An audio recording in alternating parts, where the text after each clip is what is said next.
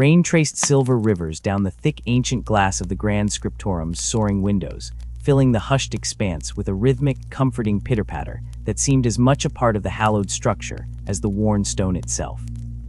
That sound had been Tiberius Vex's near-constant companion for almost 60 years within these walls, a gentle counterpoint to the deeper, more profound silence of history diligently preserved, his entire existence bent towards safeguarding the Imperium's fractured memory. Hunched over his desk, the lamplight catching the deep fissures in his face like canyons on a topographical chart, Tiberius guided a quill with hands weathered by decades of parchment and purpose, hands that had known the brutal grit of bolter shells and field rations far longer than the smooth ivory of writing tools. Before ink, they had known service. The warm brass lamp cast a puddle of golden light on his work surface, illuminating scrolls brittle with age and books bound in leather-worn velvet soft, throwing his stark wrinkles into sharp relief, many etched there not by scholarship, but earlier, during his decades, as a lowly serf attached to the formidable Raptors chapter. The light also found and kindled a faint gleam on the small medallion resting beside his inkwell, a bird of prey frozen midiv, forever carved from the sacred ceramite of a battle brother he'd watched fall. Its presence was a constant anchor, a tangible shard of his past life, doubtless his most treasured artifact in this temple to the ephemeral past. The Sanctum Historica, rooted deep in the perpetually verdant soils of Arborea for 4 centuries, began as a mere historical outpost of the Administratum, a seed that had grown into a sprawling, vine-choked monastery complex solely dedicated to preserving the chronicle of mankind's eternal war. Within its great stone bulwarks, thick with ancient climbing flora, resided over 300 souls bound by the sacred duty of remembrance. Scholars, scribes, and remembrancers drawn from the farthest corners of imperial space, each weaving their thread into the vast, blood-soaked tapestry of existence. The rustle of deep blue robes, heavy with the sacred scent of evening prayer frankincense, and myrrh clinging like sanctified ghosts, heralded the approach of Magister Herodian, long before he emerged from the canyon formed by towering metal shelves. The senior archivist moved through the quiet with the assured grace of a man who belonged to the very bones of the scriptorum, his tall figure an expected silhouette against the endless rows of knowledge. Their exchange as he neared Tiberius's secluded corner was minimal, a murmured greeting steeped in decades of shared service, a warmth forged by the constant proximity of immense responsibility. The Raptors held Tiberius fast, for the chapter had shaped him, granted him a path, a purpose. Their story had become the vital strand of history he was personally charged to capture, to save from oblivion. Beyond the intimate circle of his lamplight, the vast scriptorum thrummed with a quiet purpose.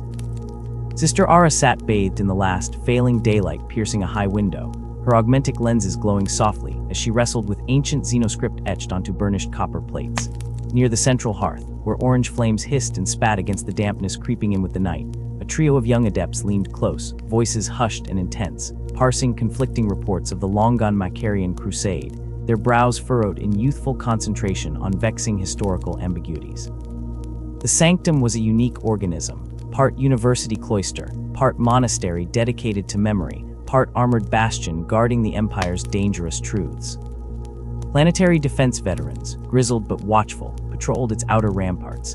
Deeper within lay vaults shut even to most inhabitants, holding artifacts of such peril or political toxicity that only inquisitorial seal or magisterial decree could grant access. Chambers Tiberius himself had only glimpsed on the rare, unnerving occasions he'd been summoned to offer personal testimony on the Raptors' devastatingly pragmatic combat doctrines.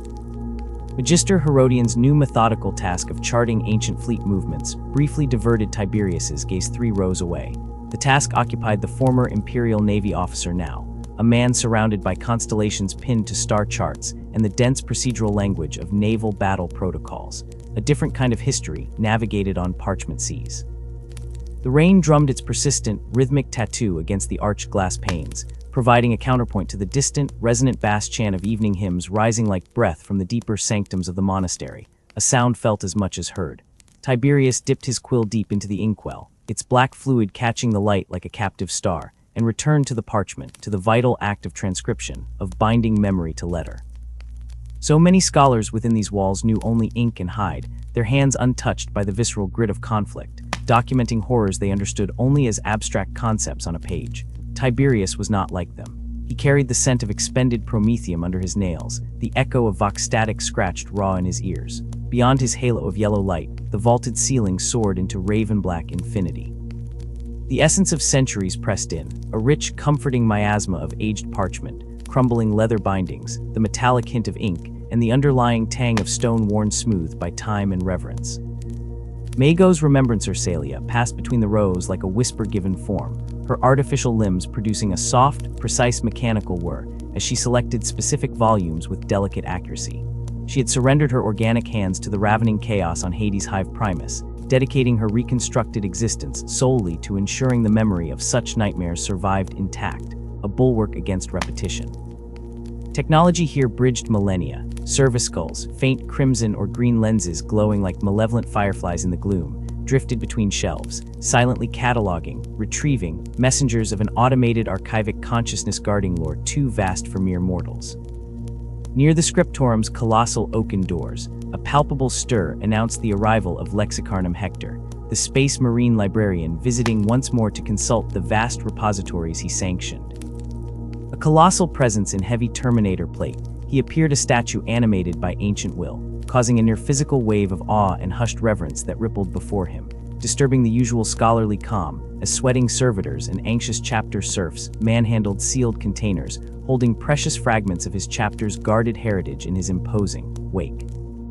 Tiberius, however, shifted his weathered, ink-stained handhold on his quill and refocused on the faithful black ink flowing onto virgin parchment. The hours would flow as always in the silent company of ghosts. He was determined to give voice, memories that demanded material form.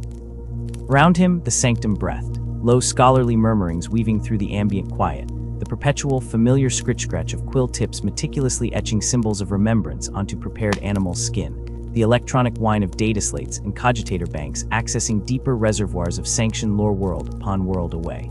Why dedicate these waning embers of his life to the steadfast chronicle of the raptors?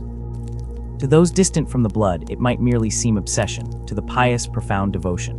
To Tiberius, it was simply witness, his unshakable conviction. To understand these warriors, forged in the crucible of his vision, stripped of glory's comforting lies, was to grasp the very mechanism by which humanity clung, fractured and ragged, to existence in a galaxy hellbent on its grisly extermination.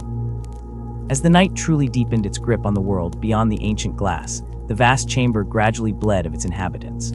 Robed junior adepts shuffled directionless in small groups towards their Spartan dormitories near the cloisters, while senior remembrancers, bearing piles of reference texts and glowing data slates, retreated to more secluded studies, seeking deeper focus away from the lingering echo of collective activity. Only a faithful handful remained, the dedicated few accustomed to the long, intimate communion with the silences and secrets of the Night Watch's hardcore night owls, and those truly obsessed by the singular pursuit of forgotten truths. Tiberius Vex, comfortably inhabiting both categories without apology, felt the old familiar calm descend as the scriptorum settled into its deeper rhythms. Sister Demetria of the Preservationist Order moved among the steadfast with the grace of a candle flame, placing fresh tapers in sconces and scattering precious, glowing chips of sequel onto the braziers. Her solemn vows bound her into service within sanctums like this one, guardianship over the fragile flesh of knowledge. She paused near Tiberius, her hooded gaze briefly, respectfully, acknowledging his progress upon the parchment, a silent benediction before gliding onwards to quietly sustain Archivist Lorne, the renowned Crusade-era chronicler whose fascination maintained constant vigil until the paling dawn. Tiberius, seeking clarity in the deepening silence, reached for the small brazier warming near his elbow, adding a pinch of pungent herbs that carried sharp, almost medicinal notes of pine resin and bitterherb that slowly unfurled in the quiet air, an old soldier's cognitive defense against the creeping exhaustion of age. The fragrant smoke curled upward in sinuous blue-gray ribbons, mingling seamlessly with the deeper, older aromas of parchment dust and stone, binding past and present in that singular breath. The raptors had taught him, with quiet, relentless repetition across countless desperate engagements, that true survival meant more than just evading death's cold clasp. It meant the rigorous, unyielding maintenance of purpose against impossible odds, against the crushing pressure of despair. And so Tiberius bent to his sacred task, night after relentless night, the rhythmic counterpoint of rain washing the ancient glass, the slow bleeding down of candles the only metronome. Their story deserved infinitely more than the neat, whitewashed lines of an imperial footnote, infinitely more than devotional propaganda spewed by firebrand ecclesiarchs.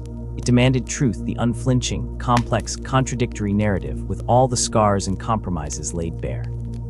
Outside, the wind picked its shuddering pace, flinging the rain harder against the thick panes, an insistent, almost urgent tapping, a whisper perhaps from the unruly universe beyond demanding entry, demanding notice. From amidst the deeper shadows near the eastern transept, Savant Hollis let out a soft, genuine chuckle, a sound like pebbles rattling in a tin cup, having doubtless unearthed some wry, bitter historical irony within the text he devoured.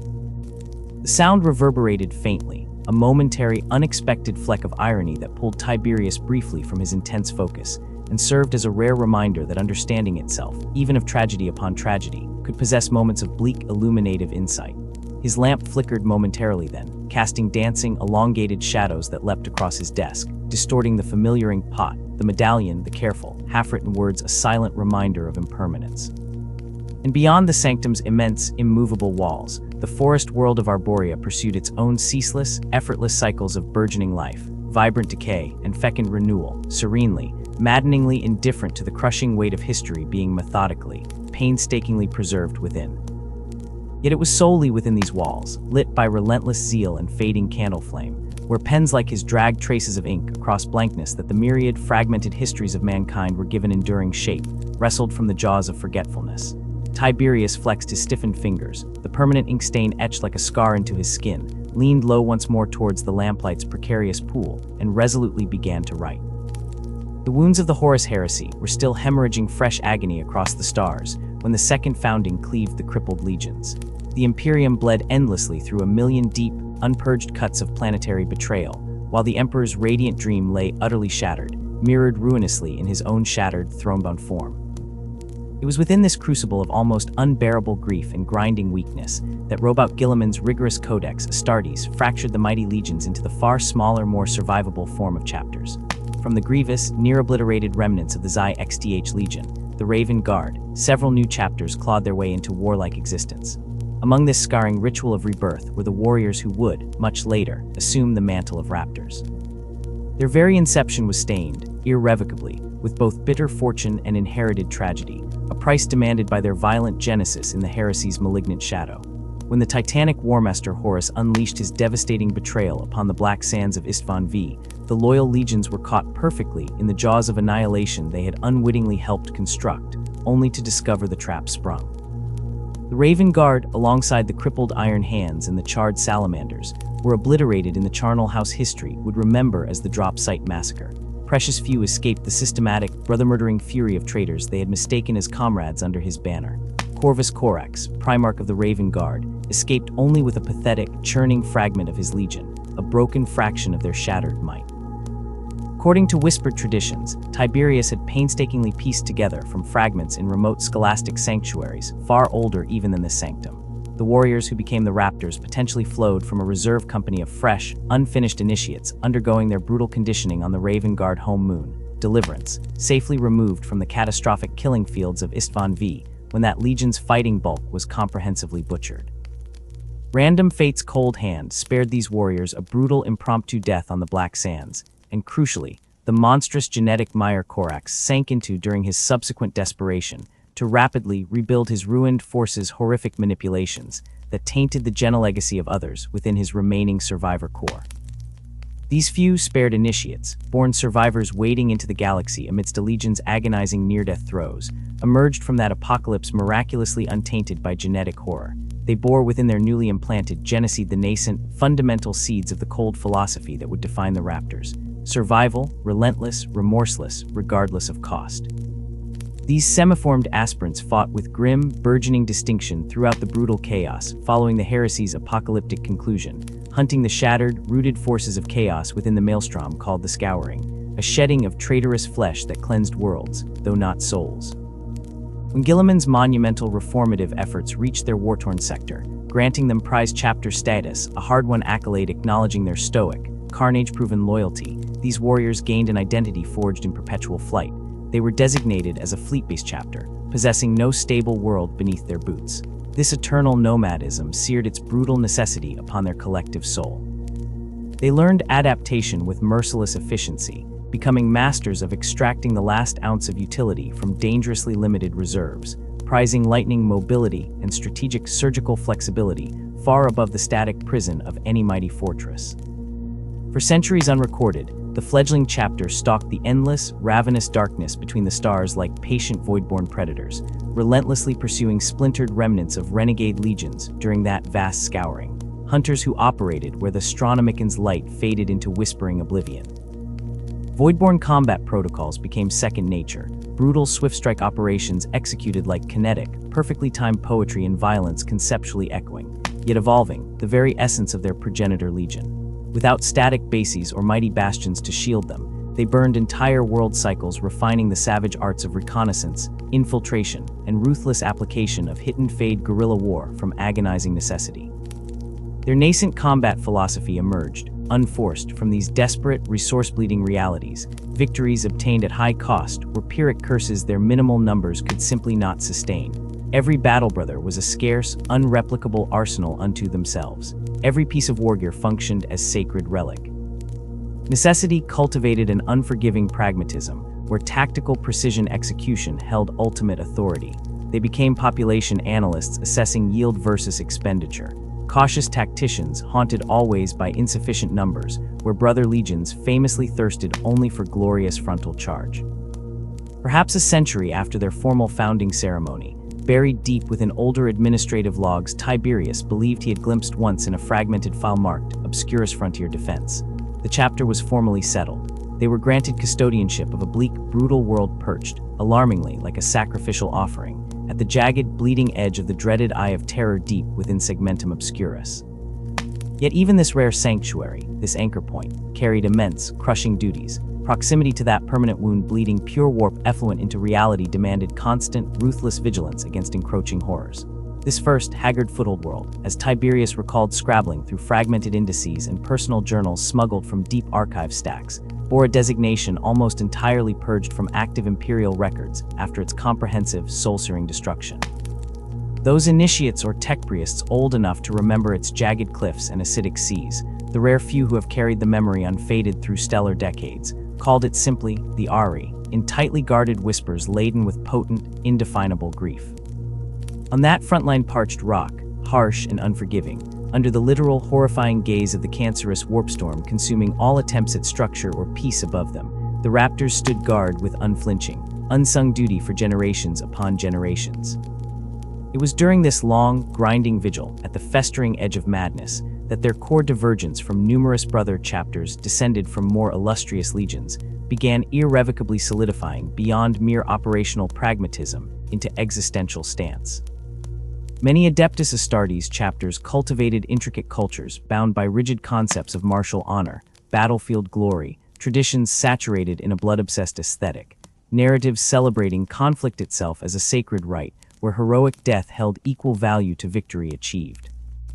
The Raptors, living perpetually under the corrupting shadow of chaos, witnessing the utterly mundane, soul-shredding horror constantly spewing from the eye like contamination from a festering sore month after month, generation after generation, developed a far starker, colder conviction, cleansed of any comforting delusion. War was not glorious, nor sacred ritual. War was simply fundamental, perpetual, unavoidable sacrifice. Victory mattered solely. The manner by which it was achieved ranked distinctly below the necessity of its achievement while preserving essential strength.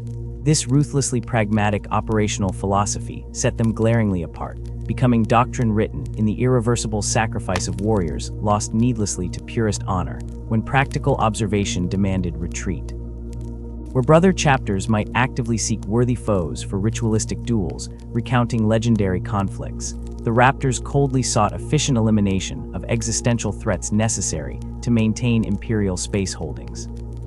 When others might oath swear unto honored death rather than relinquish ground regarded sacred, the Raptors withdrew, strategically lured, regrouped, adapted instantly using gathered intelligence, and struck back only from positions maximizing enemy destruction while minimizing friendly loss. This consistently applied strategy earned them negligible popular acclaim when measured alongside celebrated formations centuries old. No grand devotional verse immortalized the Raptors' reportedly terrifyingly efficient purges on worlds slowly diminishing under encroaching warp miasma threatening entire subsectors. Sculptors erected no towering marble tributes recording cunning victory, extracted against literal chaos demigods, traced in destroyed artifact biologies, reports slowly going brittle in sealed archives.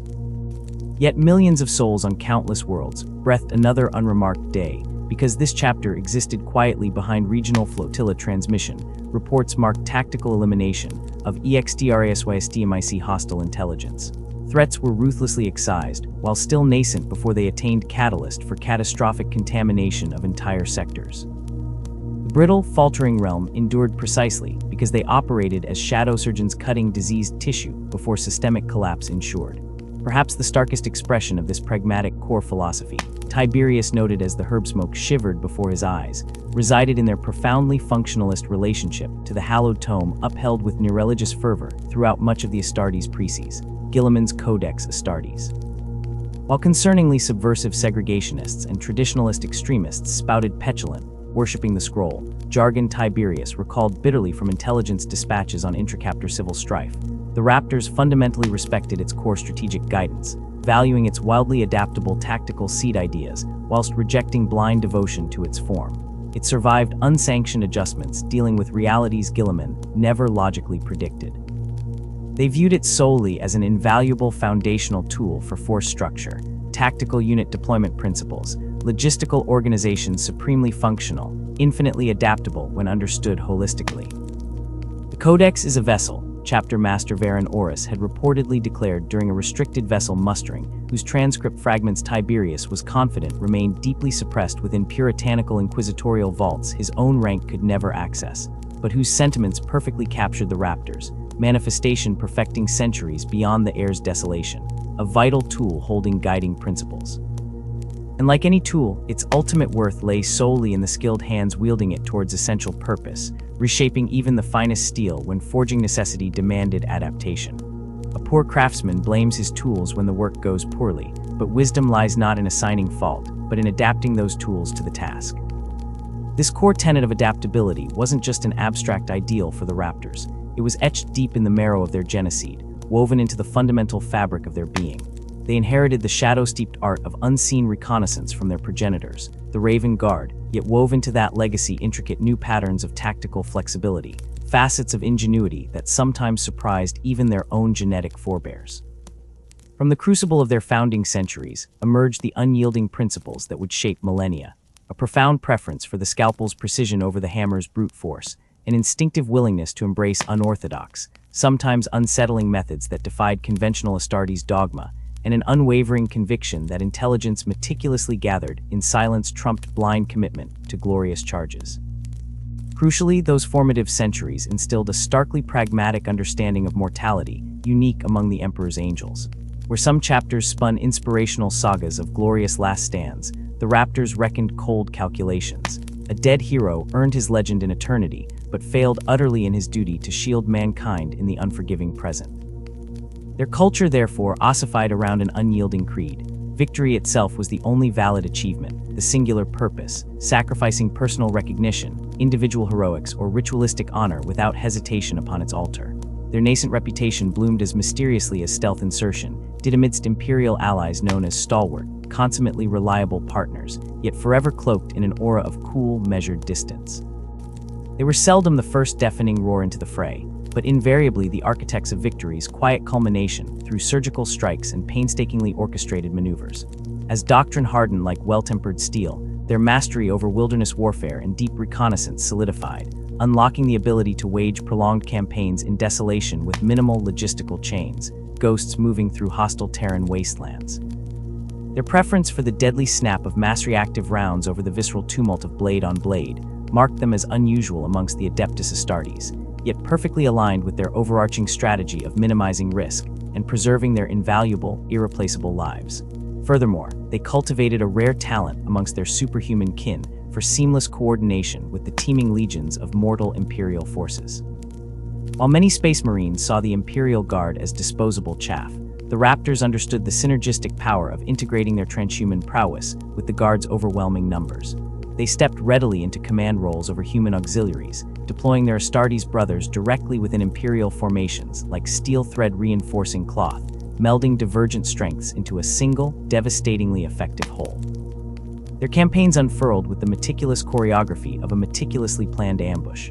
Weeks, sometimes months, of near-invisible reconnaissance gathering dust with patient spies, the sudden, blinding eruption of violence targeting nodes of command or supply with flawless precision, and their vanishing withdrawal back into the shadows before the bewildered enemy scream, and surged forward into a killing ground now empty save for the echoes of their victory. Mobility became their shield, preventing entrapment in grinding wars of attrition, where even a Space Marine's incredible endurance would inevitably succumb to crushing numerical disadvantage.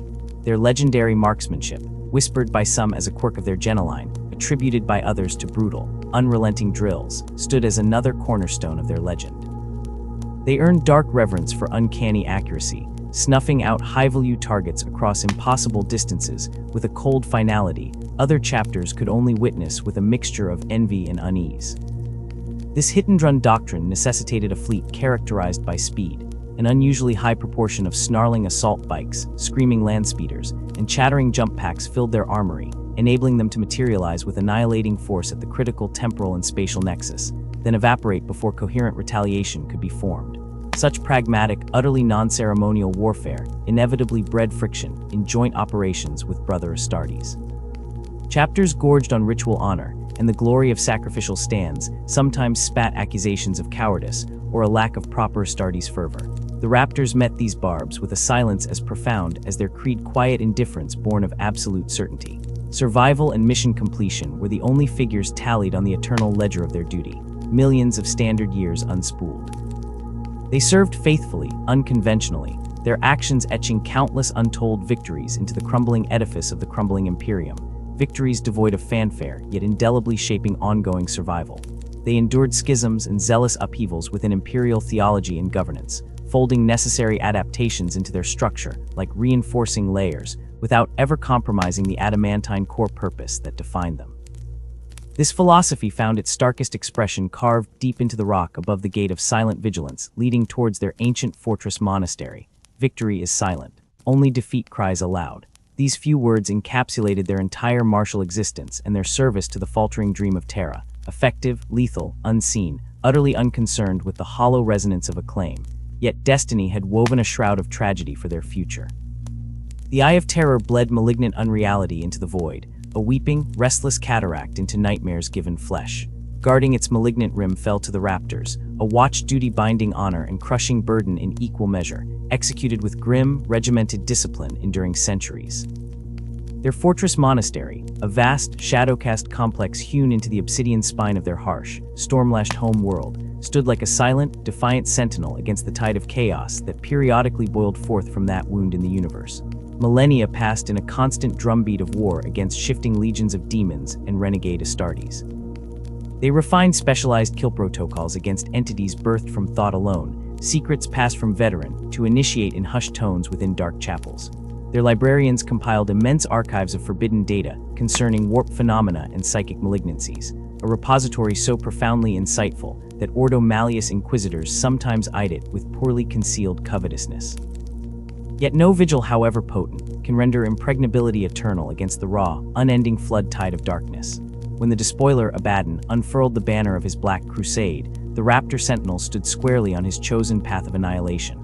This assault was not a roiling surge to be contained. It pulsed with singular, devastating purpose, guided by a malevolent consciousness that knew precisely where the deepest wounds could be inflicted. The onslaught against their home erupted from the void without warning. Deceived by a phantom threat, a meticulously orchestrated chaos incursion faint in a neighboring star system, the Raptor battle fleet had been drawn far from their fortress star.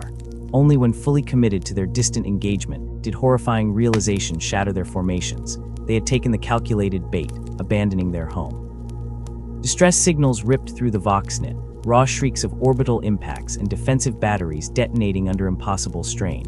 The Raptors broke their engagement with brutal disregard for consequence, diving engines beyond tolerance thresholds in a desperate, Wastingburn sprint back to their dying star, cerulean flames roaring from straining engine bells.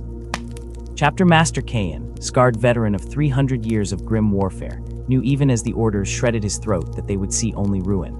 The vista greeting their arrival eclipsed all nightmares. Lifeless hulks of their orbital defenses painted jagged tombstones against the stars.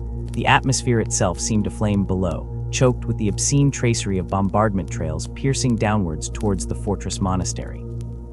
Knowing survival was lost before the first countersalvos fired, the Raptors flung themselves at the Chaos Fleet. The void became snarls of macro cannon fury and silent blossoms of light where mobile fortresses died, a chaotic firefight consuming reality itself. The chapter's flagship, the immense battle barge Shadow of Deliverance, gouged terrible rents into the trader fleet before suffering catastrophic reactor implosion, vomiting radioactive plasma into the emptiness. Kayan, seeing Annihilation's cold hand close, commanded the remaining vessels to undertake a desperate plunge planetside. There remained a sliver of possibility: recover something sacred relics, ancient archives, genocide, the very fragile hope of the chapter's future amidst the incandescent wreckage of their mountain fastness. Survival depended on a miracle pulled from the inferno. The few who punched through the burning sky and thundered unto blasted landing zones found desolation absolute. The fortress monastery hadn't merely been targeted, it had been stalked with hateful, meticulous malice. Not content with destruction, the pestilent legions of chaos had violated reality's bedrock beneath it. Where soaring towers had pierced storm clouds, gaping, poisonous craters pulsed, filled with bubbling, iridescent sludge that hissed and dissolved ceramite like parchment. The Apothecarian, the sanctum safeguarding their progenitor's genetic legacy, was a river of molten slag and plasteel slag. The vast librarium vaults, holding 10,000 years of hard-won knowledge against the warp's madness, roared with pale witchfires that resisted all attempts to quench them. The hallowed reclusium, tomb chamber for heroes and reliquary of blessed relics, lay violated beyond comprehension, sanctity replaced with profane sigils carved deep into the bones of the mountain. In the choking murk, Apothecary Thaddeus, his own body a ruin of agony yet systems functional, herded a battered remnant through treacherous, shifting ruins deep in the poisoned earth. Hope felt as crushed as the rock around them.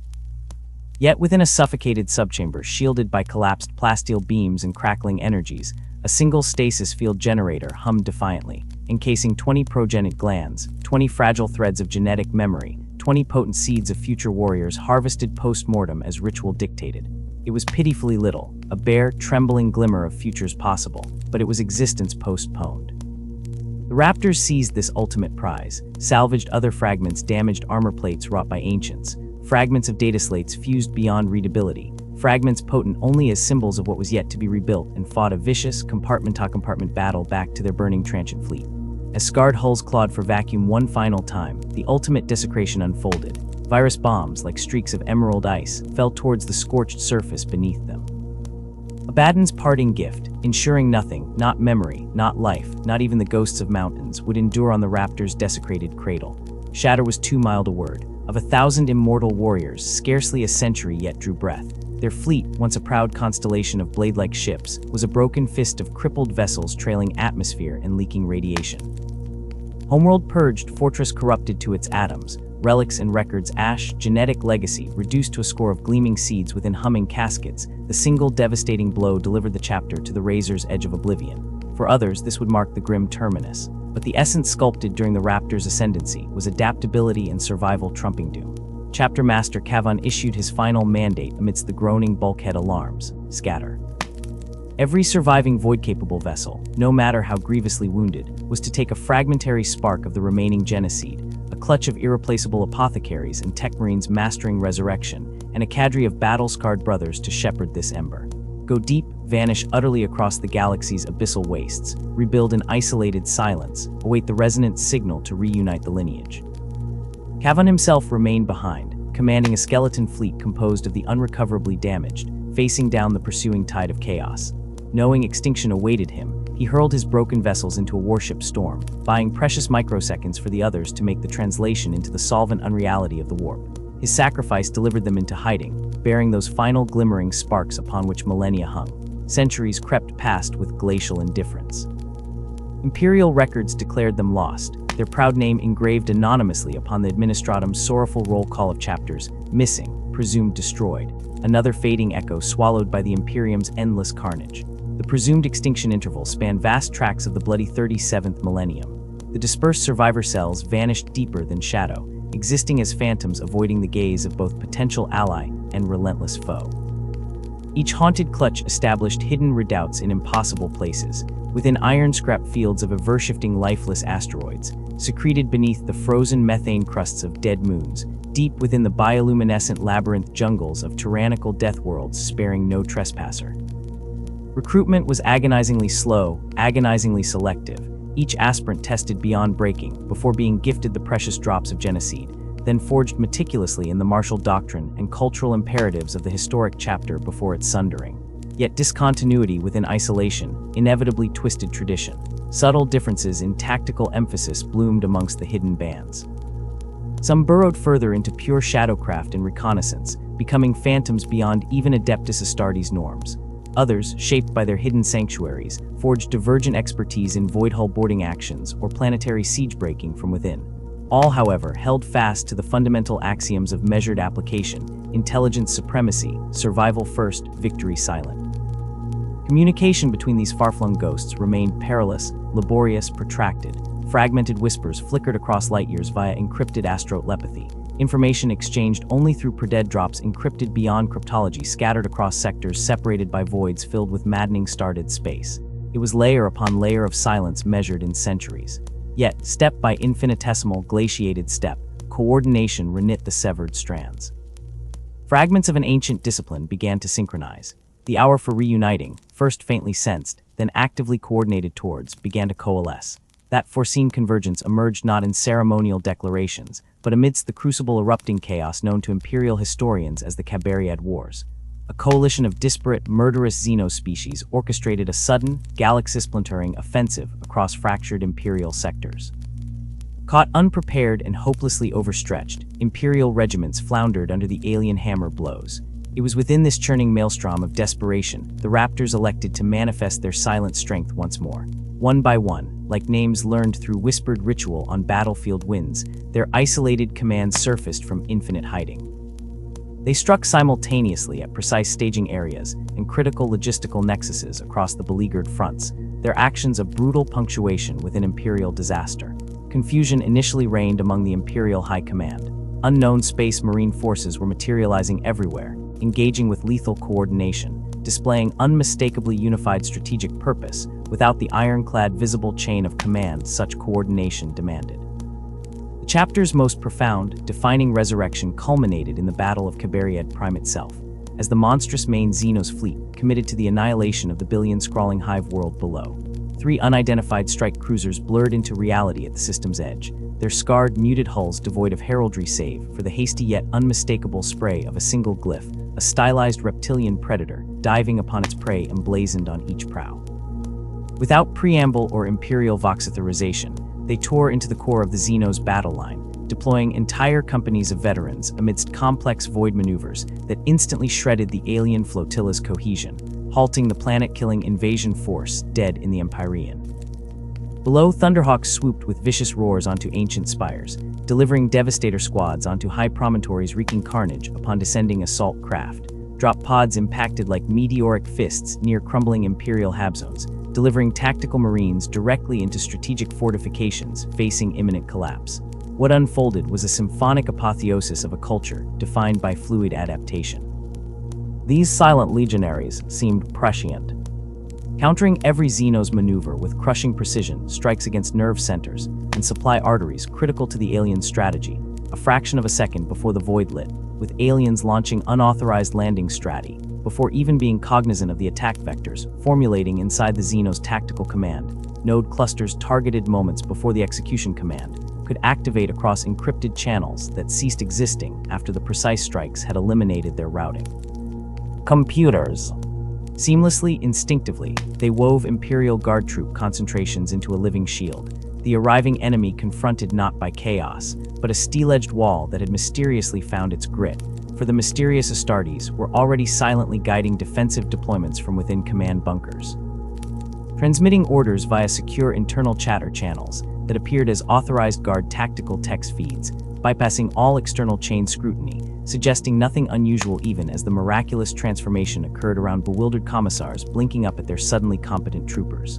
The precise, overwhelming cohesion of the miraculous, deadly savage angels appearing without banners was inexplicable, until they all noted the unassuming stenciled raptor glyph. Through the haze, survivors whispered the name long thought lost to Xeno swarm warp flame desolation. The raptors live. The thunder of ceramite boots ceased as the last traitor engine crumpled under controlled cracked missile detonations, the smoking wreckage of what had been an Imperial city now scarred and silent, but finally, brutally, cleared.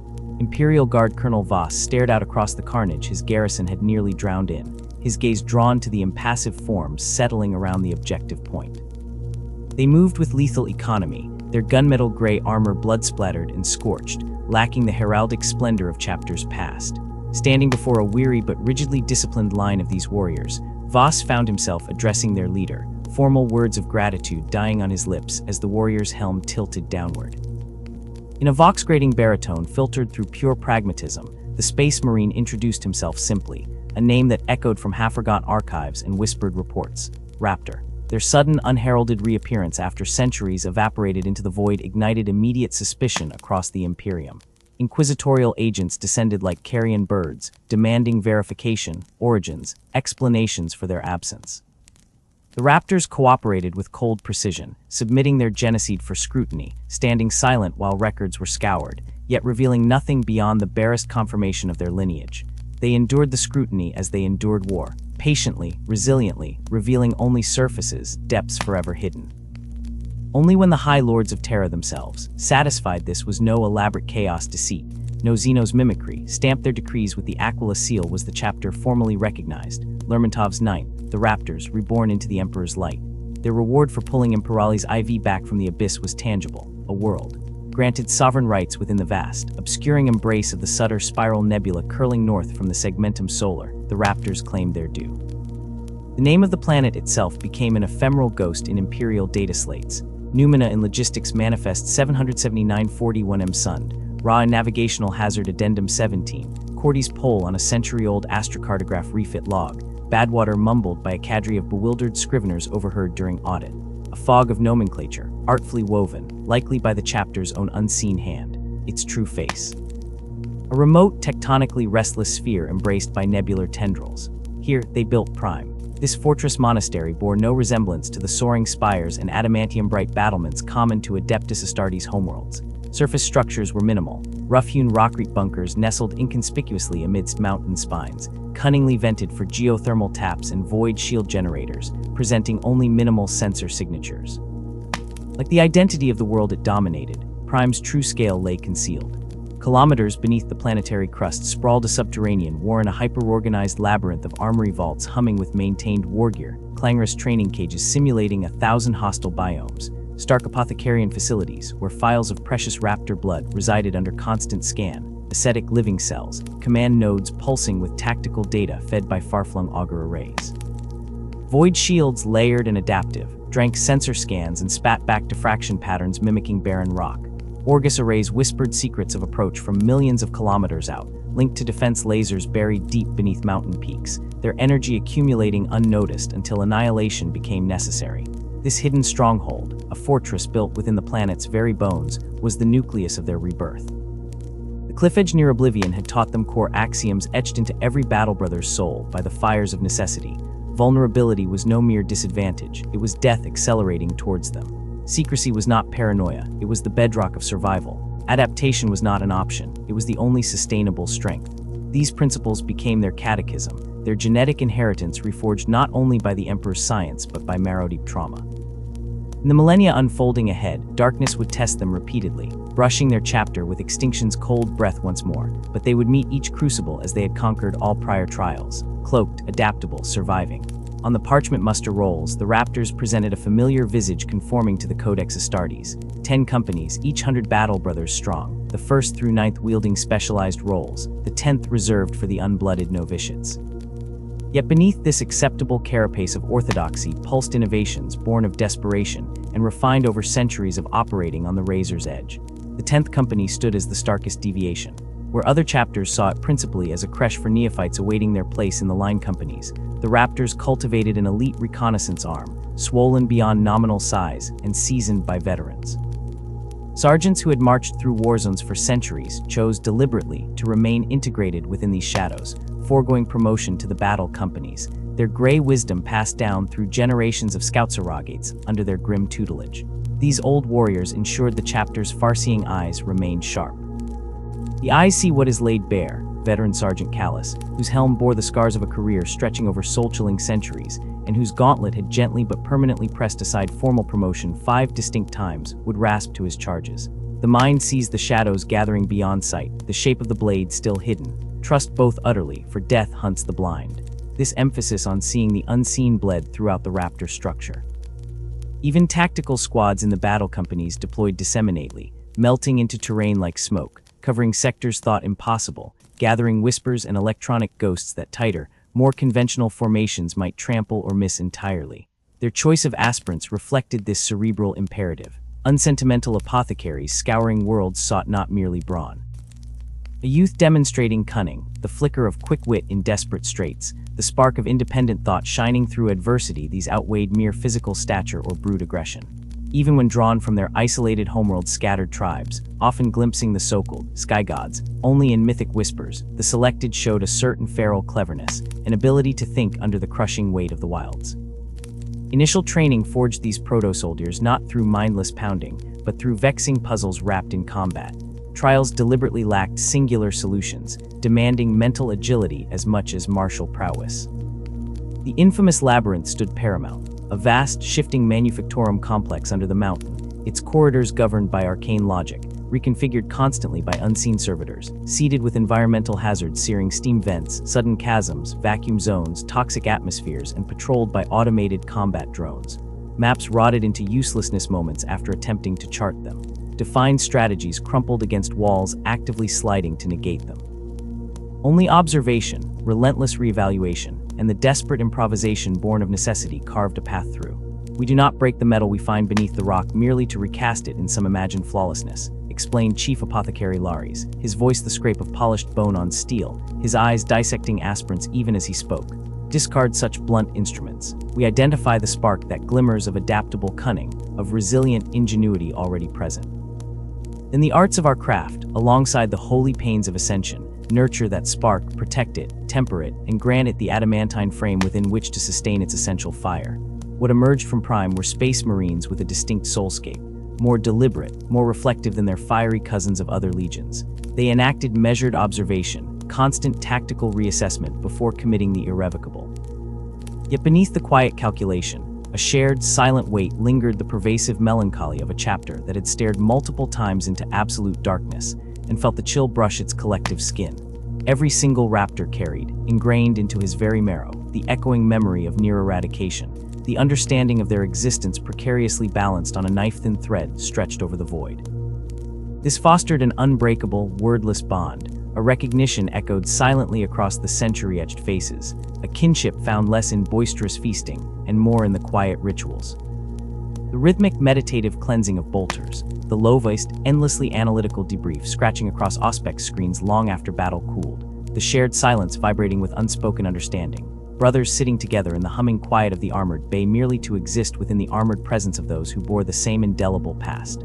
Their librarias served less as witch-for-hurling phalanx breakers and more as the unseen nerves of their operations, mind sentinels and phantom tacticians.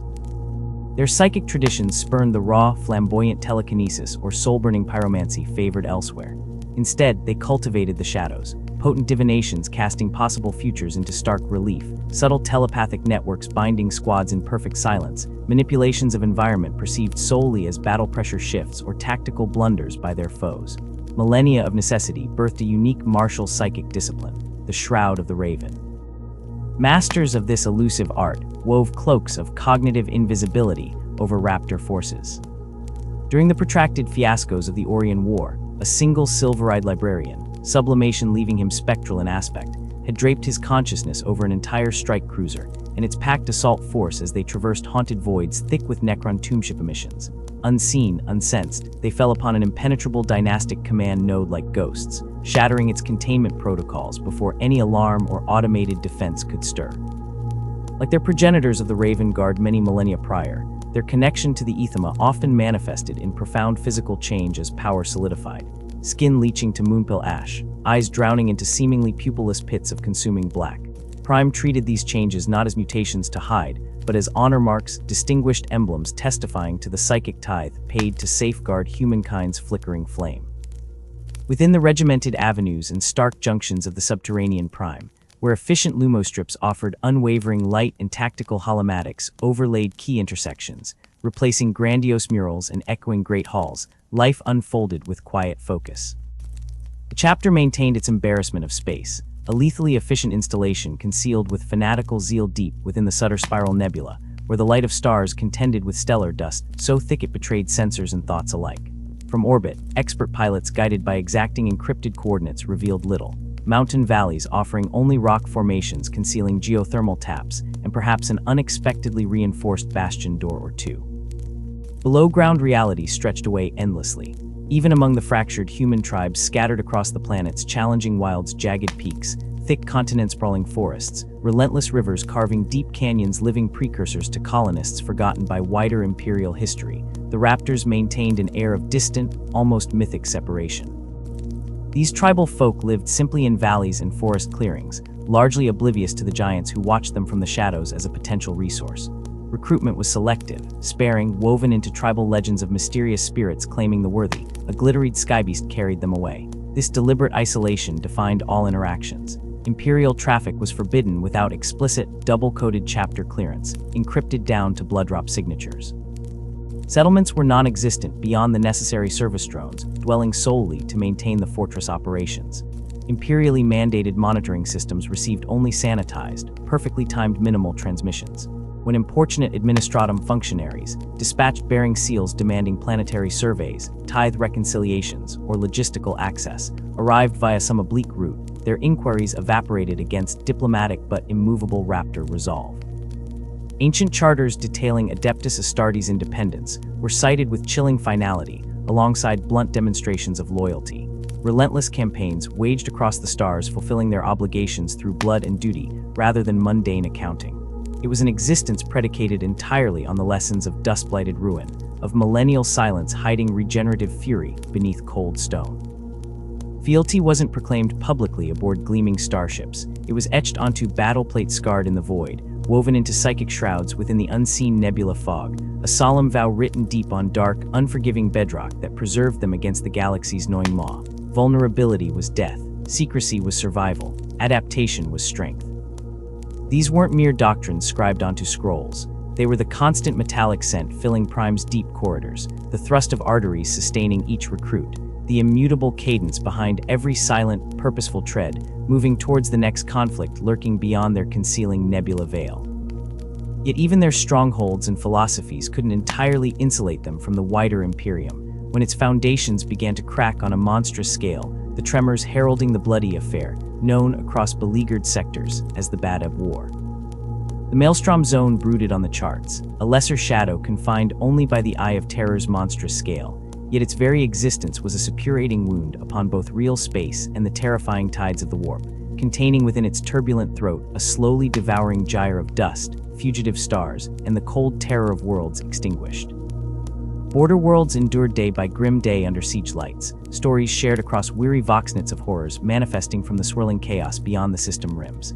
Yet immense value lured nations starved for resources like poison flies drawn to irradiated salt. Entire worlds offered mineral riches harvested against incalculable risk, and so the Imperium held fast, albeit with a quavering hand upon its sword. 3 vital star systems comprised the slender anchor chain holding commerce flowing from certain doom. Militarized Signax, dark literal Sean, and the foundry heart of them all, the namesake Bad Ebb itself. Chains, alas, die at their weakest struts fracture. As the Maelstrom birthed unprecedented malignancy in 557 M41, darkness surged from the void, strangling commerce and drowning hope. First came Signax, the bulwark of the northern approaches, the heavily militarized, hive-world, a population teetering over tens of billions. Its fate came not holocaustic from without, but from the rotten heart exposed within. Sudden, furious civil war detonated across its megaspires and subterranean arteries. Loyal Imperial regiments bled out fighting death cult nihilists, infused unholy strength by the Reborn, a warband dwelling under the Maelstrom's wing-breathing chaos power, both subtle and terrifying. Intervention came, valiant Mantis warriors clearing passages only to find themselves drowned in escalating butcheries, and spontaneous dark gates spewing demonic fury, pushing cities over the brink into utter collapse. The final screech of the cultists became the planetary dirge. Having shattered clearance protocols through sorcerous treachery, they unleashed the planet's final defense grid not against external threats, but inwards. Fusion warheads lit hive cities into instant, screaming plasma suns. Macrobattery shells cratered continents. The orbital deflection control relays silenced by detonations converted that vital infrastructure into tools. Signax tore itself apart, her city's crumbled relics orbiting a magma-beletting orb, her people erased down to the final gunchoke barricade, her atmosphere poisoned by the radioactive nightmare, reflecting the mad hate that had consumed it from inside its defensively hardened structure, the consequences multiplying as its moon, caught in the worsening gravitational disturbances, was shattered into asteroids unleashed onto its sister worlds. The choking nightmare unleashed upon reality had merely begun. The promise that was Lord Commander Lu Feng, Burn's early reign over the Maelstrom Zone, flickered bright, but brief against the encompassing void like a dying star before its final collapse. His brilliance, the relentless efficiency of the newly forged Maelstrom Warder's astral claws commanding loyal allies like the staunch Lamenters, fleet-based and vigilant, and the Mantis warriors guarding the Endymion cluster had, for a precious span, forced law upon the lawless. Prosperity, a thin veneer covering centuries of strife, flowed tentatively back into Imperial coffers as the Badab Primaris system, crowned by the astral claws, formidable orbital fortress, became a bulwark against the howling dark. Huron himself, radiating confident authority, seemed carved from Imperial propaganda, young, lethally skilled, possessing a piercing gaze and tactical mind that brooked no argument and fostered fierce loyalty. His campaigns, reaching deep into the Maelstrom itself during the Scourge years, were glorious sagas sung by Imperial chroniclers. Yet rot festered beneath the surface, invisible at first. The withdrawal of the Charnel Guard, a gaping wound never healed, forced the warders onto thinner ice, their subsequent setbacks and mounting casualties hardening Huron's disposition into something cold, sharp, calculative. The founding chapter master Ravik Blake's desperate, fatal plunge after Orc raiders into the Maelstroms Maw wasn't just a loss. It was a catalyst, thrusting the chapter master's mantle upon Huron at a moment when the ambitious man's vision already began curdling towards dominion. He saw not just defense, but control. The transformation was subtle, then terrifyingly swift. Policies shifted from calculated defense to aggressive expansion, scavenging Corsair fleets swelling the Astral Claw's naval might. Tacit threats replaced diplomacy, scorched planet edicts and stockpiles of forbidden exterminatus-grade weaponry, signaling a willingness to cleanse rather than conquer. A failed coup on Badab Primaris wasn't a tragedy for Huron. It was an opportunity, divine mandate descending upon his mailed fist. Acting with chilling finality, he purged the planet's ruling caste, accusing them of corruption with a righteous fury that masked power lust. He claimed the title Tyrant of Badab, imposing his will not just over his chapter, but over Badab Primaris and its sister worlds, citing the historical precedent of Ultramar and the Warder's own charter as twisted justification. This act of usurpation echoed across nearby systems. Local elites vanished overnight, replaced by sycophants loyal only to the tyrant. Fortified watch bastions, grim outposts garrisoned by space marines, spat defiance from key worlds. Planetary defense forces were dissolved, their remnants forcibly merged into a standardized, ruthlessly trained organization, branded the Tyrant's Legion, fanatically devoted to Huron alone. The effect was brutal efficiency. Corsair raids were smashed back with unprecedented vigor, freeing the Astral Claws to strike deep into contested zones, each victory further fueling Huron's infamous renown. Emboldened, hubris solidified into rebellion. Huron petitioned Terra formally, demanding chains of fresh Space Marine chapters, even a new founding, to execute his grand design of crushing the Maelstrom entirely, a purification he framed as the Emperor's ultimate intent. The dismissal by cautious, distant administratum lords, citing other imperial fires burning brighter, was a mortal insult to the tyrant. It confirmed his deepest suspicion. Terra saw the Warders as expendable watchdogs, not saviors. The withholding of the Adeptus Mechanicus, sacred geneseed tithe, commenced infrequent, incomplete, then ominously ceased. Whispers of forbidden apothecarian experiments on rapid zygote cultivation, clinging to the rare astropathic distress calls that escaped the thickening ring of steel. The chapter swelled beyond codex limits, nearing 4,000 brothers, a legion born in heresy. When further requisitions for regional resources were flatly denied, replaced instead by crushing tax demands from segmentum petitions, Huron committed the irrevocable sin. He withheld Badab Primaris, imperial tithe entirely. Trade choked within his self-proclaimed realm. The stolen wealth, the manpower and industry denied the Imperium, flowed directly back into his burgeoning war machine. Imperial Navy detachments were absorbed, fortifications bloomed like toxic mushrooms on his vassal worlds, and the seat of his power changed hands. The old citadel razed, replaced by his grimly magnificent, sprawling palace of thorns. This open defiance, this crystallization of decades of simmering resentment and ambition, was the Badab Schism. For 150 terror-filled years, the Warders fought the Maelstrom's horrors, while Segmentum Command regarded them through telescopes of suspicion and fear, relations frozen solid. the commerce vital to the indolent Cartho sector, lapping the edge of this frozen schism and long reaping passive wealth from maelstrom trade routes now gutted by Huron's embargo, dried up. Spoil vanished, luxury evaporated, privilege crumbled. Cartho's pleas rose from panic to hysteria. By 901 M41, their influence pushed for decisive action.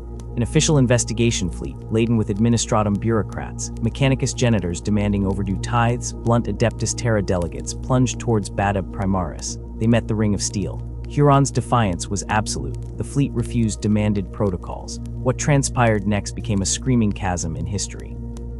Macrocannon fire, devastating lance beams, and torpedo salvos tore into Voidcraft, bravely attempting passage. 20,000 souls, scribes, adepts, naval ratings, tech priests vanished into oblivion, ejected atoms mingling with the solar wind. Huron's voice crackled across interstellar distances, cold, spare, claiming the fleet attacked lawful authority. Cartho erupted in vengeful fury. Remnant trade filaments snapped under the weight of mutual suspicion. Section governors demanded Huron's immediate arrest and trial for treachery, screaming pleas, lost in the bureaucratic morass of a crumbling imperium bleeding on infinite fronts. Cartho launched two pathetic, confused punitive fleets that stumbled into the maelstrom and disappeared without epic hymns or transmission.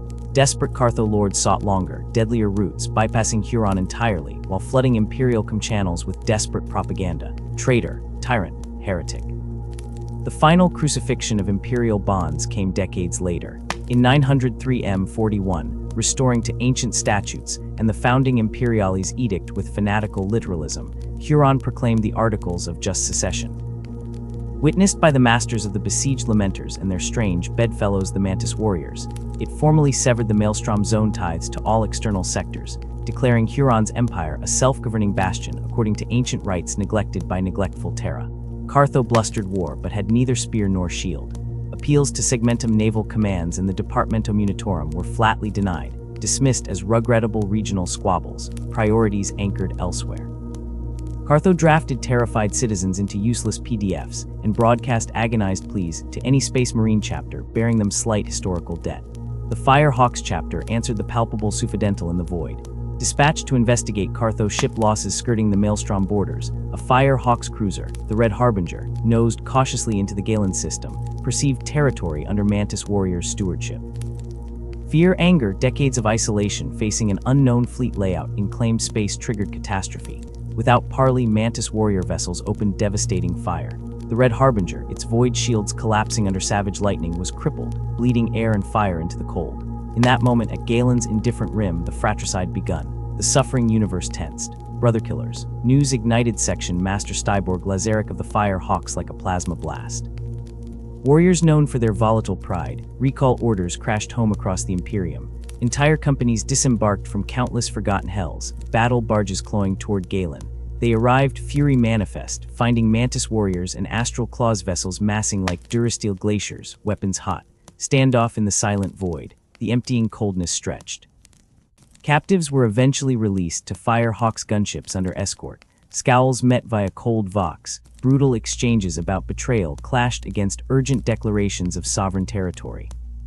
Driven off by the combined secessionist forces, overwhelming local strength watching Badab Primaris glinting in the far distance, the ferocious Firehawks retreated into deeper space, licking wounds beside their titanic mobile star Fortes, the Raptorus Rex, an implacable spirit of rage awaiting the full might required to carve their vengeance. What smoldered as mere economic feud had detonated into open war. Imperial authorities operating from impossibly distant command stations finally sucked in a breath filled with static and dread. Too late. The Maelstrom secessionists transformed overnight, hardened, ambushing natives fueled by genuine righteous fury facing presumed aggression, masters of their anarchic territory. They possessed tight directional vectors infiltrating loyalist communication networks and their defenders. Brothers clad in onsimilar ceramic and stamped eagles prepared to slaughter brothers beneath the indifferent gaze of distant Terra. Far beyond the flaming borders of the Maelstrom zone, out in the chilling darkness surrounding the primed world of Prime, the call whistled low and dangerous, not resounding fanfare but a verdict. Chapter Master Les Isidon of the Raptors received it within the cool solace of deep-chambered vaults, surrounded by the hum of ancient machinery, superintended by hooded adepts, facing his battle-hardened captains beneath Gothic arches that reeked of ashes and determination.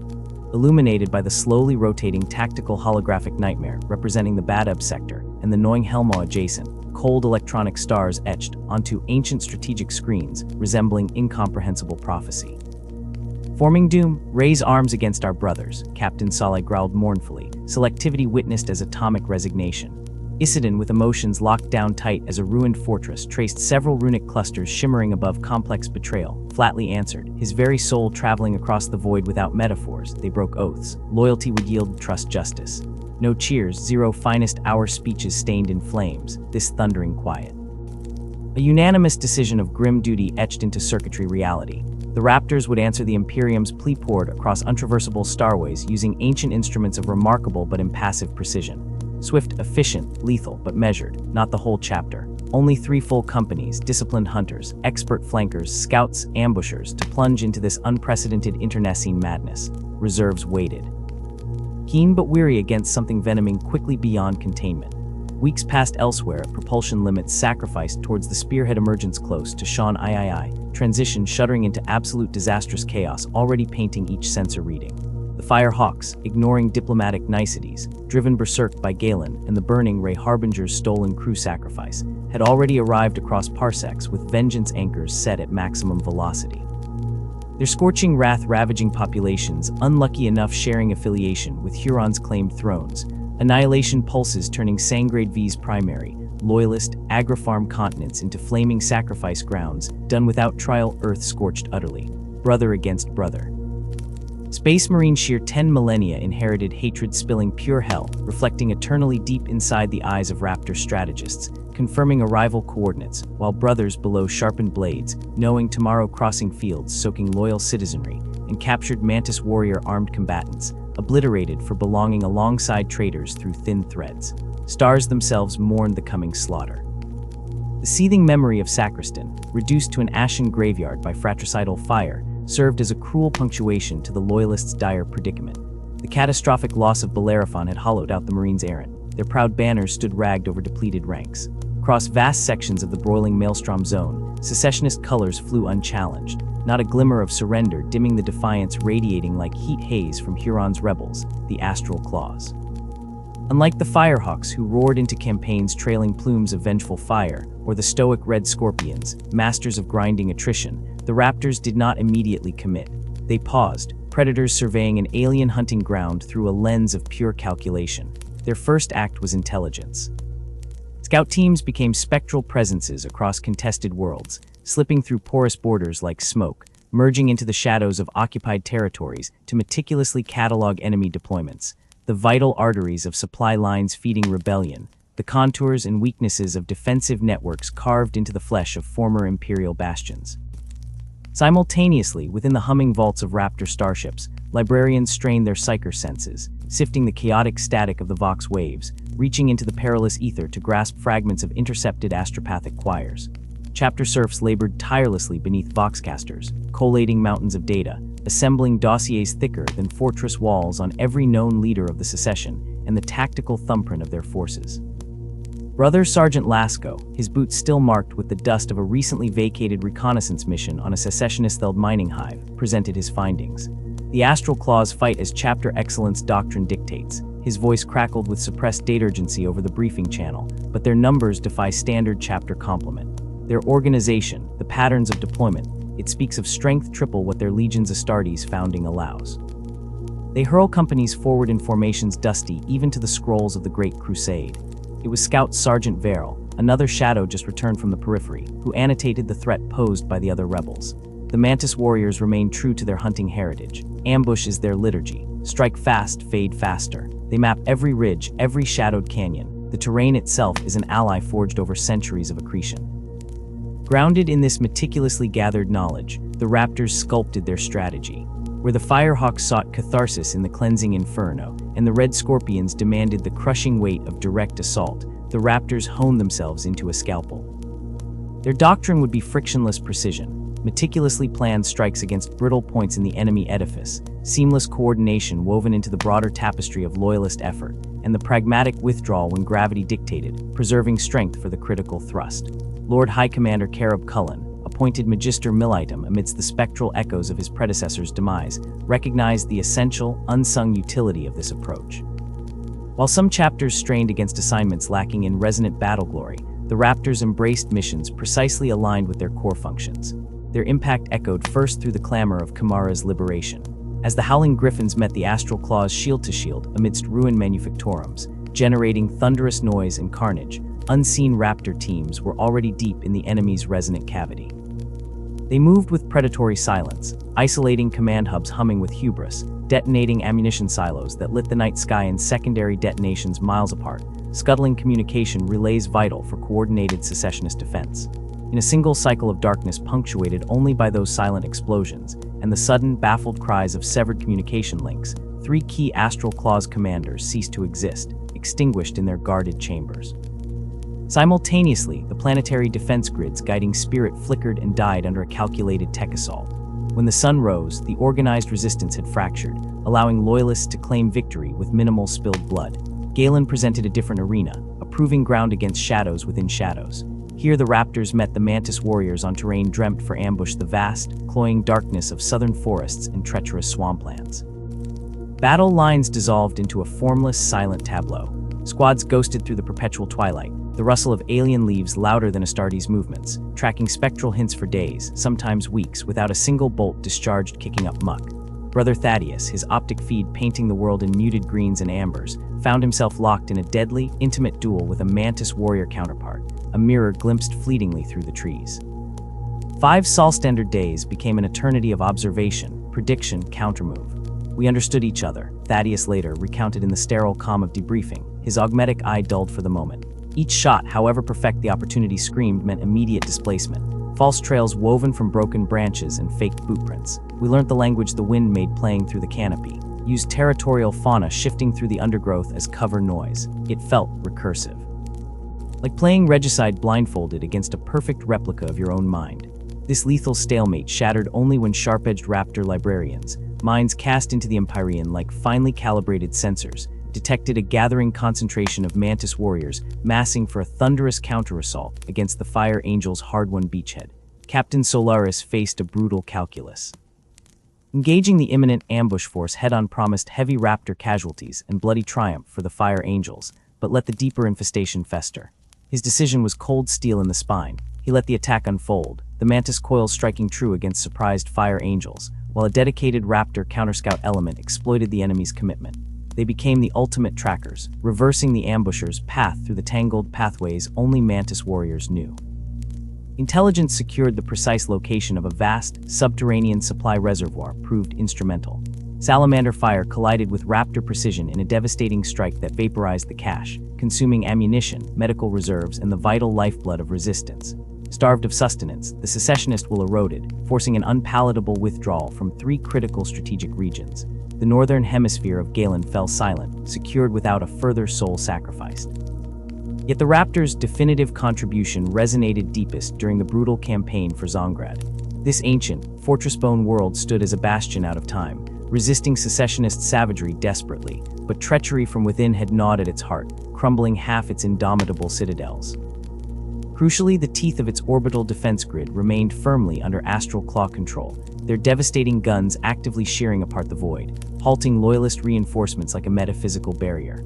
The monumental task of reclaiming Esrad, the nexus of this defense grid, landed as a joint operation. The indomitable might of the Salamanders entrusted to draw fire as a blunt instrument, shield for the Raptor's delicate, clinical scalpel.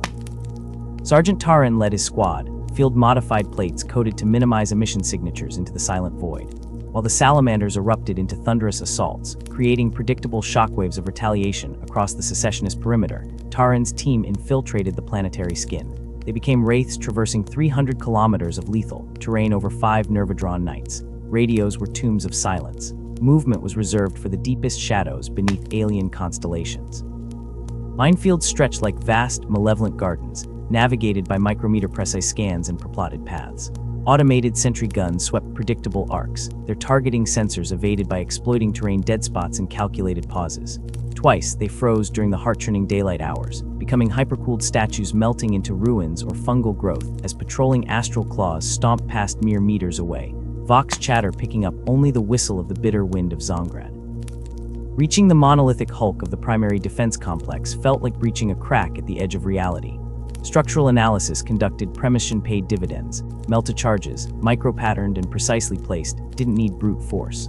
They sang for critical stress points, causing entire colossal sections of rockcrete edifice to groan and yield without the devastation of a frontal siege, creating minimal collateral damage and irony against its purpose. The battle that followed within the echoing caverns of the complex was an abattoir rendered in confined geometry. Heavy casualties stained the Raptor record red, the price demanded by close-quarters savagery in corridors designed for obstruction. Yet the objective flared across their command feeds. Critical weapons silos, fine-tuned mechanisms designed to scorch orbiting void ships, deformed into slag by phased plasma leaks initiated by sabotage codes. As the oppressive shelter sphere of the defense grid flickered and died, the great engines of Imperial battle barges pierced the upper atmosphere, their bombardment cannons erupting in voices that shook the world's very roots. On the surface, amongst the smoldering ruin of the complex, surviving Raptors didn't wait for the salamander drop pods to scorch the sky. They became catalysts, long-buried resistance networks, dormant cells waiting for the sign, ignited. Sergeant Taran, his armor pierced and scoured, but his resolve diamond-hard, coordinated uprisings across 3 key fortress cities. By the time the salamander pods slammed down, loyalist hands already clenched half a world in their grip. Zongred ceased being a symbol of resistance. Its liberation cleaved the secessionist domains and bloomed as a vital staging lantern in the maelstrom's uncertain gloom. It proved the tide could turn. Throughout this brutal prosecutorial war, the Raptors never wavered from their core doctrine. Mission integrity superseded both vainglory and the seductive poison of vengeance. The secessionists weren't objects of hate to be exorcised. They were complex tactical problems demanding efficient solutions, threats requiring neutralization protocols. This clinical detachment jarred against the tempers of allied chapters, particularly the Firehawks whose minds ran hot with blood-dripped memories. Yet the pragmatic personnel of the Imperial Guard and Navy held the Raptors in quiet esteem. They recognized the immense value in such iron-bound reliability, the implicit promise of limiting gratuitous casualties, the deep thinking underpinning each silent strike. This disciplined professionalism extended even to prisoners. When a crucial apothecary attached to the Astral Claw's Tyrador Primus detachment on Esrad was captured by a Raptor strike team, he wasn't subjected to ritualistic defilement or barbaric interrogation. He was handled constructively, cataloged, questioned methodically, using hypnoinduction and veritatorium scans designed for precision, not agony. This yielded unexpectedly devastating intelligence. Painstaking interrogation, crackling with sharp-edged logic rather than brute pain, pried loose perhaps the tyrant of Badab's most loathsome secret. The Astral Claws hadn't merely recruited, they had systematically, heretically absorbed the remnants of the long-extinct Tiger Claws chapter. That stolen genocide, the divine inheritance of the Emperor himself, became the forbidden foundation for Huron's monstrous ambition, the resurrection of his very own legion. This critical strategic intelligence gelded the magnitude of the heresy. It wasn't merely political dissent, a tax dispute metastasist. It was fundamental treason, striking at the genetic bedrock underpinning the Imperium's very existence. The Raptors had not only captured the apothecary, they captured the irrefutable evidence, documenting and verifying with their signature scrupulousness shell casings, biosign markers, internal vox logs citing forbidden cadres of corruption terrifying in its scale. This precise forensic account ultimately swayed High Lords still vacillating over Badab. As loyalist assault pushes gained inexorable momentum, the Raptors persisted with quiet efficacy. Their chronicles weren't sung in sagas embellished with heroic broadstrokes. Historians later, scrutinizing war logs and tactical displacement chronologies rather than panegyrics, noted the unnerving frequency. Critical loyalist breakthroughs across entire sectors, consistently clustered in the temporal wake of Raptor operations, quickly concluded and unremarked. Brother Arvin, a tactical marine facing fire in his first galactic crucible, instinctively grasped the essence of his chapter while resting during the Zaro's Secundus advance.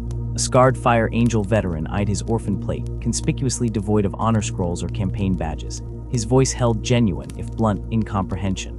"Brother Sergeant, why wear nothing but desert pallor? Where is evidence of your glorious service?" Arvin simply cycled the air scrubbers in his helm.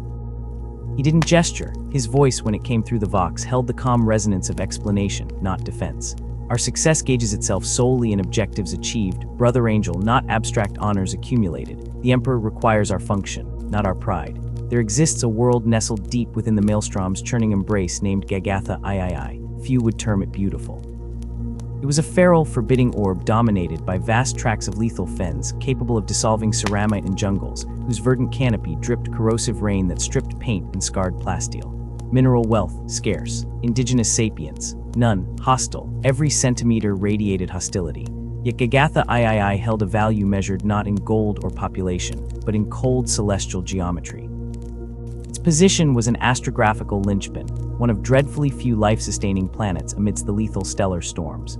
Securing it was a priceless strategic imperative for the Loyalists, widening the fatal fissure emerging in secessionist cohesion. For Huron's forces, it meant preventing that fissure from tearing their disparate territories asunder, preserving a vital staging nexus for void operations.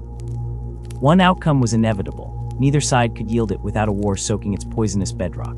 When Brother Sergeant Tenor's boots crunched onto Gagatha II's surface through his landing pod's hissing seals, the acidic fog gnawed instantly at the thick paint layers coating his armor with a quiet malice that spoke of centuries of erosion.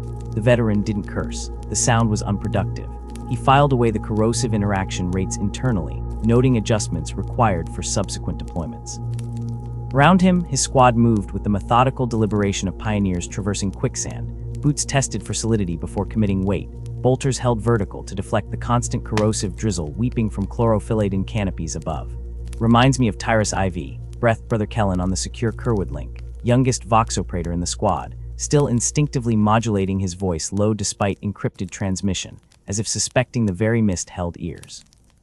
Tenor cycled an aerial atmospheric sample, similar chemical toxins, primary divergence. Tyrus toxins bore the greasy fingerprint of orc filth polluting biosphere primary. Here, he gestured with a gauntleted hand towards a nearby bloom resembling an organic pitcher plant, tendrils actively dissolving some scaly carcass pinned within its digestive maw. These suffering aspects evolved symbiotically. This ecosystem functions upon their efficiency. Where other Adeptus Astartes legions might classify the world's entire biosphere as an obstacle demanding pulverization or avoidance, the Raptors recognized its deadliness as an untapped weapon. Planet Gagatha III itself could become a definitive combatant against forces lacking the patience or methodology to decipher its complex lethality. Within mere souls of establishing an initial operational perimeter, the Raptors had synthesized planet-wide hazard mapping. Eastwards, gas pockets capable of dissolving adamantium-rich ceramite lay camouflaged beneath placid waters emitting deceptive heat signatures. Central jungles pulsed with lifeforms biologically programmed to hunt electronic signatures. Wearing power armor inverted its purpose, transforming protection crate into prey beacon. Highland ridges formed intricate cave systems functioning as vast natural amplifier diffusers. Vox communications within their winding stone throats became distorted echoes waiting to betray coordinates. Every signature hazard profile dictated understanding, and adaptation shaped frustration into a tactical imperative. Raptor tech marines became alchemists of survival, endlessly modifying war gear to tolerate the poison atmosphere. Thick quartzweave ablative plates were bonded to existing or newly forged ceramite in layered skirts. Respirator units gained triple-redundant filtration systems, humming with chemscavinger elements. Weapons received serpentine-winding polymer skins repelling moisture, without compromising grip traversal, across dripping foliage keeping microcontaminant dust from delicate triggers' internals. Process environmental state, neutral, Captain Solaris crisped over the battalion-wide tactical Voxnet during mission deployment briefings. Possible attrition factor on hostile and friendly forces, shared constant efficacy. Key differentiator, our analytical mastery surpasses adversary. Exploit predicted understanding differential. This ingrained mastery manifested during initial contact confirmation, encountering a Mantis warrior's patrol, emanating from one of Gagatha's few elevated plateau's surfaces, projecting like fractured islands above the lethal canopy lake below. Kinetic resolution remained uninitiated. Instead, Gray Shield Raptor scouts tracked assumed emissions, patterns, radiation signatures, with utmost clarity precision, recording distance intervals, silent scope sensors, cataloging movements, formulating physiological reports, structure terminology absence, gaps capability expression execution protocols, manifesting performance metrics against environmental obstacles, database comparisons for generalizations applicable terrain mastery encoding. They learned their patterns. For 7 to 2 standard hours, Scout Sergeant Vin's covert observation team ghosted this patrol presence otherness, learning rhythm timing patterns, tracking their intricate marker system, carved onto trees exhibiting differing chemical inertness in visible light spectrums, insufficient for detection without enhanced filtration optics capability. sufficient optical spectrum parameters unfamiliar outside chapter veteran training regimen. They meticulously cataloged the Mantis ADAD transfers of fuel power cells, specialized pallet-sealed nutrient paste, atmospherically sensitive protected distribution execution methodology, efficient selective minimal external radiation signatures, utilization natural, cover canopy radiation deflection, proven conformation, statistically significant correlation map positioning. Even witnessed one brother element misstep near an eastern fen protrusion biome membrane. Boot-penetrating permeable silt, where sensor data indicated void substrate below dense gas spurt, erupted with the subtle hiss fragmenting respirator seal technology, exposing direct combat mask internals, toxic ingestion, followed neural lock seizures, countered by immediate cohort extraction, field apothecary artificer application recovery, demonstrated specialization, environmental protective knowledge transfer internal. Cohort possessed substantial terrain knowledge, VIN crackled via compressed data burst frequency beyond Mantis Vox intercept capability spectrum. Predictable parameters established. Current intelligence assessment, inferior frequency resolution, compared updated chapter sensorium cartography depth scale primary factor. Duration existence adaptation, practice limited matter temporal significance infrastructure, secured at plateau zone prior engagement protocol estimate, authorized 30 sol standard rotations, previously confirmed unreliable surveys, report correspondence displacement. This reconnaissance became grist for the tactical mill. Storming that plateau redoubt headlong would court disaster against prepared positions, optimized against external assault vectors, ignoring wider planetary hostility constraints. Conventional siege warfare ignored the omnipresent planetary hostility, functioning as constant background dilution factor, doubling neutralized engagement effectiveness, projecting costly resolutions, requiring disproportionate resource allocation, calculated against objective value function, unnecessary acceptable loss rate differentiation model, considered statistically imprudent. Raptor combat logic-focused synthesis alternative resolution, manipulating Gaussian planetary malignant signature function, crushing opposition, without exposing overwhelming chapter assets uncovered. The secessionists didn't grasp it, yet they unconsciously expected the predictable shock violence of the salamanders, or the burning theatrics, aligned Fire Angel's doctrinal dogmas, integrated significant annihilation, counteroffensive protocols, achieving victory through concentrated expense acceptable loss ratios, attrition expenditure resource calculation, not applicable Raptor efficiency matrices. Onga gasa I. Approaches conceptualized terms strategic application, generating losses, incurred collateral fundamental internal system functionality imbalance, projected unsustainable expenditure useful existence potential candidate elimination, understood cost-benefit resolution, analyst input variance construction conclusion, executable neutralization, scenario, theory immediately available execution, catalyst existing topology, integral formation function, idiomatic manipulation viable. Thus the Gagatha campaign metastasized into another infinite asymmetric shadow conflict, where ambush tunnels rats attack counters geometrically multiplied disassociated border geopolitical significance, dissolved continuum, instead became quantified topographical accident map distinctions, function-producing lethal zones, gathered intelligible competing squads, hunted each other amongst prima terra unspeakable nightmarish ecosystems, ignore territory boundaries, understanding purely mortality. Conditional occurrences understanding least adjacently avoid accident, becoming intentional entropy, weapon gravitated strategic logic leverage, employed innovatively precursors. When an astral clause reconnaissance element established an improv temporary command station, garrison optimization perimeter, atop an elevated clearing distant kilometers, organized Mantis Plateau Fortress. Raptors didn't stake fundamental human assets frontal subjugation, another calculation signature, emerged eliminating assault, initiated excavation, processes subtly rerouting poison slime tributaries, 1-degree spatial relocation, trench excavation, pattern 20 meters shift northwestern displacement reposition, oxidized sediment flows naturally flowing towards current astral installations, detected near thermal distinctiveness fluctuations, mapping established riverbank. Over several consecutive nights, darkness silence excavation, rerouting liquid path, shifted incremental containment reservoir, drainage subtle excavation correction, invisible external observation perception. Simultaneously, Raptor scouts suppressed surface ambient noise signatures. Predator calls vital acoustical reflection interference patterns, affected defensive perimeter autoreactive auditory sensors, suppressed maintaining acoustic attenuation bubble masking, intended hydraulic restructuring project without detection. Once detention basins naturally formed redirection trajectory, achieved halted previous calibrated course, now saturated geologically unstable excavated porous ground, beneath astral temporary central hub. Promise diverged assassination function. Foundation softened liquefied murdered structural integrity equivalent mechanical digger, perpetrated accelerated erosion sabotage synthetic chematricides, served merely trigger latent endemic instability, already existed physiological phenomenon ironically constructed station, positioned perfectly ensure maximal substrate corrosion hydrology profile, predicted collapse schema. Days later structures telegraph pole verticality, expressed alarming angular rotations, azure degrees hemisphere sky sinking viscous liquid clay slurry grave, devised natural forces, intentionally rerouted measured thoughtful malice application apothecary Thaddeus observed detachment, treating battle barely mild inhalation toxin spores, triggered lung rejection violet discoloration medication, well understood stabilized observations, noted combat efficiency, loss negligible sanguinary report. Self-correction.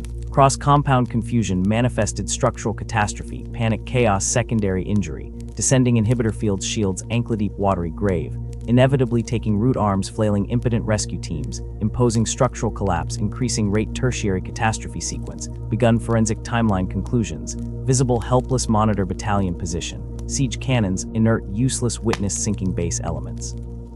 Gray shield sniper fire, displaced suddenly seemingly impossible angles concrete sinking platforms, predicted earlier safe zones, authored Raptor expeditionary scouts radically variant terrain mapping available enemy archives, outdated replacing cliffs scramble impossible positions, snapped visibility gaps airspace periodically denied indirect fire eliminate mobilization, chances critical structural injuries, methodical traversal pathway destruction, deliberate sequence trapping initiating.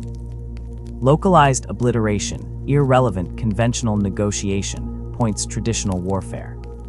Salivate predicted doctrine practical application salamanders shock force unobtainable fire angels, measured pyrotechnic spectacle confirmation parameters. Thaddeus stated simply consigning the agonized cries from the sinking ruins flickering markers, targeting localized suppression solutions, overriding plasma diagnostic his secondary display, while needle penetrated flesh precisely antitoxins, auto-injecting calibrated volumes matching personal body, mass genetic toxin tolerance ray. Database constant. Their cognitive modeling framework remains locked simulations incorporating outdated strategic interaction models, unable account dissolution, traditional deterministic planet, Gagatha renders textbook resolution equations, tantamount algorithmic pathology certifiable suicide. Raptor understanding grew consuming planet parasite digest subject organism, learning language, expressed uniquely observed native predator techniques integration, synthesized silence lessons, learned how flora territory markers operated chemical informational network signature observation, wind patterns velocity vector influence, airborne toxin dispersal atmospheric particulate frequency, observable humidity interplay sporadic electrical storm ignitions, triggering unexpected.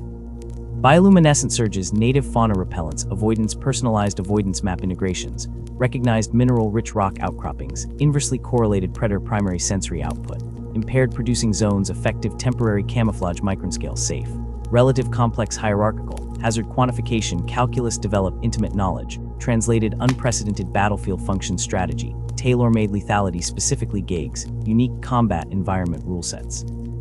Creation analog replication, impossible external entities, lacking equivalent biological environmental simulation, dataset mesoframe integration scalable solution implementation, instance recognizing certain bioluminescent fungi species, notorious iridescent glow signaling reproductive phase, contain microscopic spore packets, explosively gas-propelled triggered sudden disturbance, impacting unprotected ocular systems, temporary blindness, recovery variable depending exposure.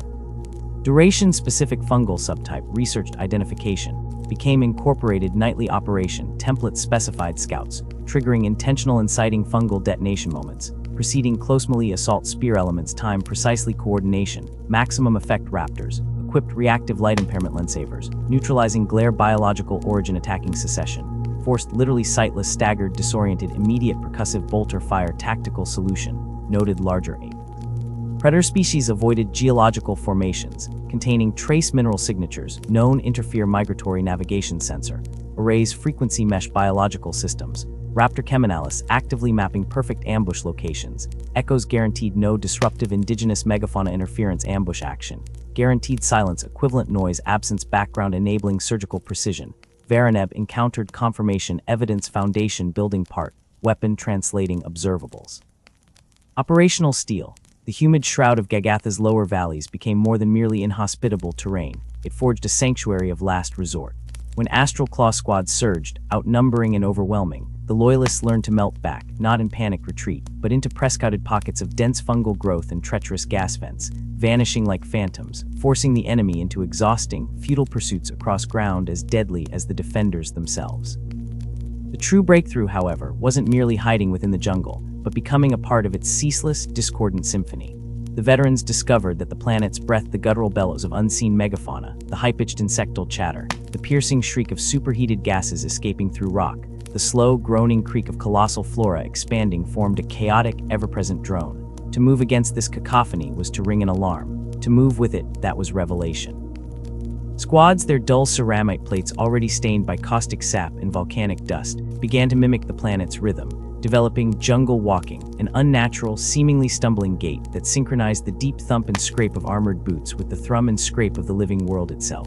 Power armor, notoriously noisy, became whisper-quiet under the jungle's sonic assault. Even the Mantis warriors, whose very name evoked stealth and sudden death, found themselves outmaneuvered and ambushed by hunters who had learned to mimic the environment's erratic pulse. Panicked Vox traffic eventually revealed a captured secessionist commander's bewildered lament. It's as if the planet itself has joined the Emperor's side. Months crawled by, the campaign calcifying into a harsh, grinding war of attrition where the Raptors' innate patience became their sharpest weapon. Vitality became more precious than territory. Victories were measured in severed supply lines and crippled transports rather than grand sieges of fortified positions. Every stealth strike launched by the secessionists, every counter-ambush sprung by the Raptors, became a lesson meticulously cataloged by the apothecaries and disseminated through encrypted channels. Patterns emerged, weaknesses were charted, enemy patrol routes and resupply frequencies mapped with terrifying precision. Brother Kellen, who had once cursed Gagatha's nature in comparison to the scorched plains of Tyrus IV, now led a squad after Sergeant Tenor succumbed to an exotic, debilitating toxin harvested from some previously uncatalogued plant horror. As his remaining brothers, their armor a mosaic of hasty patches, scorch marks, and bioluminescent streaks that glowed faintly in the gloom, awaited his orders near an arterial river road choked with phosphorescent algae, Kellen felt the weight of their transformation. Their implants might have shielded their features, but the burdens of constant vigilance and hard-won wisdom were etched into their stances. "We don't fight the planet anymore," he stated quietly, the gravitic hum of his power armor barely perceptible above the drone of unseen river predators and the gurgling gas vents nearby. "We let the planet fight for us." Their target, an Astral Claw munitions convoy grinding through the morass, drew nearer. By the dying days of 900M41, Gagatha III was secured, not with the deafening thunder of a decisive rout, but with the silent, inexorable pressure of persistence, adaptation, and the profound acceptance of turning a world's inherent lethality into a weapon against its occupiers. Fresh Imperial Guard regiments arriving to garrison the steaming hellscape found Raptors whose battered armor was a topography of scars inflicted by Gagatha itself, jagged rents sealed, circuitry scorched and rerouted after corrosive sap burns, joints discolored by ubiquitous spores. These Raptors moved with the careful, predatory grace of creatures perfectly calibrated to the jungle's tempo. Their tactical doctrines had been rewritten in blood and caustic rain, forged within one of the galaxy's most unrelenting crucibles. Yet in securing this vital staging world, they had demonstrated, once again, that merely surviving such hostility could constitute the most profound victory, a testament to resilience over brute strength. As the larger Badab War escalated toward its apocalyptic crescendo, even chapters renowned for ferocious independence understood that isolating victories were no longer possible. Destinies were now intertwined. The Raptors, survivors steeped in the bitter tang of near annihilation centuries prior, grasped this need for unity more deeply than most. Deep within the armored vaults of the strike cruiser Ember of Vigilance, Captain Avar of the Raptors, Second Company faced Captain Pelly's Mirzan of the Salamanders. Cobalt-hued hololithic projections cast shifting, ghostly luminescence across their faces in the dim command chamber, throwing stark shadows and illuminating the bone-deep weariness carved into both warriors' features by 3 days and nights of relentless strategic argument. Mirzan, vast even for a space marine, his obsidian skin seeming to swallow the light, yet his crimson eyes glowing with unwavering compassion, offered his counterpoint, his voice surprisingly gentle for its resonance. Your concerns hold weight, brother captain, yet we cannot abandon the civilian enclaves in Sector 7. Their protection is the very foundation of our crusade. Ivar inclined his head slightly, his respect for the Promethean noble palpable even as he countered. I do not speak of abandonment, brother captain. I speak of preemptive extraction before our main assault commences. To leave them embedded is to present a shield to the enemy we know they will exploit. This measured exchange epitomized the alliance. Salamanders, custodians of human life to a fault. Raptors, architects of surgical efficiency forged in environments where hesitation meant extinction. Fundamentally different doctrines clawed for purchase, finding stability only through hard-won mutual respect and the pragmatic understanding that neither path alone could shatter the tyrant. Their maiden joint strike etched this lesson onto Kurub II. While the Salamanders unleashed their iconic pyromancy, an armored might against the heavily defended main foundry complex, a glorious, horrifying spectacle of billowing promethium smoke, and the deafening clangor of assault cannons on ceramite that drew every secessionist guard regiment like moths to annihilation, the Raptors enacted the kill stroke. 3 squads, their systems purged and metabolisms temporarily altered by potent counter-radiological infusions developed by their own apothecaries, slipped into the labyrinthine coolant and waste ducts snaking beneath the facility. Toxins that would liquefy a man's lungs in minutes merely hissed against their sealed armor as they navigated the claustrophobic, irradiated darkness for precisely 5.8 hours. Along critical junctures in the primary power conduits feeding the entire Manufactorum district, they placed compact melta-charges. As the final brother cleared the outermost culvert, the charges detonated in dreadful unison, plunging the forge into chaos. Assembly lines choked to a halt, partially molten armor plates cooling into useless slag. Automated defense grid capacitors died with a sizzle. Security doors slammed shut, entombing elites in their command bunkers. The Salamanders, primed for this catastrophic disruption, surged forward with renewed fury. Their Terminator squads fused rockcrete and adamantium as they breached the suddenly vulnerable citadels, while colossal dreadnoughts laid down annihilating suppression arcs. Crucially, factory workers caught amidst the carnage found themselves shielded beneath the sheer mass and shielding grace of Sanguinius, sons, dragged bodily from the inferno deliberately into the teeth of the loyalist assault lives prioritized, even at the peak of violence. The echoing success at Kurab became the blueprint. The Fire Angels infused this potent alliance with their devastating mastery of dropout assaults and armored lance tactics, Hammer, Scalpel, and Stormcloud converging with terrible purpose. Interchapter briefings grew less fraught, coordinated actions bearing a terrifying fluidity that masked the stark divergence of their doctrines. We are not so different, we sons of different architects, Brother Chaplain Elysius of the Salamanders intoned during one such conclave, the flickering light catching the volcanic ember motif on his pauldron. The Imperium remains our shield, though our hands forge it differently. As the war ground on, the Raptors' role sharpened. Their uncanny skill at vanished warfare, honed on worlds like Gagatha, saw them specialize in missions others deemed suicidal gambits. Deep reconnaissance, sabotage threading the ossified arteries of hive cities, gathering whispers from the shadows of enemy fleets.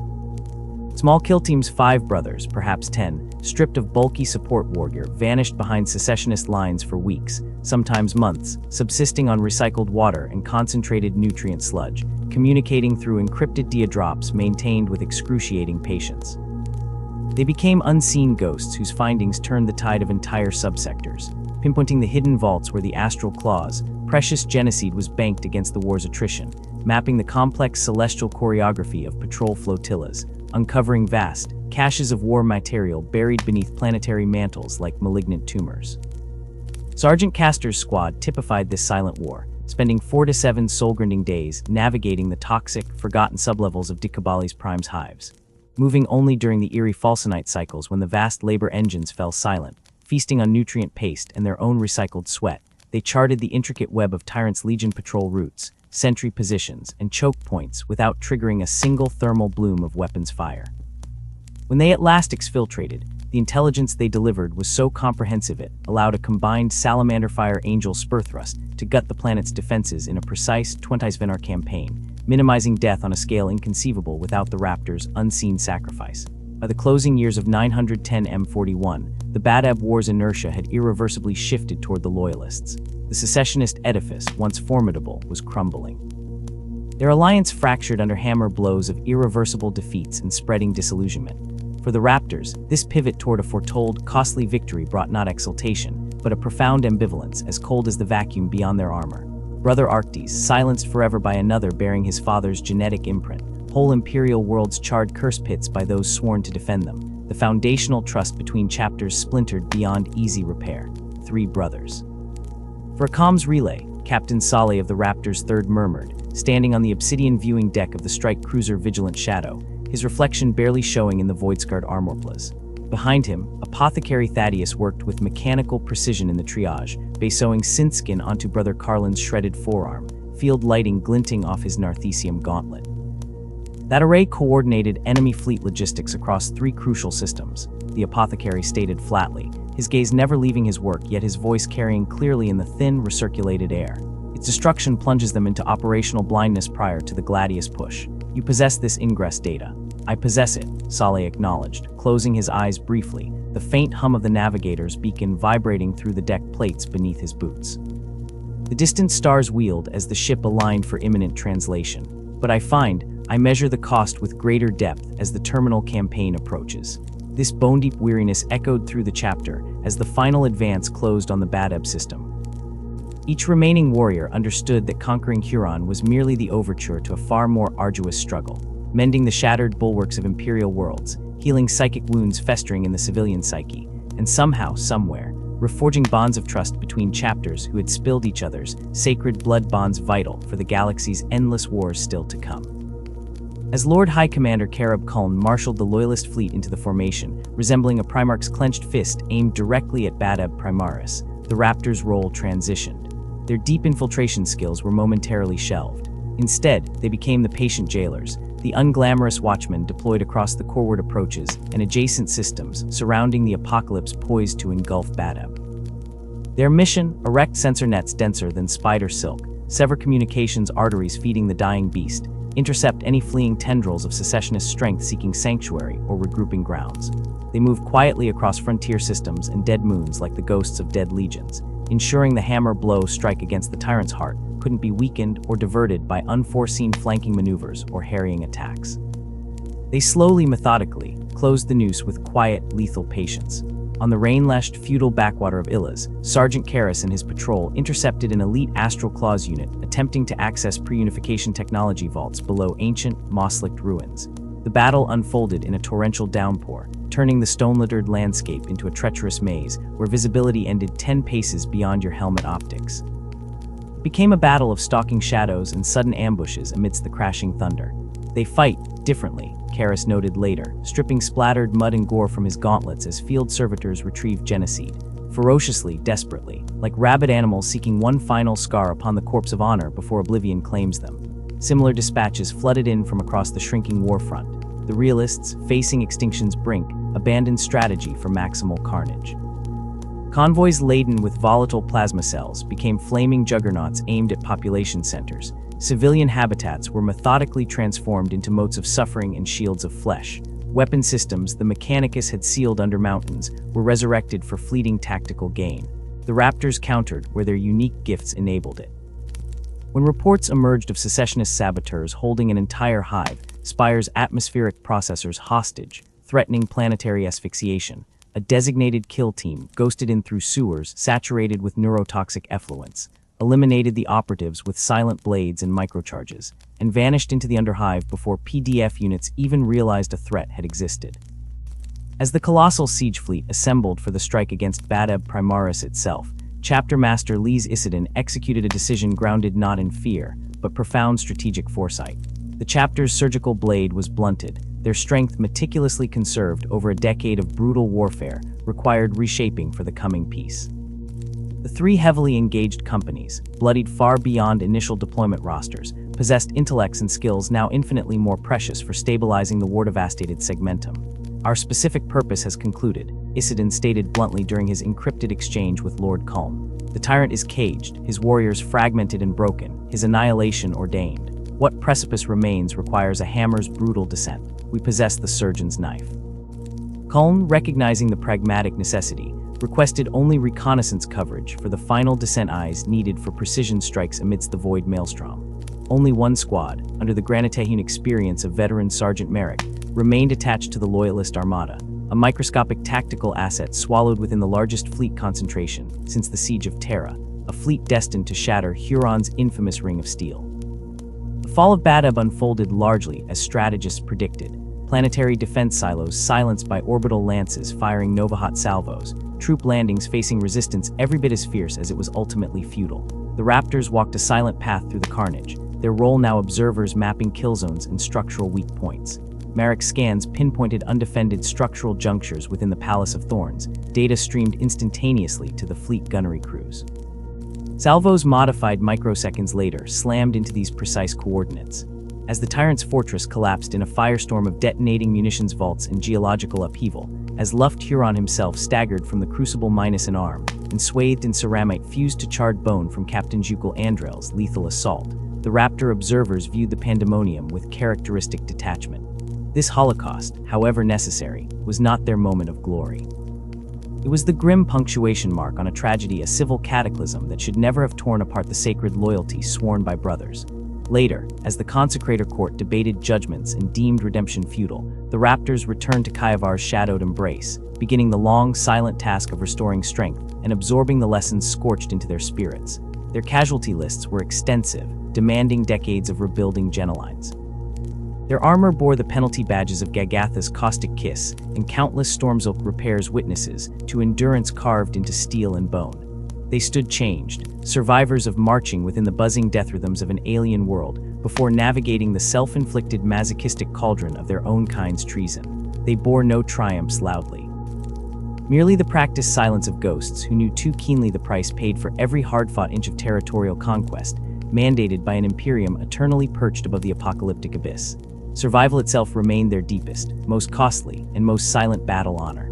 The muffled tolling sequence of the bell resonated across the scarred expanse of the Raptors' fortress monastery, Prime, each sonorous chime a counterpoint to the slow, heavy tread of armored boots on worn stone. A grim accounting was being rendered, not just of the physical cost, but of a fracture deep within the soul of the chapter. 100 battle brothers had fallen amidst the fury of the Badab War, their genocide lost or damaged beyond immediate recovery. Twice that number bore wounds so grievous their broken bodies required extensive bionic augmentation, or lengthy convalescence within the chapter's apothecarian, flesh replaced by cold, unfeeling metal and glistening synth muscle. Yet the deepest wounds festered unseen, buried beneath ceramite and centuries of conditioning. The very bedrock of their existence had been shaken. They had been forced to raise bolter and blade against their fellow Adeptus Astartes, to witness firsthand the chilling truth that even the Emperor's most finely crafted warriors, forged in honor and sworn to eternal vigilance, could stumble into the abyss of betrayal. For the pragmatic Raptors, perhaps the revelation landed less like a hammer blow and more like a hidden blade sliding between the ribs, a cold, unwelcome truth acknowledged with brutal efficiency.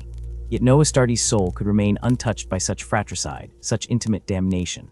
Standing before his gathered captains upon their blood-stained return to the dimly lit stratagem of Prime, Chapter Master Isidon's voice cut through the heavy silence, a rasp of chainblade on ceramite. "Fought this war," he declared, his gaze sweeping over faces etched with the strain of lost brothers and broken loyalties, not because our fallen brethren had devolved into mere monsters.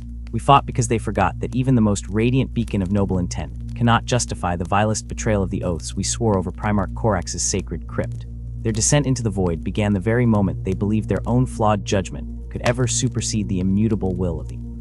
That harrowing lesson was meticulously forged into the chapter's core doctrine in the painful decades that followed. The Raptors had always been sons of dire practicality, valuing hard-won victories achieved through stealth and intelligent application of force over glorious, wasteful last stands. Survival, calculated and resolute, above the hollow thunder of an unnecessary martyrdom. Now they indoctrinated a new tenet onto their genin-coded catechisms, eternal vigilance against the insidious cancer of pride, especially when it wore the ornate mask of self-righteous purpose. For the deadliest battles, they learned in the blood of kin, often lay not against the obvious roaring xenoform or the gibbering disciple of chaos, but against brothers who had merely, terrifyingly, confused arrogance for devotion. They turned their gaze to the unfolding nightmare they called the Era Indomitus. The galaxy was tearing itself apart, ripped asunder along a cataclysmic fault line stretching like a ragged, weeping arterial wound from the blasphemous Eye of Terror clear across the eastern fringe of the Great Rift. On 1,000 isolated Imperial worlds, the dwindling flicker of the Astronomicon, that bedrock celestial beacon guiding ships through the soul-devouring void, became a terrifying omen. For a chilling heartbeat in cosmic time, it seemed not with a final, glorious crescendo of lascannon and bolter fire would humanity meet its end, but in lonely silence, each splinter fragment swallowed piecemeal by the encroaching dark. Positioned near the northern rim of Segementum Solar, the Raptors witnessed the violent birth pangs of this ruinous age firsthand. Prime itself quaked, ancient arcologies groaning like wounded leviathans as the cold silence of the void shattered, replaced by the piercing, dimensional scream of reality itself being flayed open. Within the sealed librarius domes, the chapter's psychers collapsed simultaneously, agony twisting their augmented frames as warm, arterial crimson wept from ruined eyes. The warp itself had vomited its poison into reality. Yet, amidst this cosmological upheaval, an impossibility manifested. The return of the Ultramarines Primarch, Robout Guilliman, arisen from 10,000 years of blue stasis sleep and proclaimed Lord Commander of the Imperium. Chapter Master Isidon absorbed the astonishing intelligence relayed via distorted vox bursts and intercepted astropathic choirs with characteristic stoicism. Instead of ceremony or celebration, he summoned his captains again to the central stratagem. The hololithic display dominating the chamber throbbed balefully, painting the doom-laden map of the Imperium Nihilus rising like a gargantuan, light-swallowing cancer. The Primarch calls for aid, Isidon stated, his gravelly voice echoing in the cavernous space, his battle-worn face a mask of stone despite the world-shattering implications. He forges an indomitous crusade to fight the dark, to staunch the bleeding. Captain Salai, his own armor bearing the deep scoring marks and patched-over voids from the Badab campaign centuries past, narrowed pale, ice-blue eyes as he scanned the strategic nightmare unfolding before him. His gauntleted finger traced a projected arc, bones clicking softly against ceramic. Our oaths hold us to the defense of this sector, our hunting grounds, our responsibility. Isidon's slow nod held the finality of tectonic plates grinding. We adapt, survival demands it. We cannot merely dogmatically guard our own perceived parcel of territory when the fundamental coherence of the Imperium frays and unravels. The question is not if we answer the Primarch's call. It is how we answer it with the most ruthless efficiency. This refusal to commit wholesale defined their entire indomitous commitment. While brother chapters poured entire battle companies into single, monolithic crusade fleet formations, hoping for decisive hammer blows, Isidon, the master pragmatist, fragmented their strength strategically. 3 spear-pointed strike forces were meticulously tailored and detached. Fleet Primus, Fleet Secundus, Fleet Tertius, each chosen to integrate seamlessly with and enhance the capabilities of the other diverse Imperial forces already mustered around them. For many of the younger battle brothers, this was their baptism outside the familiar wilds and void lanes they had patrolled since Ascension. Brother Talos, barely 5 decades into his Astartes existence, stood rigidly at the thick Auslight window of the strike cruiser Silent Hunter, his gaze locked on the chaotic swirl of iridescent madness beyond the weakening cobalt shimmer of the Gellar field as the vessel prepared translation into that chaotic miasma. The immense scale felt crushing. A gauntleted hand, heavy with centuries of service and scar tissue, settled with startling gentleness on his unarmored shoulder pauldron. "Nervous brother," Sergeant Serranis murmured, his vox grill filtering his resonant voice into something akin to the rumble of distant thunder. Talos didn't turn, his breath fogging the thick glass slightly. "Thoughtful Sergeant, we've drilled, we've hardened. Countless scenarios pounded into us. Xenoforms, traitors, demons even. But this, the galaxy itself. Sundered, a long-dead legend made flesh, we stand at the precipice, not of a battle, but a reordering of all human history." Serranis offered only a faint, almost invisible quirk of his ruined lips beneath his helm's shadow. "History, young brother, is merely survival viewed through the long lens of time. Our task, simple, as it always was. We adapt to the terrain, we endure the storm, we protect the innocence we can reach. The stage grows vaster, the shadows deeper, but our purpose remains as constant as the void cold." The Raptor methodology quickly proved its incalculable worth. With Fleet Primus operating as part of Battle Group Orpheus, Lieutenant Serranis faced mobile, flensing attacks from Eldar Corsairs rather than a decisive line of battle. Rather than heroically charging into a messy, inconclusive engagement that might only scatter his elusive quarry into the void, Serranis orchestrated a patient, almost predatory tracking pattern. His forces clung like shadows, utilizing sensor dampeners and celestial debris, methodically documenting the Corsairs, serpentine patrol vectors through the bleeding nebula clouds. Over grueling weeks, their patience mapped the pirates' hidden supply dumps, their dormant raiding bases clinging to dead asteroids, and ultimately identified the sleek, knife-like flagship slicing through the darkness the feared vessel registered as Valenith. The moment to strike was not heralded by roaring battle cries, but a silent flicker in the tactical log. Saranis himself led the boarding action, a ghost clad in matte-black ceramite and calculated lethality, guiding his kill team through the alien vessel's twisting, organic-filling corridors. His blade moved with surgical precision, a horrific counterpoint to the alien grace of the Corsair commander moments before August Saranis ended him. With their behead wounding quick and clean, the remaining pirate strength unraveled into panic and disarray, swiftly mopped up by disciplined bolter fire. Fleet Secundus, however, brought the Raptors an alliance that seemed destined for discordant disaster, fighting alongside the zealous, fiery Black Templars' heresy. Outwardly, the pairing was starkly incongruous. The Templars' creed demanded righteous fury made manifest in direct frontal assaults, a prayer-shouted charge against their foes in roaring combat, embodying annihilation without subtlety. Against this, the Raptors operated in stark, ingrained silence, preferring targeted elimination, precision strikes, maneuver warfare conducted in shadows barely perceived before death arrived unexpectedly. Yet on the irradiated plains and chemical-desolated hive-sprawl levels of Sanctus Reach, the apparent contradiction transmogrified into devastatingly efficient synergy. The Black Templars became the thunderous hammer of the Emperor's wrath. They launched themselves alongside their equally zealous Adeptus Sororitas allies into the hard, brutal core of the heretical strongholds, chainsaw swords shrieking faith hymns, bolt rounds roaring righteous contempt. They forged a cauldron of defiance, drawing every enemy eye and gun. Meanwhile, unseen, Raptor kill teams, moving with preternatural stillness across shattered ruins and grime-coated pipelines, became the Emperor's stiletto. They slipped past brooding barricades and distracted sentries, bypassing primary kill zones to infiltrate command bunkers excavated deep within the corrupted rockcrete hive roots. Priority targets ceased broadcasting orders. Communications arrays dissolved in silent detonations. Supply depots choked off spewing toxic smoke without warning. The heretical forces, caught between the occupying, annihilating spectacle of the Black Templars' unwavering faith-fueled advance and the methodical internal hemorrhage inflicted by the invisible Raptor's blade, found their defenses disintegrating from within and without simultaneously, command splintered and supplanted by fear. The kill team, commanded by veteran Sergeant Octogerus, etched their legend particularly deeply during the slogging liberation of Daravar. As the Black Templars deliberately drew the thickest cordons of heretic fanatics into the kinetic meat grinder of the blasted Ferrocrete plains surrounding the besieged primary hive city, Octogerus and his small handful of brothers became ghosts within the very corpse-heart of darkness. Utilizing centuries of forgotten maintenance, conduits deep below the hive's slowly collapsing lowest levels, slicing through rust-weakened metal in silence, bypassing fortified zones. Their target, the corrupted scions of House Mandrior, nobles decayed from within by chaos, though their ornate robes still carried crests of imperial history. Magnificent traitors directing planetary resistance from hidden opulence deep within their crumbling spire. One by one, unseen, unheard in their silent war, Octogerus and his squad terminated 7 high-profile cultist leaders, each spasm of death transmitted only via sudden silence on hardline vox and encrypted BattleNet dissolution. Fleet Tertius, accompanied by the largest concentration of Raptors deployed from Prime under Captain Cashin of the First Company, faced elemental brutality beyond even the horrors of the Badab fields.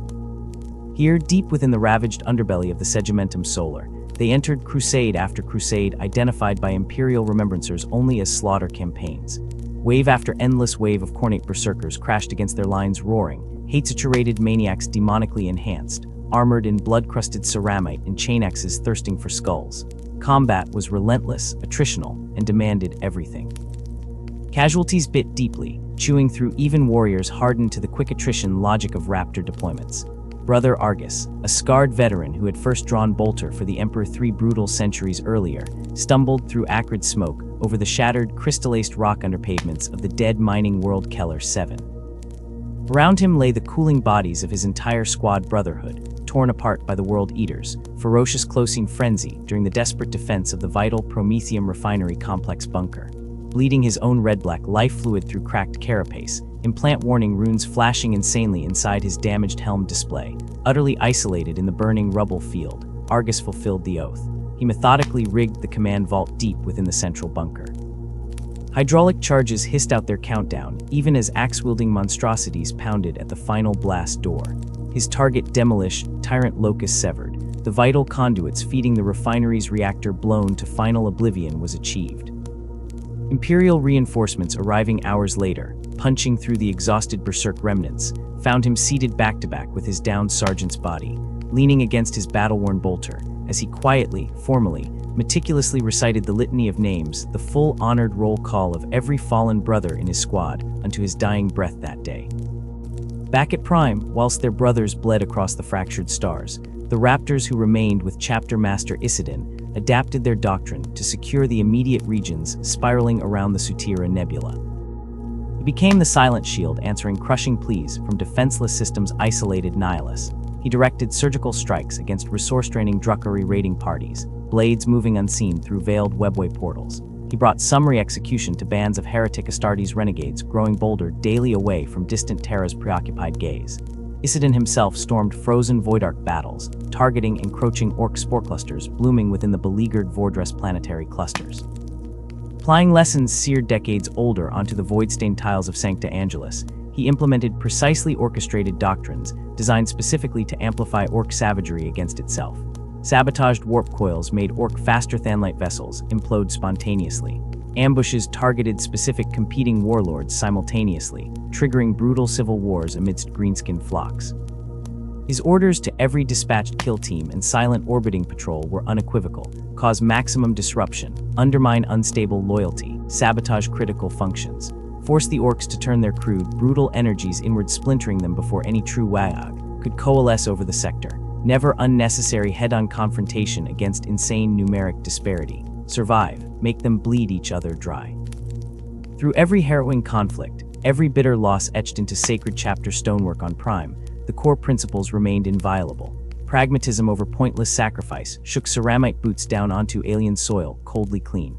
Adaptability was calibrated constantly against the shifting variables of operational reality and enemy insanity. Success was measured solely by mission parameters achieved. Personal glory remained unregistered noise amidst the vital intelligence Vox transmissions humming. In a galaxy fractured violently by the psychic wound known as the Great Rift, where astropathic communication offered only fragmentary insight crawled through screaming nightmares, where chain of command dissolved into isolated islands myriad light-years apart, cold logic and adaptive ruthlessness proved infinitely more valuable currency than honor-bound rigidity or vainglorious reputation. So in the deepened grimdark choking the era Indomitus, the Raptors fulfill their eternal hunt. Silent predators reconfiguring strategy, terrain, tactics for every conceivable abomination. They move forward with that low, unyielding thrum of resilience born of millennia surviving near-extinction events. While sister chapters like the Ultramarines cemented piety, beaconed empires across Ultramar, or the Space Wolves howled defiant sagas echoing through their Fenrisian fang, the Raptors inflicted a subtler mark upon decaying Imperial history. Whispers echoed, low urgent voices exchanged by Imperial Guard commanders recounting battles where impossible odds were overcome without Legion forces even visibly present.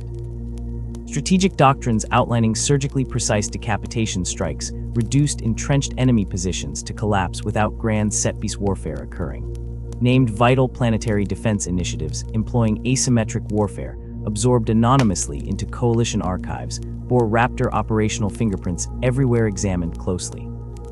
Endless lives across war-torn worlds went saved by threats eradicating unseen the distant murmur of voices persisted, indistinct words lifted on the cool night air, but their devotional fervor unmistakable in the familiar, resonant cadence. It echoed the measured intonations of the Raptor's own chaplain, pulling Tiberius from his work. Ignoring the familiar protests of aged joints, he rose and crossed to the rain-spattered window. Outside, the downpour had gentled to a clinging mist, and through ragged tears in the cloud cover, the distant stars blazed into view, minuscule, defiant points of light pricking the vast, velvet darkness. Somewhere beneath those cold fires, he knew, the subjects of his histories continued their unending vigil. His fingers found the small ceramite medallion resting against his throat, warm from his skin, a raptor in flight, forever captured in motion, painstakingly forged from the armor of a fallen battle brother. The battle brother, the one who had borne him through the inferno that consumed Esrad, a terrified child amidst a world's death throes. Tiberius had never known the warrior's name, never glimpsed the face concealed beneath the scorched and scarred helm. Yet that singular moment of salvation had chiseled the course of his life as decisively as if the emperor himself had laid a guiding hand upon his shoulder. Memories washed over him like the remnant rain blurring the glass. The immense, unyielding strength of Ceramitek-led arms cradling him tight against the heat and smoke. The relentless, grounding thud-thud-thud of armored boots on smoldering rockcrete.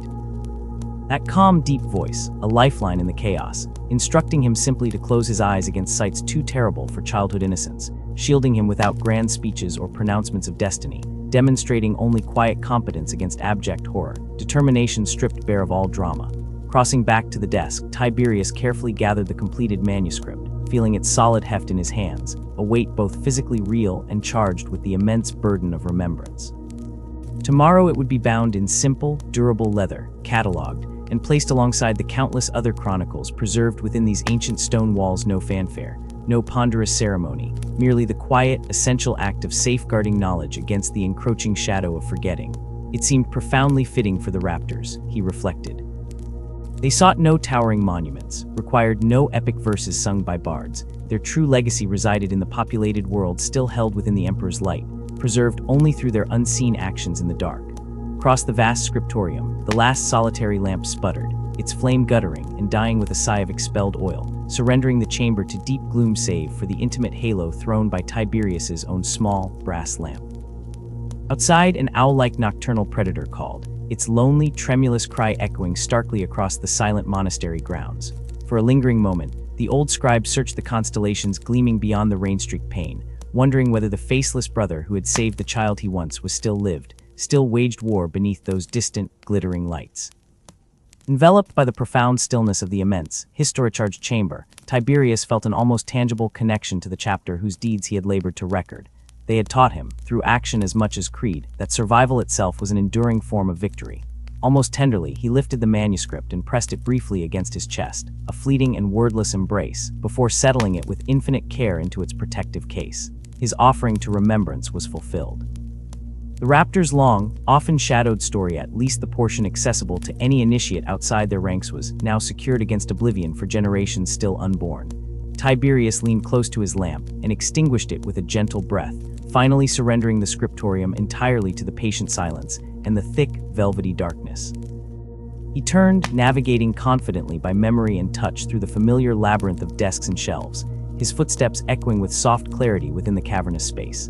Behind him, the gathered histories rested in their thousand-fold repositories of parchment, bound leather, and ink, hushed and expectant, awaiting the touch and curiosity of those who might seek their hard-won wisdom through the centuries to come. The heavy oaken door swung shut behind him with a resonant, final thud. And in the instant before absolute darkness claimed the room, the small ceramite medallion at his throat caught a stray, spectral glint of some distant light, a fleeting, silent grace note gleaming on the fog-shrouded world of Nova Thulium, where jagged cliffs clawed at bruised skies and endless plains whispered beneath the tread of silent laborers. The first breath drawn by the child Tacitin tasted of dust and damp stone. Born into the shadowed service of House Calgar, his world unfolded within the high walls of a noble estate, each dawn breaking over fields that stretched toward horizons forever barred by the indifferent weight of ancient architecture. Life as a serf flowed like the seasons, predictable, unrelenting, a tapestry of bowed heads and calloused hands, where the only rebellion lay in stolen glances toward the heavens. Yet from his earliest memories, when the overseer's shouts faded and the clatter of servitude stilled, young Tacitin would tilt his chin upward, eyes tracing the pinprick lights that danced beyond the suffocating embrace of Nova Thulium's atmosphere. The stars called to him in voiceless chords that vibrated in his marrow, a wordless promise that tightened his chest with yearning even as his small hands scrubbed floors or hauled water for the very nobles whose bloodline bound him to the soil. Beside him always, a mirror in spirit if not in station, stood Manus Carrere to House Calgar, whose name rang with ancestral power, yet whose laughter echoed through the estate's orchards with the unburdened joy of a boy untouched by pretense. Where others saw hierarchy, Manus saw companionship. Where tradition demanded distance, he bridged it with shared secrets and scraped knees. They were an impossibilitiserf, and lordling it between them grew a bond woven from midnight rambles, along moonlit hedgerows and whispered dreams beneath the skeletal branches of the estate's oldest trees. "We're more than our blood," Manus would declare, sprawled on sun-warmed grass hills that overlooked the labyrinthine Calgar holdings, his tunic streaked with the same dirt that smudged Tacitin's threadbare sleeves. "One day we'll soar past these walls like falcons, you'll see." And Tacitin did see, in those fragile moments when the weight of his birthright lifted, replaced by visions of crystalline battleplate and the thunderous roar of starship engines. To become a space marine, Manus spoke the words like a prayer, eyes alight with fervor. But for Tacitin, the dream hooked into his soul like a fishbone, sharp and inescapable. It transformed from fantasy to necessity, a lifeline thrown across the chasm of his predetermined fate. The selection, when it came, felt less like chance than destiny's cruel joke. Both boys ripped from the only home they'd known and hurled onto the scarred decks of a transport bound for Thulia Minor. Not serf and lord now, but aspirants equal in their gleaming novice armor, jaws set against the trials ahead. Their mentor, Crixus, greeted them not with encouragement, but with a gauntlet thrown. A grizzled veteran whose face bore the topographical map of 100 wars, his voice a graveled rasp that promised suffering as the price of glory. Days bled into weeks, each dawn a gauntlet of musketeering drills and mind-numbing routines that left Tacitin's body a symphony of aches. The air in the training halls tasted of sweat and rust, the nights a cacophony of strangers' snores and the phantom itch of fresh scars. Through it all, Manus remained steadfast, his confidence a torch in the suffocating dark, his presence a tether to the boys they'd been under Nova Thulium's pale sun.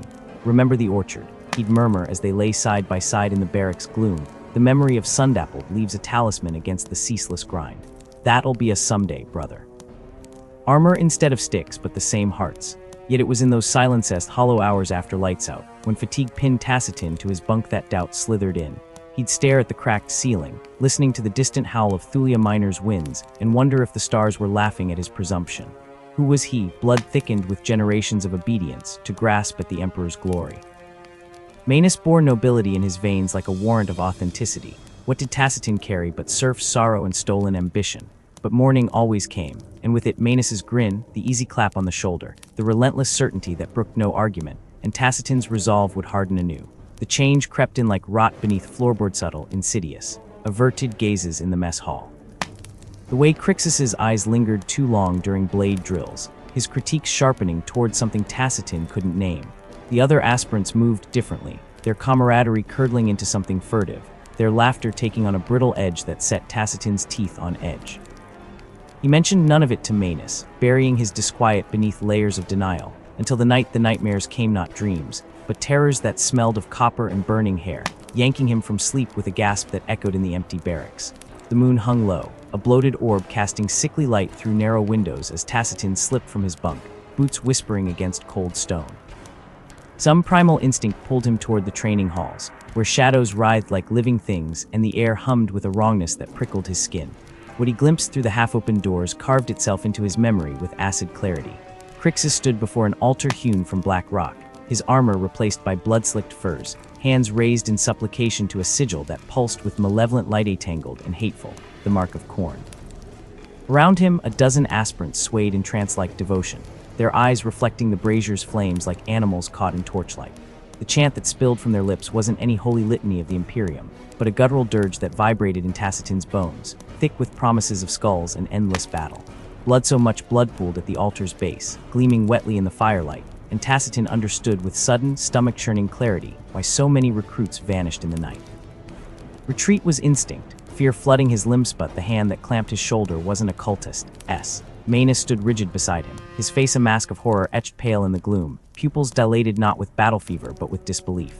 They shared no words, none were needed. The truth hung between them, fetid and undeniable. Yet as they turned to flee, the doors slammed shut with a boom that echoed like a death knell, sealing them in a tomb of corrupted stone. Crixus turned slowly, his smile revealing teeth filed to points, eyes no longer human but pits of swirling damnation. "Little lambs wandered from the fold," he crooned, the words slithering over Tacitin's skin. "Come to witness the red feast. Khorne cares not from whence the blood flowsonly that it does." Around them, the traitors advanced, blades glinting, features twisted into rictus grins that held no trace of the brothers-in-arms Tacitin had sparred with mere days before. Manus moved first, always Bravehigh's training blade flashing as he bellowed the battle cry they'd practiced since childhood. For the Emperor, the first cultist fell, throat opened in a scarlet arc, but there were too many too fast. Crixus moved like tempest given form, his axe a blur of murderous intent. Manus met the strike with a clash of steel that rang like a funeral bell, but youth and desperation shattered against centuries of corrupted skill.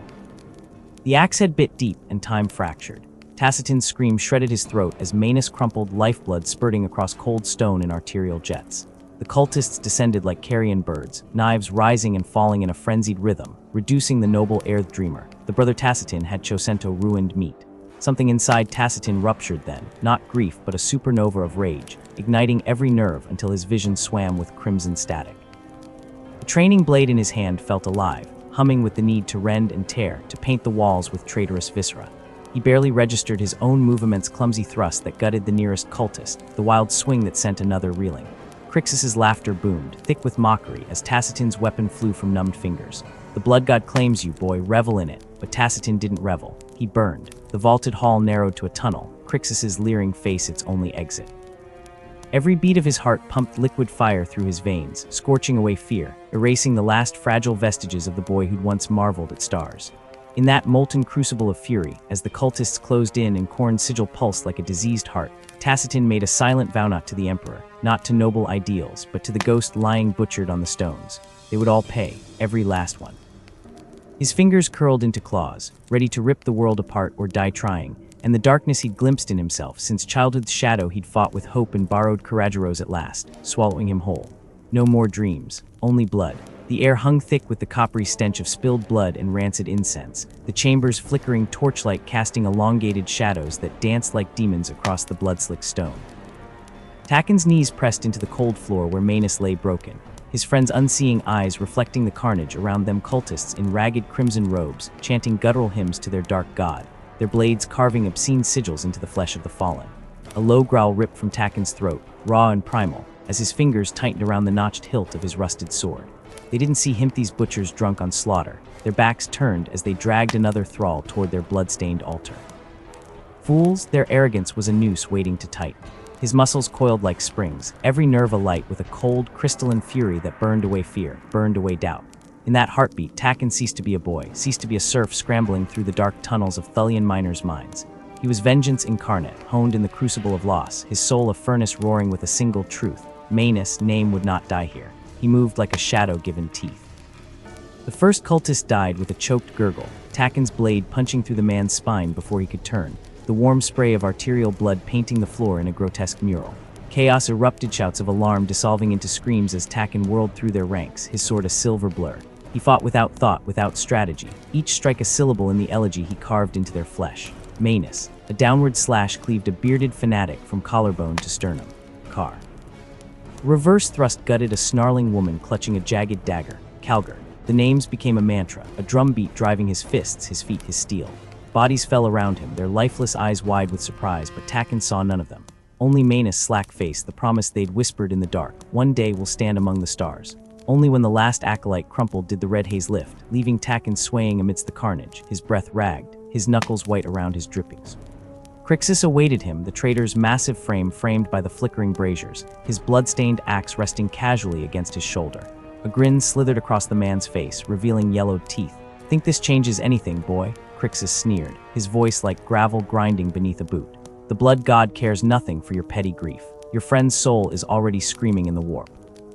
Tacin's silence was his answer, a yawning void where words might have lived, filled instead with the memory of Manus' hand slipping from his grasp as the axe fell. They crashed together in a storm of sparks and ringing steel, Crixus, strength monstrous, each blow driving Tacin back, his arms trembling under the onslaught. Yet the traitor's brute force met Tacin's razor-edged resolvia while sharpened by loss. Every parry, every pivot carried the weight of his oath. I will remember. I will make the galaxy remember. His sword kissed Crixus' cheek, his thigh drawing hissed curses, but exhaustion clawed at him, his vision tunneling. Thenlight, blinding, glorious light as the chamber doors exploded inward in a shower of splintered timber and shattered stone. Giants clad in cerulean ceramite filled the room, their bolters barking hymns of death. Cultists disintegrated mid-charge, torn apart by mass-reactive shells, the staccato thunder of gunfire drowning their dying shrieks. Tacin collapsed to one knee, his sword slipping from numb fingers as ultramarines swept past him with machine-like precision, their armor gleaming like sapphires in the gore-streaked gloom. One pawed a towering warrior with a captain's laurels etched into his pauldron, his gaze lingering on Tacin's bloodied face before turning to the fleeing Crixus. A single barked order, a burst of bolter fire. The traitor's head vanished in a crimson mist, his body crumpling like a puppet with severed strings. It was over. The silence that followed was heavier than the fighting, thick with the iron tang of blood and the hollow ache spreading through Tacin's chest. No triumph flooded Himenly the yawning chasm where relief should have been. Weeks later, the scent of incense and polished metal replaced the stench of death. Tacano, not Tacin, never again stood before the obsidian gates of the fortress monastery on Macragge. the mountain wind biting through his threadbare tunic. Below him, the training field sprawled like a chessboard of discipline, hundreds of ultramarines moving in flawless unison, their chainswords humming through drills, their bolters stripped and cleaned with ritual care. The weight of his new name pressed upon him. Maris Calgara mantled both shield and anchor. Captain Sarius loomed beside him, a monolith in cobalt warplate, his stern face etched with the wisdom of centuries. "Look upon them, aspirant," Sarius intoned, his voice colder than the mountain stone.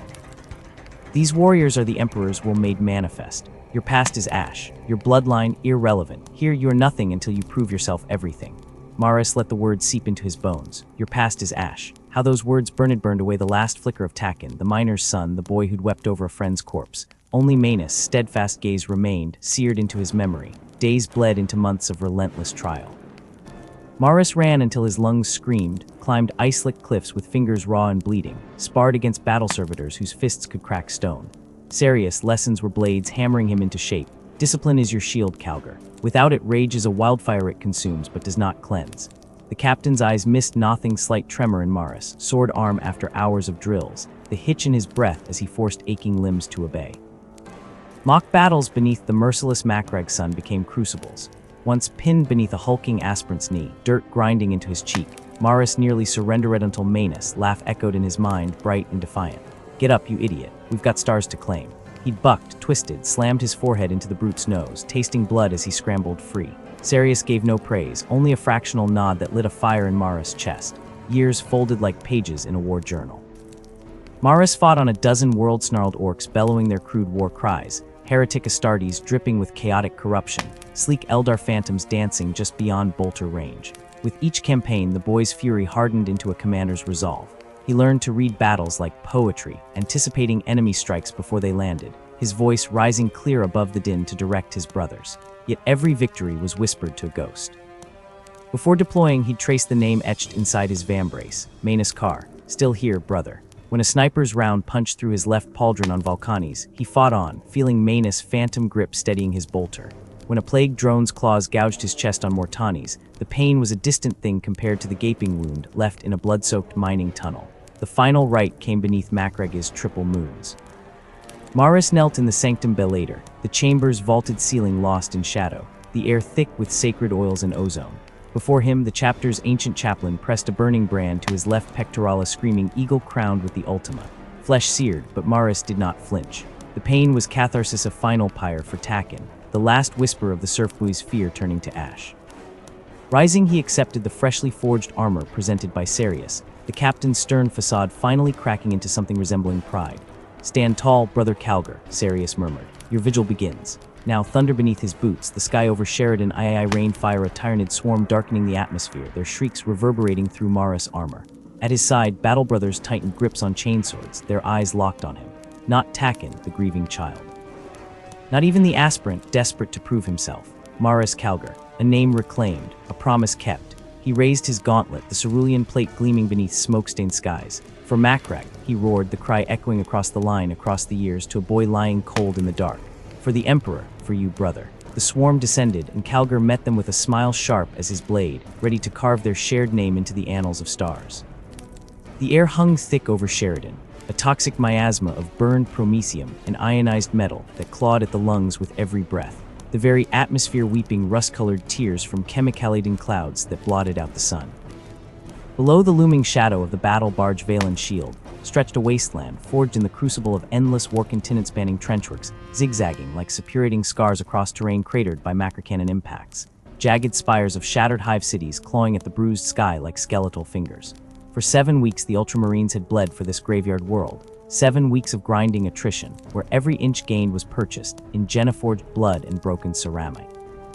Chapter Master Pyther stood motionless upon the command deck, his massive frame outlined against the panoramic viewing bay, the reflected glow of burning refineries below flickering across battle-worn armor, whose gold trim had long since been scoured to bear adamantium by orcish fury. At his side, Manus Calgar felt the vibrations of distant artillery through his boot soles, a constant tremor beneath the chorus of damage control klaxons and murmured battlefield reports that filled the Bridget heartbeat of a dying world. In 37 years of service since his ascension to the ranks of the Astartes, Calgar had learned to taste the subtle poison of doubt that sometimes seeped into even the most disciplined campaigns. But this was different, a cold fingernail tracing his spinal column whenever the Voxnet fell silent, an uneasy shimmer in the air that made the lumen globes flicker at precise 17-second intervals unnoticed by all save him. His enhanced hearing caught the edges of conversations cut suddenly short when he approached, the minute tightening around Captain Heron's ocular implants when reviewing casualty manifests. They'd broken 3 orc WAGHs. Already shattered their idols and decapitated their warbosses, yet still the savages came with unnatural cohesion, their ramshackle gargants advancing in textbook envelopment patterns that spoke of some dark intelligence guiding the usual anarchic tide.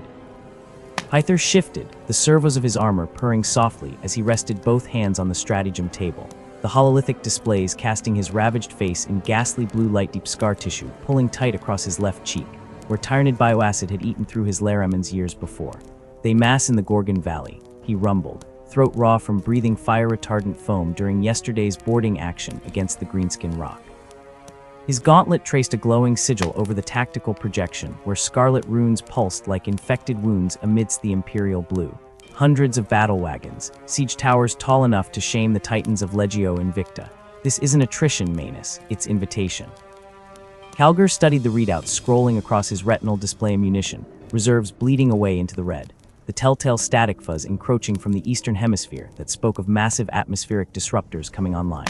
The acrid tang of overheated circuitry mixed with the faintest whisper of something else, something that bypassed the olfactory sensors in his armor to crawl directly into the ancient reptilian core of his brainazone and spoiled meat and the copper-kissed promise of slaughter. They're hurting us, he realized aloud, the revelation coating his tongue with bile. All these months, letting us believe we were grinding them down when every engagement was funneling our forces toward. His armored finger stabbed at the hololith where the valley's entrance yawned like a serpent's jaws. They want us here, need us here. A smile without warmth cracked Pyther's face, pride and sorrow warring in his leagry eyes. 10 years ago, you'd have charged headlong into that obvious trap just to spit in the architect's eye. That instinct is why Gilliman's blood flows strong in you. He straightened, the bones in his neck audibly creaking. But your right shadow behind this infestation hungers for our deaths in that valley specifically. I've reviewed the cyclonic scans. There's something buried beneath those mountains, something older than this crusade, older than the Imperium itself. The orcs are just the scalpel being used to cut us out. The chapter master's Voxspeed blinked crimson signals. Officer Castus waited with urgent news. Pyther acknowledged with a curt nod, his entire demeanor shifting from mentor to monument as the harried voice crackled through the bridge speakers. Warboss Skullcrack himself leads the assault column. Lord, their weird boys are channeling enough psychic energy to light up the Auspex from orbit. And sensors detect an unidentified energy signature emerging from the valley's western ridgereeds like static swallowed the rest. Every lumen on the bridge dimmed as power rerouted to void shields, the deck plating thrumming in resonance with some deep planetary agony rising from Sheridan's burning crust. Pyther didn't hesitate. Battle stations, all ground forces to muster points Sigma and Omicron. Prepare the Spear of Macragge for deployment. He turned to Calgar, removing his artificer helm from the mag clamp at his waist. The ceremonial faceplate still bore the proud blue of Macragge's skies, rather than the scorched black of his current armor. Whatever ancient evil stirs beneath our feet, it plays a dangerous game using orcs as pawns. If we break their back here, we may rip out the puppet strings before the true enemy reveals itself. Calgar's fist crashed against his plastron in salute. By your will, chapter master. As he strode toward the Dropod bays, the familiar scent of sacred machine spirit oils and following death. Below in the valley, the air itself seemed distilled violence superheated by flamer bursts and concussive detonations, howling with the pottery shards whine of shock rifles and the basso profundo of charging power claws. Calgar fought in the bloody vanguard, his plasma pistol whining with each shot that turned orc knobs to vaporized silhouettes against the firestorm, his combat blade a silver blur trailing ropes of luminescent alien viscera. Through the choking smog, he saw Pyther everywhere, a golden giant wading through tides of green flesh, the relic sword Augustus Rex trailing arcs of lightning as it bisected warbikes in sprays of promethium and teeth. Yet with every decapitated orc, 3 more clambered over the twitching corpses, their warcry of WAGH, now threaded with strange cadences that buzzed against the Ultramarine's auditory implants like static locusts. It happened between heartbeats. One moment the chapter master stood triumphant upon the burning wreckage of a Gorkanaut, his blade raised in defiance as he roared encouragement to the 4th Company pushing through the enemy's flank. The next reality tore. Not ruptured by explosives, but unzipped along edges that screamed in colors outside human spectra. The orc war machine that manifested wasn't built. It was extruded, a cancerous sculpture of meat and iron that throbbed with internal lightning, its gunmouth belching warp-spawned fire that clung and screamed as it consumed. The blast didn't merely kill, it erased. 30 of the finest warriors in the Imperium disintegrated mid-charge, their atoms unwoven into loose clouds of quarks that glowed briefly before winking out. And Pythor fell not as legends fall, no last words, no glorious fade against a sunset. He simply ceased being vertical, crashing to the ashen earth with 2/3 of his torso missing, the marble-white bone of his spine protruding like a broken flagpole from ruins of oromite and meat. Calgar's enhanced physiology recorded the next 17 seconds with crystalline clarity, the wet slap of some detached organ hitting his boot, Sergeant Tyrus vomiting inside his helm, the acidic stink-breaching filter systems, the orc whose head he pulped without conscious thought, its claw still scrabbling at his greave as it died, the perfect cathedral silence behind the ringing in his Irsa vacuum where the chapter master's booming voice should reside. Then, as neurons armed by hypno-indoctrination overrode grief, the world snapped back with physical force. His helm display lit with priority alerts, casualty reports, and a blinking golden runically active when command lineage severed without air. The weight crashed down not as burden, but as biological fact vertebrae compressing under sudden gravitational shift, breath turning to slurry in corrupted lungs. For 3.4 seconds, Calgar understood with terrifying intimacy what antimatter containment failure feels like. Then his training fortress crystallized core rose to the surface. Survival, duty, vengeance. He inhaled pain like sacramental incense, let it scour him clean. When his vox erupted with Captain Vorlow's panicked voice, they're breaking through the eastern bulwark. Orders, sir. Calgar responded not with his own vocal cords, but with Pythor's. The timbre was all wrong, higher-pitched, yet the absolute authority that had led 100 crusades rolled through the channel like thunder. Close ranks, phalanx formation lambda. Reserve aggressors to forward position their flamers will sterilize those trenches. Brother Dace, angle your predators to enfilade the mob crossing the dry riverbed. And Vorlow, a pause filled only with chainswords meeting Zeno's bone. They will break upon us, he fought possessed. Not with Ragathat ephemeral fuel had burned away, but with the cold certainty of orbital mechanics. Every step flowed into the next, bolter patterns weaving kill zones that funneled the orcs into killboxes of overlapping fire. Where Pythor had been a blazing sun around which warriors orbited, Calgar became event horizontalant, inevitable, pulling all toward grim purpose. When the warboss emerged atop a shambling titan of riveted skulls, bellowing challenges that shook blood from dead men's eyes, it was Calgar who met him in the crater where Pythor fell. Not with roaring defiance, but with glacial precision sidestepping the roaring power claw to place 3 mass-reactive shells through the same ocular lens. The ensuing explosion of psychic backlash blinded every warrior within a kilometer, but through augmetic eyes streaming crimson coolant, Calgar saw true for the first time. Threads of sickly light connecting the orc horde to some cyclopean structure, buried deep beneath Sheridan's mantle, its architecture all wrong angles and fractal geometries that burned the brain to witness. When silence finally fell, no true silence, but the relative hush of sporadic gunfire and crackling flames, Calgar stood amidst a charnel plain where 80% of his brothers lay dead. Voxtraffic confirmed the orc forces were routed, their remaining scraps fleeing into the rad wastes. Yet as the ash began to fall like gray snow, collecting in the crevices of his battle-stained armor, he felt no triumph. Only the cold seep of understanding was never about Sheridan, nor orcs, nor even Pythor's martyrdom. That throbbing abomination beneath their feet had been using the greenskins against them, testing, probing, studying Astartes' combat doctrine through a billion data points of blood and anguish. The real war was just beginning. It was Tech Marine Solon who found him, the scarlet-armored figure kneeling in reverence as he presented the remnants of Augustus Rixam melted stump of sword with Pythor's hand still clutching the hilt, fingers fused to ceramite by plasma burns. Calgar took the relic in silence, the weight of command settling into his marrow with its true gravity. He had carried the name Calgar since initiation like a too large cloak borrowed from some greater hero. Only now, with the butchered heft of his mentor's blade in hand, did that name become flesh not inheritance but incarnation. Perhaps in another life he might have wept or raged or knelt in prayer. But in this life, Chapter Master Manus Calgar simply turned his scorched optics toward the smoking horizon where storm clouds bruised the sky, already dictating deployment orders for what remained of his battered fleet. His voice never shook. The orc threat was ended. The true enemy awaited. 73 Terran days later, the seas of Tassar witnessed his coming. The ocean boiled where drop pods breached its surface, waves crashing against cliffs that had stood since the planet's birth now crumbling under artillery bombardment. Calgar's boot sank into wet sand up to the ankle, the first chapter master to set foot on this world since Guilliman himself had consecrated its forges 11 millennia prior.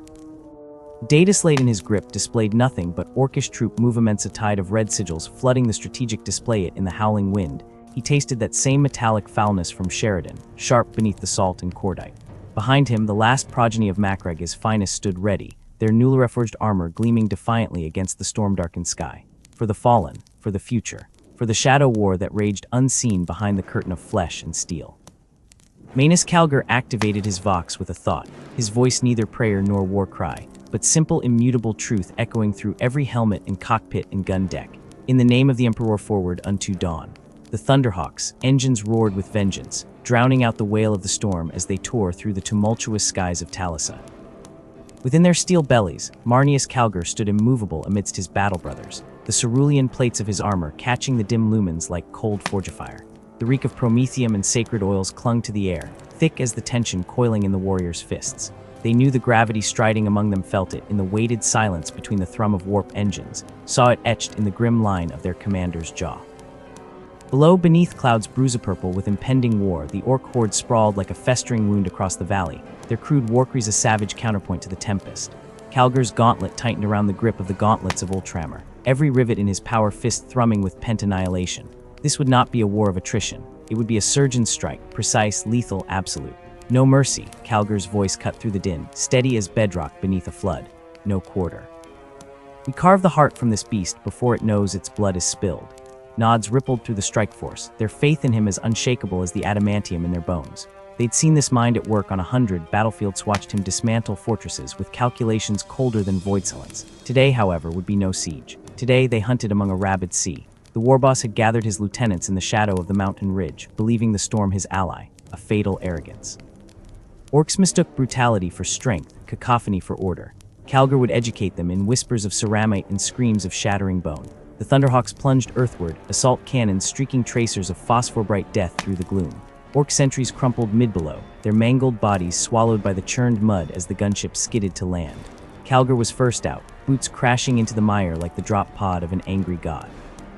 Around him, the Ultramarines fanned out with drill-field exactitude, bolters snapping disciplined volleys into the green tide surging toward them. The orcs came in a howling avalanche muscle and rusted iron and jagged steelbutt against the Astartes. They broke like jaundiced waves against a cliff. Calgar waded into the fray, the gauntlets of Ultramar alive with barely restrained destruction.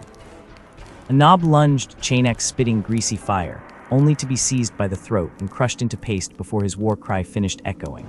Calgar moved as though the Codex Astartes had birthed him, every pivot, every blow a verse from Guilliman's sacred text. Amidst the carnage, the warboss revealed himself an abomination of swollen muscle and scar tissue, towering over his kin like a toad god from barbarian myth.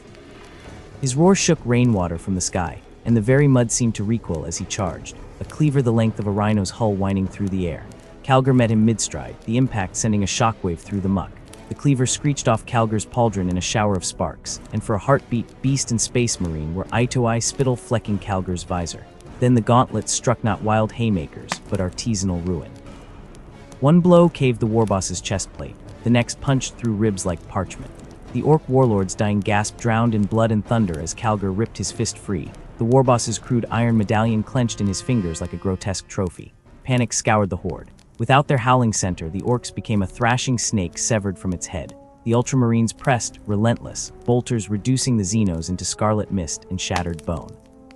By the 6th minute, the rout was total greenskins fleeing into the storm's teeth, wails of terror swallowed by thunder. Calgar stood panting amidst the slaughter field, gore steaming on his armor like some ancient champion sculpted in blood-stained marble. The victory was absolute, yet as Talus's scattered survivors emerged to kneel in the mud, weeping his name like a prayer, Calgar felt only the weight deepening. This was but a skirmish in the Long War, a prelude to trials that would demand more than mere martial perfection. Upon Macragh, the fortress monastery's vaulted halls bore witness to ascension. Torchlight gilded the frescoes of Robout Guilliman, their solemn gaze fixed upon the warrior kneeling before the chapter's assembled lords. Honor guards stood like statues wrought in silver and cobalt, their silence more resonant than any fanfare. Calgar felt the relics, Gazeth armor of reason, the gladius Inkendor burning into his soul. This was no battlefield glory, it was a covenant. As the mantle of chapter master settled upon his shoulders, heavier than Terminator plate, Calgar understood with crystalline clarity.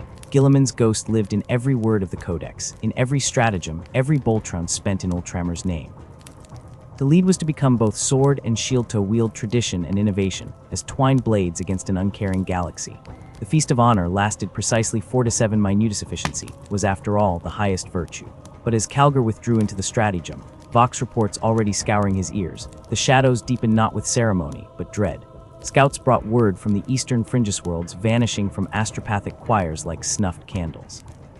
Not razed, not conquered, but consumed. The Tyranids, a void swarm whose hunger eclipsed even the Archtraitor's malice. Calgar stared at the hololith as it painted macabre constellation system after system blinking crimson then gray as Hive Fleet Behemoth surged toward Ultramar.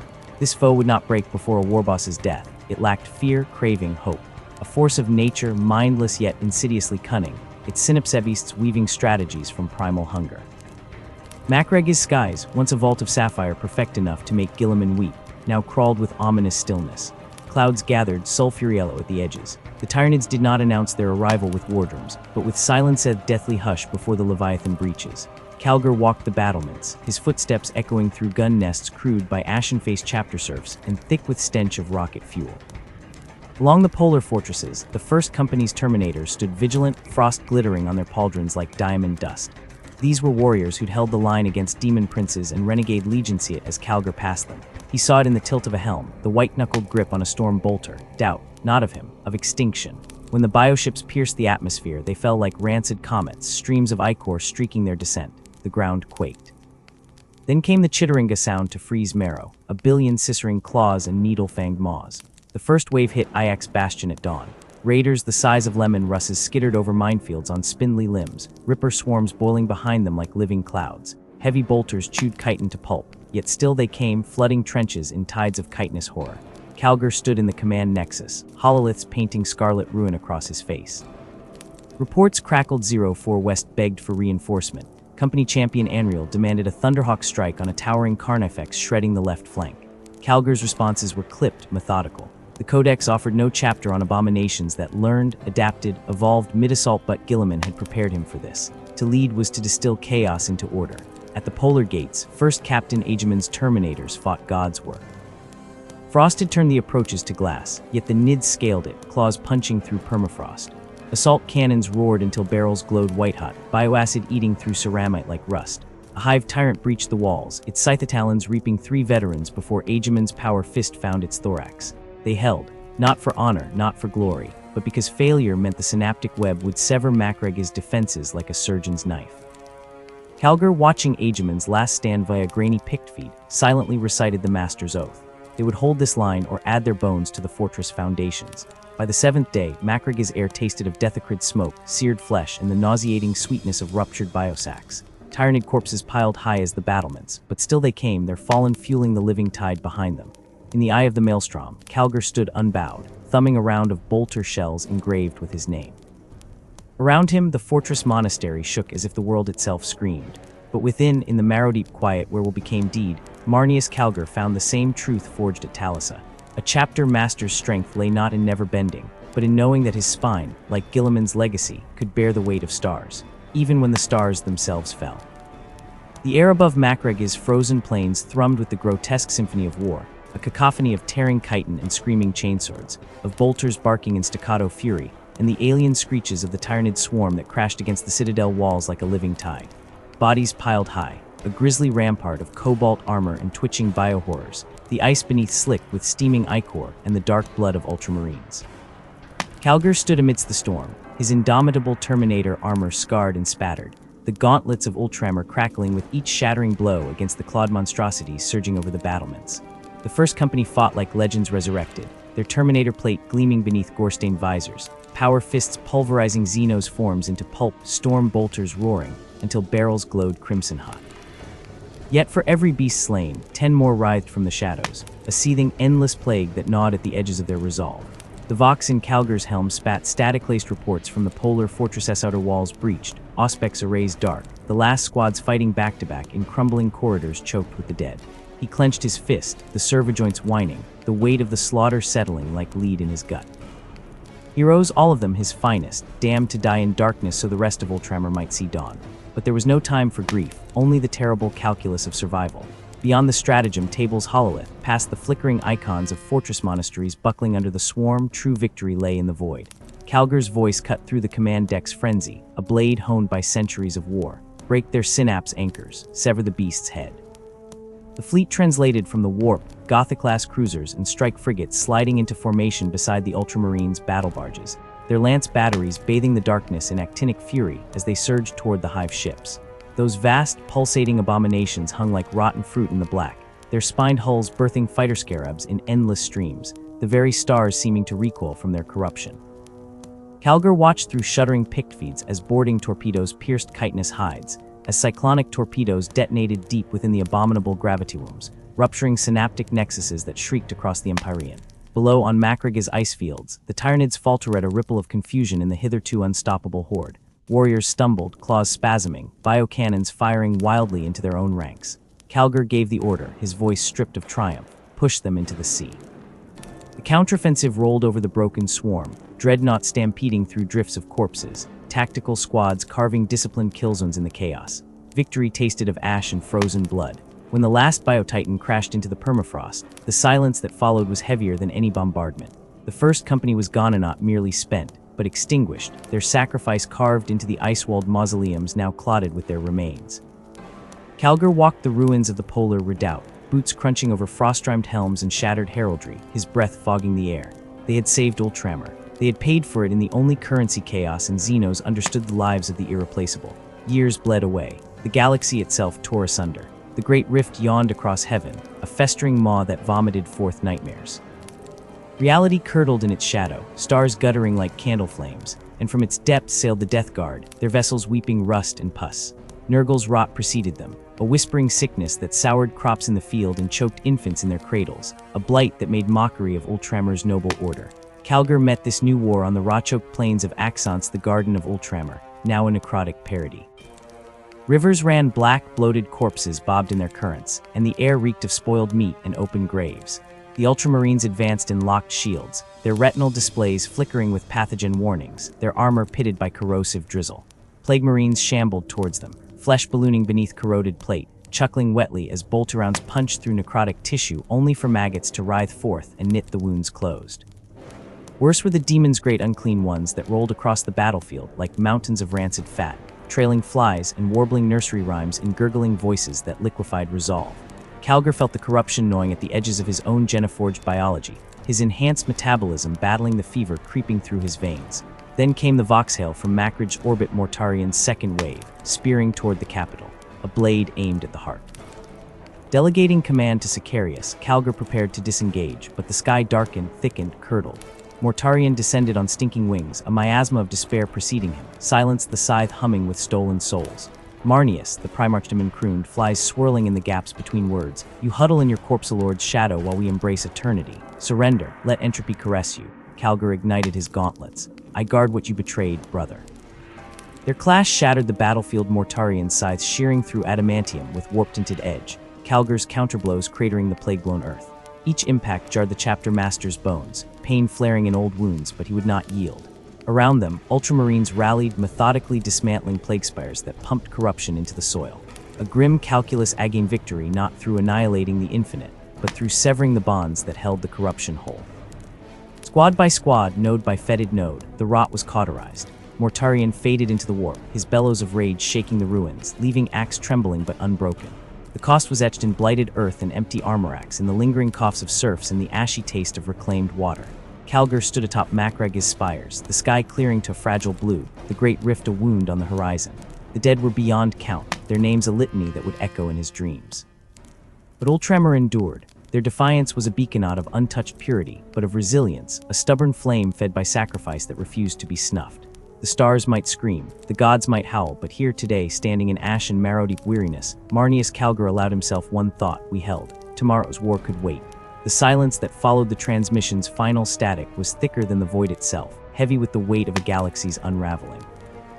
Marneus Calgar did not move. The air around him seemed to crystallize with the enormity of the report. Cadia had fallen. The words echoed in the steeline chambers of his battle barge, their truth colder than the blackness pressing against the armored viewports. For 10,000 years, Cadia's defiance had been the Imperium's shield, a burning star against which the darkness of the Eye of Terror broke and receded. Warriors had stood where others faltered, guarding the wound in reality where chaos festered like a gangrenous limb.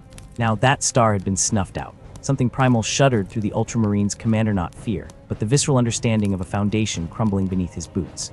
Around him, his officers murmured like ghosts, their voices fraying at the edges. A colonel uttered the forbidden thought, half-strangled. If Cadia could fall, the unspoken despair hung like poison in the recycled air. What hope remained when even the unyielding had shattered? Calgar closed his eyes, not to escape the truth, but to let it crystallize inside him. He thought of Cadia's last stand, picturing the final fortress cracking under the despoiler's fury, the Cadian shock troops firing their last guns even as the world tore itself apart beneath them. Such courage, such waste. Cadia had not merely been a world, it had been an idea, a testament that chaos could be held at bay, that some walls would never crumble. Now the Eye of Terror yawned wide, its malice unbound, spilling warp storms and reaving fleets into systems that had never known such darkness. But where others saw the death of hope, Calgar saw duty, sharp and clear as a whetted blade. He turned from the view screen, his face a mask of glacial control, though the grief was there, buried beneath the bedrock of his will. The Emperor's light still burns, he declared, his voice a low rumble that stilled the whispers. The words were neither comfort nor defiance, but a fact as immutable as the stars outside. We will not falter. Cadia has fallen, but we will hold. Ultramar will hold. Nods answered Himgrim, resolute, but the doubt lingered in the corners of their eyes like cobwebs. They understood what the widening eye meant. The galaxy was bleeding, and Ultramar lay along its crimson trail. The days that followed were a blur of calculated haste. Calgar became a storm of purpose, his mind dissecting the threats with cold precision. The Death Guard were already clawing at the edges of Ultramar's domain. Nurgle's pestilential legions made their stench known before their ships even pierced the void. The Agriworlds would suffer first, their lush fields blighted, their rivers choked with filth before the plague ships turned their gaze toward Macragge's defiant spires. Calgar moved like a master sculptor reshaping stone, summoning his captains in a flurry of encrypted missives and priority seals. Each world, each bastion, each orbital defense grid was assessed, reinforced, woven into a lattice of resistance. The Codex Astartes was his scripture, its pages worn smooth by centuries of consultation. Gilliman's words rose in his mind like clarion calls. Adaptation is the soul of strategy. The Codex guides, does not command. He repeated it like a mantra to his officers as holograms flickered above tactical displays, chapters deploying, fleets mustering, the vast machinery of war groaning to life. Trust the Codex, Calgar urged, his finger tracing a ragged line across the glowing star map where the ruin storm seethed. But trust your instincts more. In the quiet moments, though, beneath the weight of command, he felt the cracks in his own certainty. Cadia's fate haunted him. He had walked its battlements once, centuries ago, felt the psychic pressure of the eye's malevolent gaze. How easy it was now to imagine Macragge's mountains crumbling, its cities choked by warp-fed flames. He banished the image with a practiced exhale. Ultramar was more than a realm, it was a testament to order, a beacon that had guided lost ships through the Imperium's darkest nights. If it fell, the last candle would gutter out. The rumors arrived, first whispers carried by astropathic choirs, fragmented and delirious. A Primarch walked among mortals, a legend reborn. Gilliman. Calgar dismissed them as wishful myths at first, the desperate fantasies of a galaxy teetering on oblivion. No Primarch had drawn breath since the heresy's final cataclysmic crescendo. Gilliman himself lay entombed in stasis, a monument to his brother's betrayal, forever frozen a heartbeat from death. And yet, the reports persisted, growing louder, sharper, until even the most skeptical captains could no longer deny the impossible. A strike force returning from the fields of Tsagualsa spoke of a golden giant leading the charge, a warrior whose ceramite gleamed under alien suns with the faded glory of Ultramar's earliest days. Then came calls, encrypted logs, a flood of data confirming the unimaginable, arcane sciences, Eldar trickery, sacrifice and resurrection woven into a miracle. Not as a memory, not as a marble effigy in the fortress of Hera. Alive, Calgar stood in his arming chamber when the final confirmation arrived, a datapad trembling imperceptibly in his grip. Around him, serfs polished his armor to a sapphire sheen, unaware of the earthquake beneath their lord's stillness. To meet one's Genesire, a living god of war whose blood ran in his veins, whose voice had shaped his every doctrinthes, was beyond protocol, beyond ceremony. It was a collision of epics. The Primarch's presence filled the stratagem chamber like a sudden shift in gravity. Every Ultramarine present felt a subsonic hum in the bones, an instinct to kneel woven into their very DNA. Gilliman stood before the hololithic projections of the crumbling Imperium, his armor still bearing the scars of his long sleep, his eyes ancient and weary yet ablaze with undimmed purpose. When Calgar entered, the Primarch turned, and time seemed to fracture. Here was the architect of Ultramar's golden age, the author of the Codex that had steered Calgar's hand through 100 campaigns. Robot Guilliman regarded his chapter master not with the disdain of a deity among mortals, but with the piercing focus of a commander assessing his most trusted lieutenant. Calgar met that gaze without flinching, centuries of discipline anchoring him. Yet beneath the surface, an unfamiliar tremor stirred something raw and profoundly human. Relief, guilt. "You held them," Guilliman said at last, his voice a resonant baritone that seemed to vibrate in the chamber's marrow. "When the walls crumbled and the night closed in, you held them." The simplicity of the acknowledgement struck deeper than any commendation. They spoke then of the galactic wounds cicatrix maledictum clawing the sky, the Death Guard's relentless putrefaction, the thousand fires burning across Ultramar's borders. Calgar detailed deployments, supply bottlenecks, the gnawing attrition in the northern sectors, his words clipped and precise. Guilliman listened, nodding at times, interjecting with questions that cut to the heart of logistical frailties Calgar himself had only begun to suspect. This was no reunion of father and son, but of two generals salvaging order from ruin. Later, walking Macreg's sun-drenched battlements, the scope of their task yawned before them. Below, the scarred plains stretched to the horizon, dotted with the jagged teeth of reconstruction scaffolds rising like skeletal hands from ruined districts, smoke hazing the air from forges working day and night. The stink of promethium and fresh-returned earth mingled with the saltang of the distant sea. "They think we rebuild stone," Calgar murmured, his gauntleted hand resting on the sun-warmed parapet. "But it is their hearts that need fortifying. Every fallen beam, every poisoned well, it whispers to them that chaos cannot be stopped." Guilliman paused, his gaze distant, seeing not the rebuilding but the fragile web of belief holding Ultramar together. "Faith is the true bastion," he replied, the wind catching the edges of his words. "Not in gods or relics, in us, in the idea that men can still stand when the stars die. Show them that, and the stones will rise on their own." They did not speak again for a time, the silence filled by the distant clang of hammers and the cries of drilling provosts. The partnership unfolded with unspoken synchronicity, Calgar the unwavering executor of Guilliman's sweeping designs, the Primarch the strategist who saw galaxies as chessboards. Each fortified agri-complex, each relic tank pulled from Macreg's vaults, each shipment of grain to a starving outpost, became a stanza in a new litany of defiance. Farmers tilling fields under the armored gaze of Astartes sentries began to straighten their backs. Children in refugee camps stopped flinching at every shadow, their eyes no longer hollow voids but bright with borrowed courage. Ultramar's spirit, though scarred, was not broken. But beyond their realm, the storm worsened. The Imperium splintered with each passing cyclosectors falling silent, warp roots dissolving into madness, worlds devoured by cults that sprouted like mold in the dark. Guilliman's return was a flare in the night, yet for every ship that rallied to Macreg's beacon, a dozen more were lost to the howling void. The Primarch saw the grim arithmetics they were holding, but only just. Thus began the Indomitus Crusade's gestation, a plan so audacious it bordered on madness, not merely to defend but to claw back the darkness, to sail into the storm's heart with fire and sword. Calgar stood at Guilliman's side as the first troop dispositions etched themselves across star charts, the names of lost systems burning like brands in the gloom. The weight of it pressed down the knowledge that billions would perish, that entire chapters might be spent like currency in this gambit. Yet in the grim set of Guilliman's jaw, Calgar saw the same resolve that had forged Ultramar from wilderness 10 millennia past. "We are the Defiance," he thought, the old Cadian credo echoing through him as fresh orders cascaded to the fleet. Even in ruin, the galaxy had ended once before in fire and betrayal. Now another ending loomed. But here, in the roar of starship engines flaring to life, in the determined faces of serfs loading shells into the bellies of thunderhawks, in the cold, clear light of his Janissary's will, Calgar found not hope something fiercer. A vow etched in adamantium, in blood, in the unyielding certainty that as long as one ultramarine drew breath, the night would not have the final word. He adjusted his gauntlets, the familiar weight comforting against his palms, and stepped forward into the howling gale of the future. The vast tapestry of the Indomitus Crusade unfurled across bleeding stars and shattered voidlanes, wounds freshly torn in the galaxy's flesh by the cicatrix maledictum's hideous birth scream, 1,000 nightmares made manifest. Behind Guilliman's campaign lay the rot-streaked carcasses of entire sectors worlds swallowed by ravenous darkness, once-proud imperial bastions reduced to howling madhouses where 10,000 years of order had dissolved overnight. To reclaim them would demand not the heedless fury of the Crusader, but the surgeon's precision. Guilliman understood.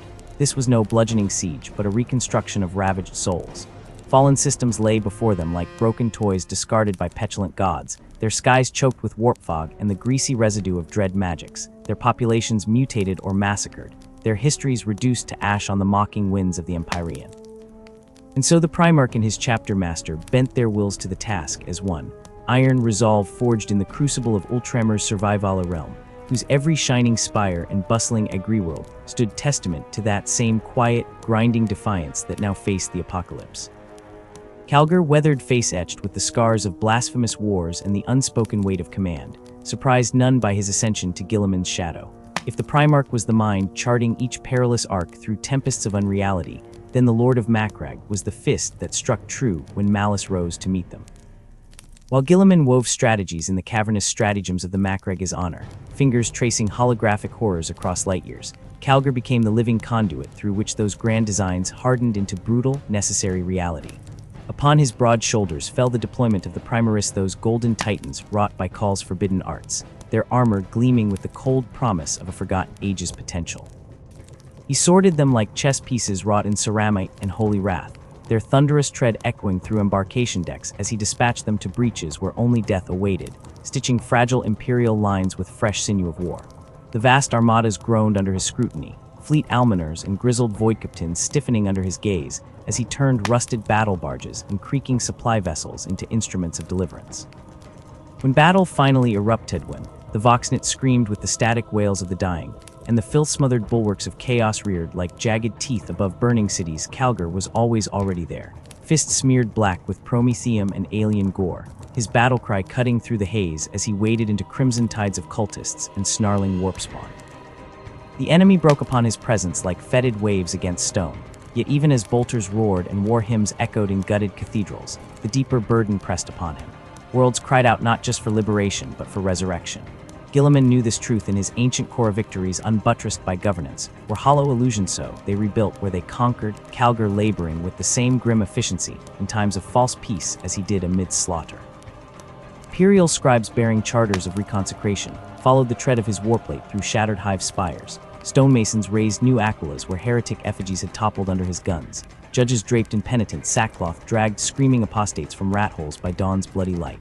Through it all, the crucible burned hotter though Calgar's resolve never cracked, his iron spine magnetized by duty. There flickered private moments when the raw scale of oblivion threatened to snuff the brightest spirit. To gaze into the cicatrixes, Ma was to understand true insignificance. Whole star systems winked out as warp storms birthed weeping demon worlds, and the Imperium's dying breath stank of rust and plague. Yet when that primordial doubt gnawed, when the sheer impossible arithmetic of loss clawed at his geneforged psyche, need only turn to the Primarch's patient majesty. Guilliman's ice-blue eyes held no false comfort, only the immortal fire that had once lit the heavens during the Great Crusade's zenith, a forgeglow declaring with quiet thunder, "We endure." And so he did, not a slave to blind obedience but disciple to a shared creed. Their bond spanned the fathomless gulf between mortal and demigoda Primarch, humbled by 10 millennia's brutal tutelage in frailty, a chapter master exalted by impossible burdens borne with undimmed faith. Guilliman's counsels with Calgar weren't commands offered down a divine mountain, but dialogues between peers. The regent bent his ear to the man who'd held Ultramar through the grimmest watches of the Long War, drawing from wells of sacrifice no transhuman could fathom. Calgar, in turn, offered fealty not to an icon, but to the living embodiment of all he'd bled to preserve with promise that reason might yet reign over the galaxy's screaming madness. Side by side upon 100 bridges scarred by lancefire, they rose like twin colossi against a hurricane of ruin, and worlds burned cleaner in their wake. No battle epitomized their dance of blade and blueprint better than the grueling redemption of the Karthus sector, a festering pustule on the galaxy's underbelly, where the warp's blight had sunk roots deep as planetary cores. Its skies stank like open graves, its continents braided with throbbing vein highways pumping demonic ichor into swollen citadels, where fly-swarmed lords cackled over flayed saints. To charge headlong into that nightmare would see even legions buried in meat and madness. Instead, Calgar played the Zionki master-feigned retreats, baiting corrupted warbands away from their shadowed fastnesses, false supply lines left bleeding to draw ravenous packs into kill zones. When came the lightning riposte, the Primaris spearhead struck with Cronus-crafted precision, Guilliman's strategic axioms rendered tangible in phosphex fire and volkite beams. What might have been a decades-long siege resolved in weeks of vicious dagger thrusts, the back of chaos, grip broken not through overwhelming force but surgical excision of its command wrought. Yet Calgar lingered long after the last heretic stronghold fell, stalking ruined hablocks to ensure water purifiers restored flow before his fleet's departure, his gauntlet propping up priests who trembled with gratitude beneath half-rebuilt walls. Even as the crusade stormtide surged from conquest to conquest, Calgar's gaze never fully left home. Ultramar's halo of worlds glittered behind his eyelids in rare moments of reposia, jewel ever circled by jackals. Orc Hulk slid like tumors through its periphery, eager for slaughter loot, only to be shattered by his sudden, brutal counterstrikes launched mid-crusade with logistical mastery bordering on clairvoyance. No Xeno fleet mustered in darkness without his auspexes marking it. No chaos cult whispered blasphemies in ruined temples without his watch officers scenting its taint. Though Ultramar stood bastioned by tradition, its borders bled, and Calgar stitched each new wound with meticulous Fura-Blade bargain strike cruisers annihilating greenskin flotillas one month, Gladius-class escorts flensing heretic outposts the next, always the Guardian's vigilance thrumming through his hearts like a second pulse. And through it all, changing everything yet changing nothing, strode the Primaris divergent light fracturing the Astartes' ancient certainties. When first Calgar beheld them mustered by Khal's skeletal heralds beneath Terra's sickly skies, their silent ranks seemed ripped from antique murals depicting the Emperor's first angels. Taller by a head than his own veterans, their Mark X plate resplendent with reforged heraldry, they exuded an aura not of raw might but of completeness, as though millennia of degradation had been scoured from their genicode. They knelt before him with perfect discipline, yet their eyes betrayed no familiarity with the ragged edges of this decaying reality warriors born from Triumph's long dust, too pure to comprehend the rot they'd been sent to cleanse. Their arrival rippled through Ultramar's strike cruisers like a seismic charge. Grizzled sergeants eyed them with wary appraisal. Tech marines scanned their armor for signs of Mechanicus heresy. Chaplains muttered litanies against hubris while confessing stirred hopes. Were they reinforcements or replacements? The question hung unspoken in every arming deck, every silent mess hall where new and old mingled like awkward kin at a funeral feastone forged in humanity's brightest hour, the other tempered in its longest midnight. Yet amidst tidal shifts, bedrock endured. However the galaxy convulsed, however strange the weapons arrayed or distant the battlefields to which duty called Calgar and Guilliman advanced in lockstep. Each reclaimed world was not merely a victory tally, but a votive candle lit in the abyss, frail yet defiant, their flames multiplying one by one into constellations of stolen hope. The Primarch surveys spanned stellar clusters, his quill inking edicts that knit fractured subsectors into circuits of desperate resilience, while Calgar's warplate trod trenchlines under artillery-blackened skies to rally mortal conscripts who'd forgotten the meaning of courage. Somewhere between grand strategy and the mud-choked boots of beleaguered humanity, between the cold calculus of resource allocation and the visceral spray of chainsword through traitor flesh, the crusade found its truth that a dying imperium breathed still because men bore burdens beyond their strength and bore them anyway, and beyond them court and corpsemaster loomed the future's shadow.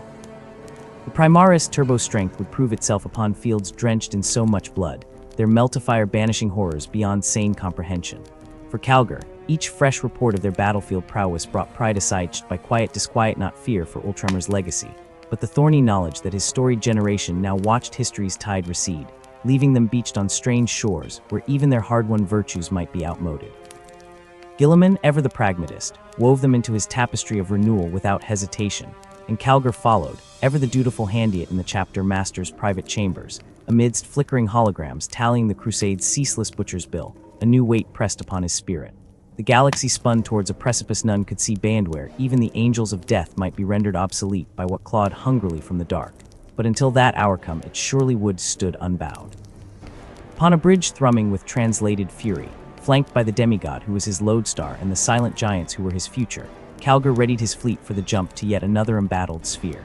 Coordinates burned crimson in the tactical hololith. Battle plans tore themselves asunder and rewove in rapid iterations, and through wide oculus ports, the void itself seemed to glare back a pitiless abyss teeming with wraith ships and laughter like splintering bone. He gripped the command rail, knuckles whitening beneath ceramite, helmless head high. To falter was impossible, to fear unthinkable. The enemy would bleed, the innocents would find succor, the Imperium would endure not without scars, never without cost but endure. For as long as Guilliman stood clad in storm-wreathed purpose, and Calgar wielded his will like a master-crafted blade, there would be defiance, there would be wrath, there would be Indomitus. The air within the sanctuary chambers of Macrega's honor hummed, with a tension thicker than the ceramite plating, lining its sacred Halsa silent battle, raging not against Xenos or heretic, but against the creeping tendrils of doubt coiling through the Ultramarine's very soul. Beneath the cold blue glow of lumen strips reflecting off polished marble, the mighty struggled to reconcile 10,000 years of immutable tradition with the stark reality unfolding before them. Towering figures clad in Mark X armor, bearing the same heraldry, yet carrying the scent of Mars forges rather than Macrega's stone quarries. Every footfall of these Primaris Marines echoed with alien resonance through the vaulted passageways, where Guilliman himself once strode, their enhanced stature causing even veteran battle brothers to tilt their helms upward fractionally in unconscious reaction that tasted bitter as promethium fumes to those who'd bled for the chapter across centuries. Whispers slithered through training cages and armories like venomous serpents, old warriors trading glances laced with unease as they observed neophytes sparring with reflexes bordering on precognition. The Emperor's gift, or a blade at tradition's throat, growled one grizzled sergeant during the third watch cycle, his augmetic eye whirring softly as it tracked a Primaris squad moving with uncanny synchronization through tactical drills. Yet in the observation decks above, tech marines fresh from the forge world of Lucius leaned forward with hungry eyes, murmuring prayers over exposed neural interfaces gleaming beneath the newcomers' gorgets. For every veteran clenching his power fist at the sight of armorial scrolls rewritten with unfamiliar campaign glyphs, a younger brother stared transfixed at holodisplays, showing Primaris Reavers dissolving into shadows with impossible stealth during mock engagements in the asteroid fields beyond Calth. In this maelstrom of conflicting truths, Marnius Calgar's throne room became an island of gravitas, where past and future warred silently beneath cold ivory arches. The Lord of Macragge sat immobile as the statues of Primarchs lining the hall, his indomitable will the only anchor preventing the Ultramarines from splintering into factions, as so many chapters had. But when the Apothecarium's latest reports flickered across his retinal display, three more honored brothers gone to ash and Belisarian furnaces, their genetic legacy unraveling in screaming agonized great pauldrons of the armor of reason, seemed to weigh upon him like dying stars. They spoke to him then, in the silent hours when even servitors powered down to their lowest cycles. Captain Sicarius's voice tight as overwound suspension coils, recounting how Aristed's squad hesitated a fatal microsecond awaiting orders from firstborn officers during the Devlin counter-ambush.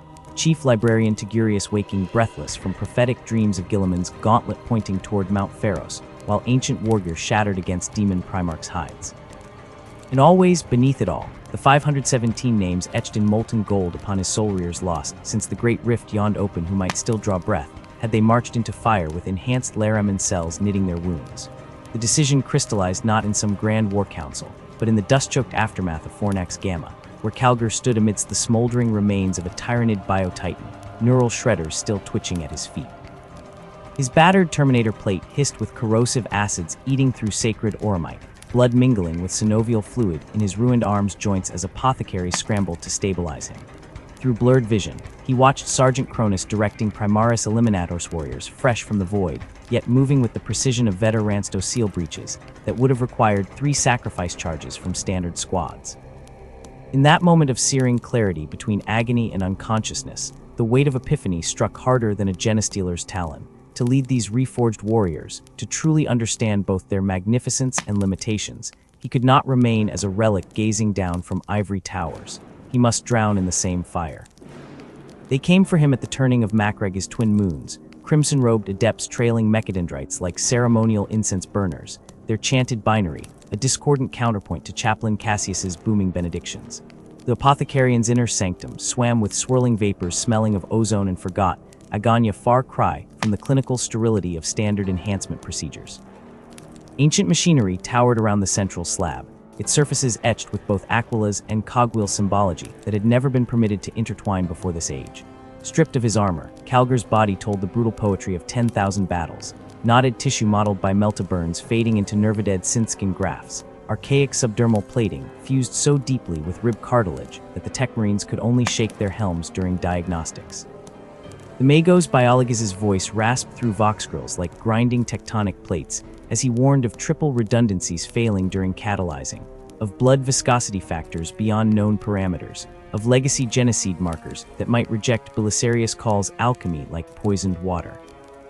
But when the casket seals hissed shut, plunging Calgar into amniotic blackness, where even a Primarch's son became merely flesh awaiting the sculptor's chisel, it wasn't theoretical risks that tore screams from a throat unused to voicing weakness. The pain was a livia sentient force, ripping through marrow spaces, with fractal precision, molecular knives, rewriting Osmodula triggers strand by screaming strand. Somewhere between the 73rd and 74th hour, suspended in agony that dissolved time's linear flow, Calgar found himself back in the hall of Ultramar facing Robout Guilliman's stony gaze. His Genesire's greatsword gleamed coldly, as the avenging sun spoke not with lips but through the fracturing pain itself. A chapter master does not ask his men to walk ground he fears to tread. When neural override buffers failed during the ossification phase, flooding his system with raw torment that made the black carapace implantation feel like a child's inoculation, Calgar's teeth shattered against the Baitegard, but no command phrase passed his lips to halt the procedure. They learned later that 3 monitoring servitors short-circuited attempting to process his vitals during the crucible phase, their machine's spirits fleeing the data flood like rats from torpedo breach. Emergence brought not relief but alien dislocation. Where once bulkheads had stretched tall as any cathedral's embrace, now door arches seemed to loom oppressively close despite his enhanced height. The tactile buzz of Vox networks whispered seductively at the edge of perception, raw data streams begging for cognitive integration. His armored fist clenched involuntarily as transhuman dread radiated from him in waves, causing even Captain Ajaman, his oldest living companion, to falter mid-stride when approaching for the first time. Yet when Calgar spoke, voice thundering with new resonance but diction steeped in antique Macrag aristocratic inflections, tears glistened in veterans' company, eyes they would later deny to record. By Gilliman's blood and the Emperor's light, he rumbled, towering naked and glorious beneath the oculus-admitting pale sunlight, skin still glistening with nutrient gel that pooled around feet capable of crushing Terminator helms to scrap. We remain Ultramarines. He proved it not in throne room declarations, but amidst Prometheum fires burning across Espandor's jungles months later. When the Death Guard's corrupted Warhound Titans breached the secondary wall, it was Calgar who physically hefted a disabled repulsor tank to bridge the crumbling fortifications. The machine's crushed hull groaning protest, as Primaris and Firstborn squads sprinted across this makeshift bridge behind a barrage of Hellfire rounds.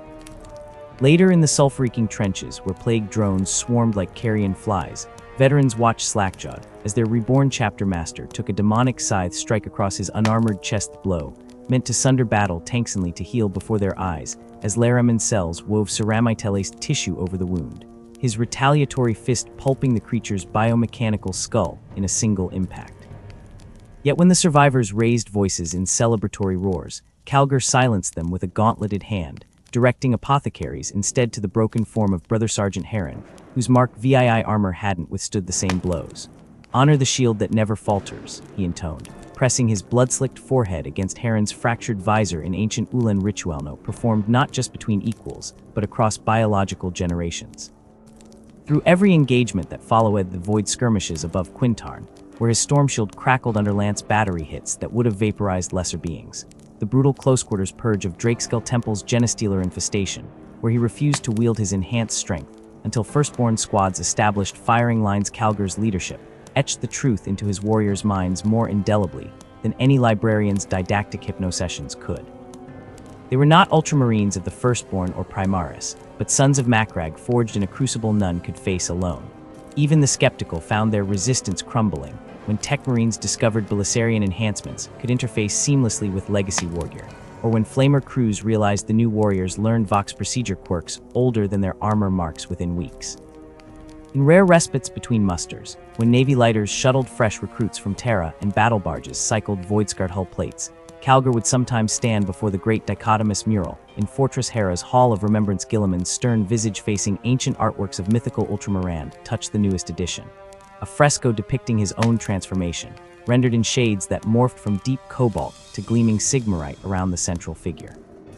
Here, when none could observe their demigod's momentary humanity, Marnius Calgar allowed himself to remember the biting neural agony, the terror of losing sensations, held dearth metallic tang of Stormrain on glacis plates, the vibration of mass drivers thundering from Sicarius's strike cruiser, even the exact pitch of Aegiman's laughter during the victory feast for Tyron's world.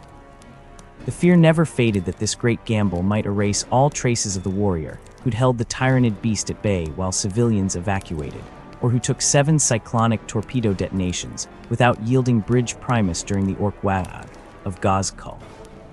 Yet when he flexed fingers capable now of crushing adamantium, yet still tracing the exact pattern to activate Terminator teleport homers encoded millennia ago, Calgar tasted not the bitterness of lost self, but the iron certainty of an oath fulfilled.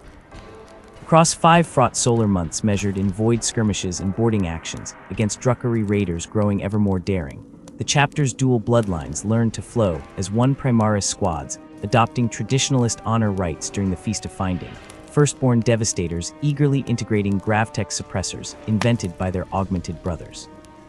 The great armory of Hera rang with new rhythm every battle cycle, the resonant thrum of plasma incinerators charging alongside the satisfying clank of old-pattern bolt gun slide mechanisms, symphony of past meeting future. Not all accepted this bridge. A handful of veterans, still clad in Hera-Zero war gear, requested reassignment to Terra's defense, rather than undergo the procedure rebut when statues across Ultramar began depicting Calgar with one foot upon ancient Macragge stone and the other upon Belisarius Cahl's schematic scrolls. None dared protest. By the time Hive Fleet Leviathan's vanguard tendrils brushed the Pharaoh system, breaking against integrated defenses where Primaris fire support and Firstborn ambush tactics worked in flawless harmony, the sound that rose from the ranks bore no factional dividingly the unified war cry of Ultramar Ascendant. In rare solitude before deployment, Marneus Calgar would sometimes stand before the great oculus of the Arx Macragge, gazing at stars now veiled by the ominous warp storms of the Cicatrix Maledictum.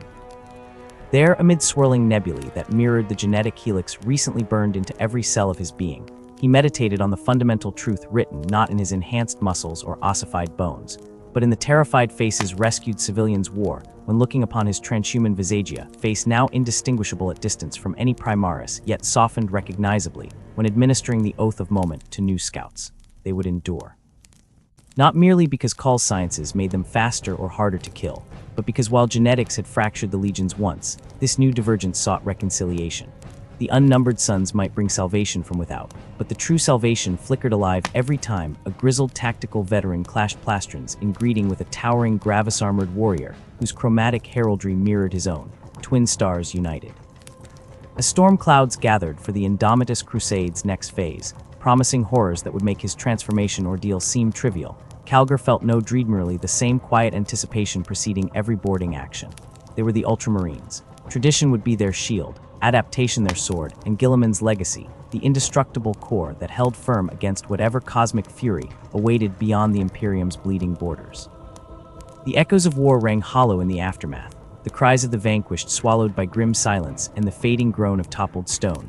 Yet where brother legions saw only the finality of ruin, the warriors in sulfur-yellow plate found purpose rising like smoke from cooling ashes. Selection had forged them not the random cruelty of genetic lottery, but deliberate design like tempered steel plunged into icy brine. The agony of the genocides embraced demanded souls as unyielding as ceramite, and the VII Legion endured where others shattered, their bodies transmuted into vessels of Emperorot fury. They emerged not merely as soldiers, but as paragons, their spirits annealed in suffering's crucible, their minds honed to comprehend conquest as other legions comprehended slaughter. For these warriors, victory was no transient spasm of annihilation, it was an architecture. Where blades fell and tanks ground defiance into mud, they saw frameworks for dominion, blueprints etched in blood. Before the final echoes of bolter fire faded, they raised bastions upon scorched earth, mingling plasteel with shattered bone, binding rubble into ramparts that would outlast memory itself. 600 citadels scorched the skies from Himalaya's glaciard peaks to the phosphorescent shallows of the Crystal Sea. In their first decade alone, each fortress, a clenched fist hammered into the throat of rebellion, each battlementsker of a covenant. The Imperium's grasp could not be pried loose. Theirs was a duality lesser warriors mistook for paradox creators, whose artistry flourished only after apocalyptic wrath. On Kenstar's wind-scoured plains, 50 land raiders birthed a storm, their charge churning dust clouds vast enough to choke the sun. Yet once the tyrant's Waringans lay as molten slag, surveyor teams mapped foundations where his palace had burned. In Galbar's molten underrealms, tectonic charges cracked the planet's skin like eggshell, and yellow-armored phalanxes descended through continents of falling stone. Yet before celebratory braziers guttered out, earth-movers reshaped the rubble into redoubts deeper than catacombs. Observers whispered awestruck that the Emperor's own hand must have closed upon those worlds, a metaphor hardening into name when the master of mankind declared them imperial fists. Laurels were bestowed, carved onto pauldrons still reeking of promethium, accepted not with triumphal roar but silent nodshiner acknowledged, then set aside like tools awaiting next dawn's labor. For the fists' new symbols mattered more than glory. Their fortresses weren't mere strongpoints but sermons in stone. To the conquered they promised order's shelter, to the defiant, annihilation's inevitability. Yet no citadel, however adamantine, could outshine the bedrock upon which the Legion's soul was anchored, the glacial wastes of Inwit, that tomb-world haunting the galaxy's frozen edge. Death ruled there unchallenged, skies blackened by a dying star's emberglow, seas congealed under ice miles where pallid leviathans slithered through abyssal ink, mountains sculpted not by tectonics but by despair. Unshielded flesh crystallized in moments. Survival demanded more than strength, it demanded collective, will sharpen to a razored edge. Weakness murdered kinsfolk as surely as crevasses or ice sharks. From this crucible of perpetual dusk emerged Rogel Dorn, his origins of voidark mystery even to himself, clutched in the frost-rimed robes of House Dorn's patriarch. Bloodtease meant nothing on unwittingly duty's iron grammar. He learned governance not through treatises, but by calculating starvation ratios amidst blizzards, warfare not as glory him, but as grim arithmetic ensuring clan vessels didn't fracture under ice pressure. The fur-lined robe of his grandfather became his shroud and standard, a relic whispering that survival was the only sacrament. When his hands first grasped a forge hammer, he didn't ornament Palasish rebuilt reactor conduits so orbital drydocks wouldn't bleed air. When he commanded armies, it wasn't for territory, but to secure ice trawlers against Xenos predations. Inwit didn't soften him. It sculpted his soul into something as merciless and necessary as the dawnless cold. The Emperor found him not upon frozen wastes, but aboard the Phalanx's star fortress older than the Imperium, pitted by stellar winds, its halls echoing with the groans of dying suns. Dorn hadn't built it. No Forge World could replicate its ossified majesty, but he'd mastered its labyrinthine corridors, its Starfurnace heart commanding the Inwit cluster's fleets from its stratagem throne. Recognition between father and son was instantaneous, wordless. No theatrics of revelation, just a gaze, exchanged across the Phalanx's command deck, two titanic wills mirroring perfectly. The 7th Legion's history might have been woven for Dorn's arrival. Their doctrine of calculated obliteration followed by steadfast reconstruction mirrored his own soul. Where other Primarchs had reshaped their legions into quirks of their personalitas blood madness or esoteric artistry, Dorn found his sons already sculpted to his hand. They shared the glacial focus that saw fortresses not as ends but as keystones for imperial truth. His first act, observing them in battle, motionless as statues, absorbing the fractal precision of their bolter drills, the machine-like synchrony of voidboardings. Only when Castellan Matthias, warriors secured a burning space hulk without a single deviation from protocol did the Primarch speak a single, hoarse syllable of thanks. Promotion followed not with fanfare, but anointment as High Castellan, steward of Inwit's domains. Then immediately orders, 30 new regiments to be drawn from ice-locked hive cities. There was no feast, no pageantry, only the turning of gears toward the next war. 16 decades of unbroken compliance campaigns followed, the Fist's reputation crystallizing like Inwit's permafrost unyielding, inevitable. Their methodology became dogma: analyze, annihilate, rebuild. On Necromunda's ash-choked battlefields, they broke orcish hordes with methodical gunlines and countercharges timed to the microsecond. Hivalords groveled with offers of governance, desperate to bind the Fists as overlords. Dorn refused, consecrating a Fortrechapelle Spiredeep in toxic rock. I want recruits, not vassals, his voice like glaciers calving, embodying the Legion's creed. War was their purpose, not dominion. This pragmatism, his refusal to conflate conquest with rule-ignited embers of discord, however, embers that would blaze into the heresy's inferno. For among the Primarchs, one alone mirrored Dorn's mastery of siegecraft, Perturabo of the Iron Warriors. Their kinship was poisoned at its root by twisted reflections. Both wielded math and massacre as one instrument, but where Dorn raised citadels as hymns to permanence, Perturabo's bulwarks were brutalist equations of expediency. The schism sparked from a courtier's just Fulgrim's serpent inquiring if Perturabo could crack the Fists' fortification stow, which Dorn replied with infuriating calm: he cannot. Perturabo, whose psyche festered with perceived slights, absorbed this not as fact but insult. The Iron Warriors seethed, the Fists' endured philosophies hardening into mutual contempt. Dorn's idealism enraged Perturabo's pragmatism, the latter seeing not nobility in eternal bastions, but weakness-wasted resources on Vanitistone. The Emperor's appointment of Dorn as Praetorian, architect of Terra's defenses, plunged this rivalry into darkness. As the Imperial Palace ascended a zenith of defensive artistry, its walls threaded with anti-orbital lasers and psychic wards, Perturabo saw only favoritism. Dorn's quiet declaration that even the 4th Legion couldn't breach them drew volcanic fury, bitter rants echoing through Olympian halls. The Fists bore their estranged cousins' glares without comment, fortifying terraces and gunnists, unaware how deep resentment's roots could worm. Buried beneath this mounting tension lay Dorn's silent burdens, gnawing grief of lost brothers, a Primarch's loneliness that no fortress could exclude. He channeled sorrow into vigilance, doubt into over-engineered kill zones and redundant void shields.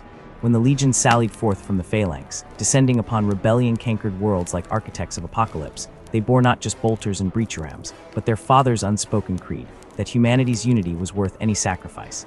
Even creation's splendor, the vaulted cathedrals they built was simply another weapon, striking awe into allies and terror into traitors. Theirs was the resilience of the unyielding, stubborn granite beneath civilization's mantle. As galactic dusk approached, as brother turned on brother, the fists would need every iota of that strength, every lesson etched into their marrow by Inwit's cold and Dorn's indomitable will. For the coming storm wouldn't test their ability to build but to endure when everything burned. The clanging of war echoed through the smog-choked void of a campaign whose name would be lost to all but the iron-handed architects of its brutality. Ferrus Manus, a titan of calcified resolve and merciless calculus advocating strategies that would see mountains of dead piled high in service to swift victory. Against him stood Rogel Dorn, Praetorian unbowed, whose measured cadence spoke of a different arithmeticone, where the weight of each life extinguished held tangible gravity, where unnecessary sacrifice was not strategy, but blasphemy against the Imperium's sacred charge. Their disagreement, though brief as a bolter's burst across command holographs, reverberated through the strategic cores of both legions, etching into the minds of attending captains the immutable truth of Dorn's nature, a warrior, forged in violence, yet one who wore the mantle of loss as a penitent bears chains, each life surrendered carving fresh furrows into the bedrock of his duty.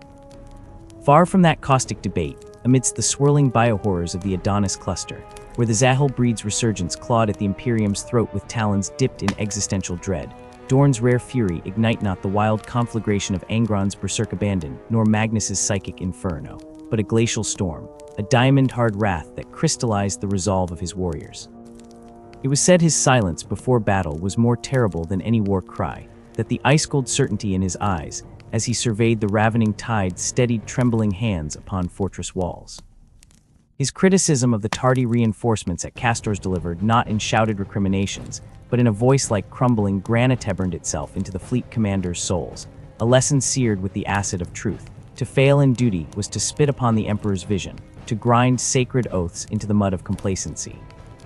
Victory at Anner would ascend like a pyre, consuming the grotesque empire of Overlord Urak Uruk, an empire vast enough to drown sectors in tides of feral green, crushed beneath the mechanized heel of the Imperium's greatest muster-own 100,000 legionaries, 8 million souls of the Imperial army, a constellation of warships blotting out starfields. Amidst this titanic assembly, the Imperial fist stood apart, unyielding as ancient bedrock, while Luna Wolves shattered defenses with radiant heroics and Blood Angels painted epics in orcish viscera.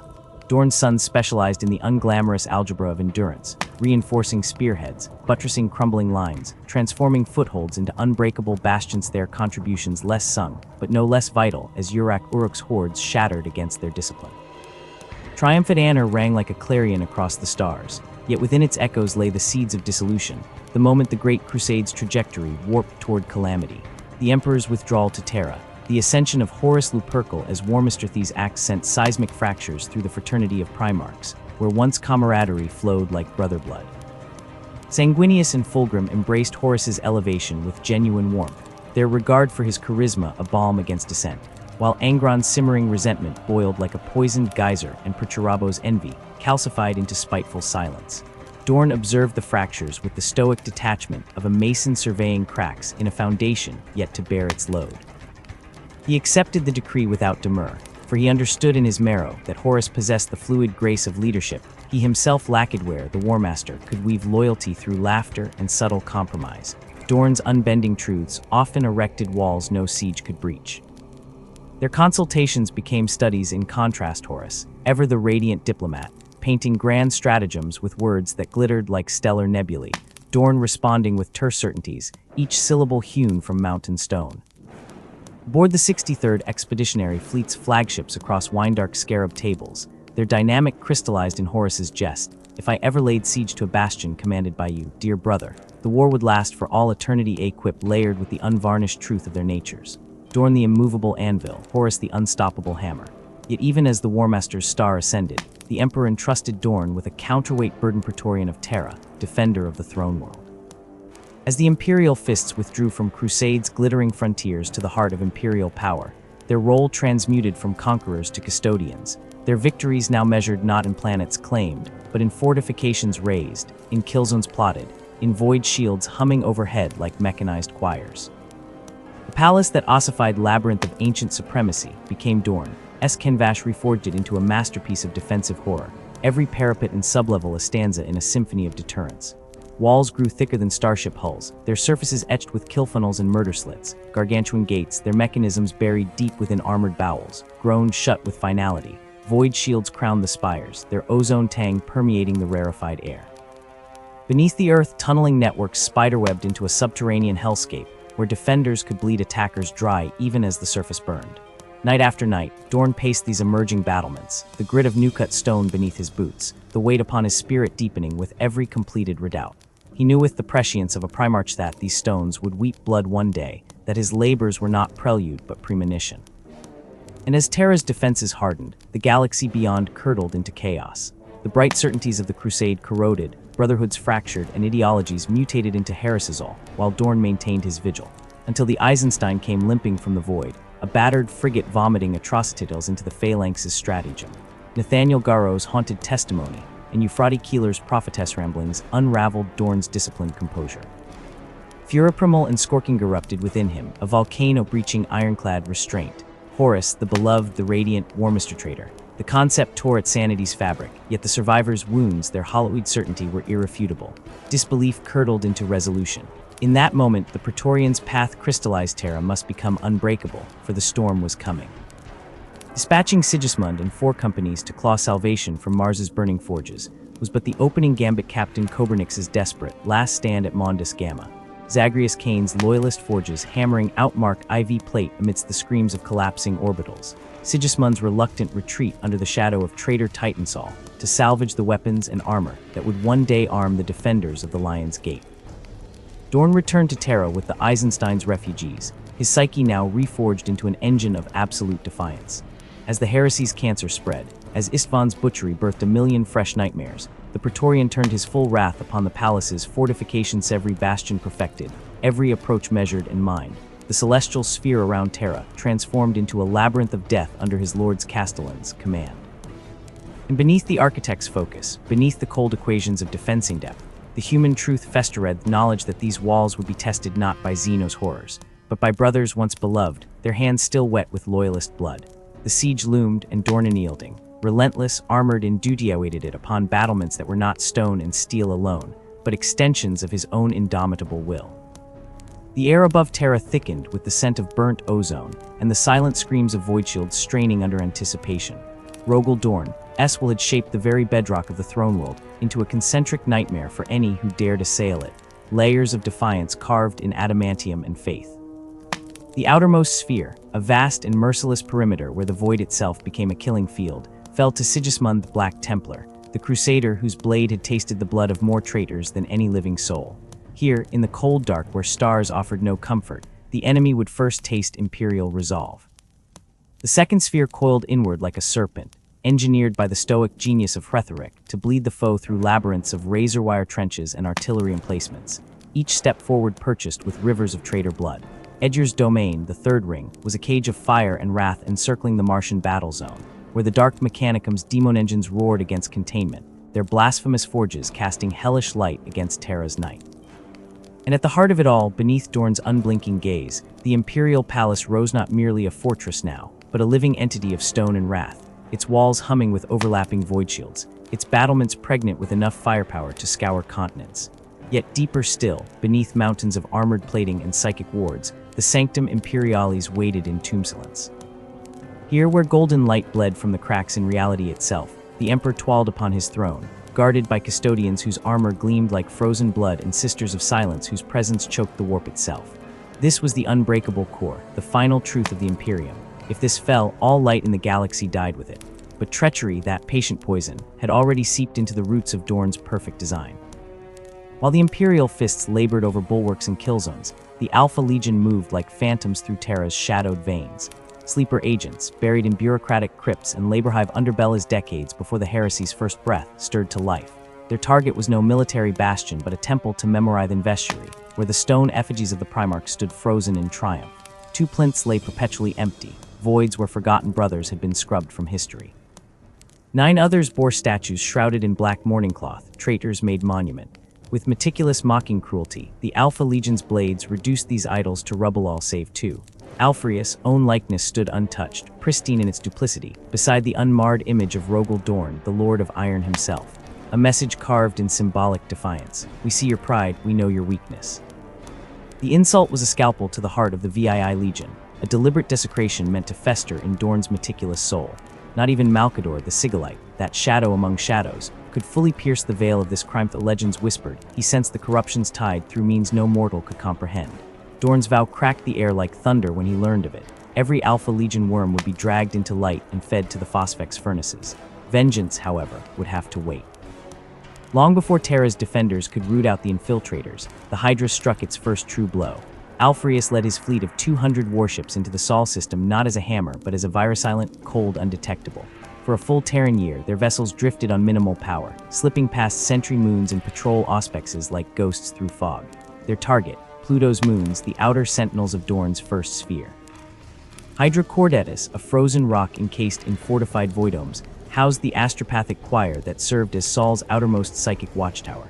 Alpheus took it personally, leading a boarding action so precise it resembled a surgical extraction. Linean terminators materialized in the moon's nervous centers, slaughtering tech priests and severing vox lines before alarms could sound. Amidst the carnage, the Imperial Fists, master of the Huskarls, Fafnir Ran, pierced the Alpha Legion's design. Hydra was the linchpin, the eye through which the traitors would blind Terra's early warning systems. With the grim acceptance of a man walking to the gallows, Ran led a counterattack into hell. The battle for Hydra Cordetus became a microcosm of the heresy's savagery. Alpha Legionnaires, masters of ambush, bled Rand's forces in icy corridors rigged with meltabombs and neural shredders. Huskarls fell to barbed harpoonfare, their armor peeled open like tin, yet the loyalists pressed Anchin blades howling, bolt shells carving geometric kill zones in the dark. It was on the blood-slick command deck that Rand faced Alpheus, the twin serpenthelm gleaming with frost-reflected starlight. The Primarch fought as though dancing, every thrust of his pale spear a hypnotic feint, every twist of his body a vanishing act. Ran, all brute force and relentless focus, carved a path through the Hydra's elitist but not unscathed. A backswing from the spear tore through his chest plate, ceramite splintering like glass. As death's cold fingers closed around his heart, Rand did the unthinkable. He hurled himself between Alpheus and the flickering astropathic relays, buying seconds with his dying breath. Salvation erupted from the void above. The Phalanx, Rogel Dorn's mountainous fortress monastery, slingshotted through Pluto's gravity wells like a god's hammer. Its arrival shattered the Alpha Legion's careful choreography. Imperial fist-strike cruisers vomited boarding torpedoes onto Kerberos and Karen, reclaiming moon after moon in scenes of apocalyptic violence. Void shields flared and died under the Phalanx's Lancer batteries, their detonations silent blossoms of fire in the airless dark. But the killing stroke came from below. Dorn teleported directly into Hydra's command sanctum, Storm's teeth roaring in his grip. Alpheus met him with a duelist's grace, the pale spear a silver blur seeking crevices in golden plate. They fought amid the ruins of the astropathic arrays, machinery sparking like dying stars around them. For all his guile, Alpheus could not match the raw, tectonic fury of Dorn, a force of nature given purpose. With a roar that shook the chamber's frost from the walls, Dorn seized the pale spear mid-thrust, wrenching it from his brother's grip. One blow severed Alpheus' hands at the wrists. Another drove the spear through his chest, pinning him to the deck like a specimen. The final stroke came from Storm's teeth, the chainblade's teeth chewing through oromite and bone, silencing the Hydra's voice forever. Yet even as the Alpha Legion's fleet fractured into retreat, the taste of victory turned to ash. Omgan the twin never acknowledged, emerged from the shadows to don his brother's mantle. Alpheus lived again in 100 fractured lies, his legion's war of whispers unstoppable. Pluto's moon stood ruined, their defenses shattered, their halls choked with loyalists dead. Among them, Fafnir Rand's broken form was borne back to Terra, his sacrifice a bitter hymn sung in the stratagem. The respite was fleeting.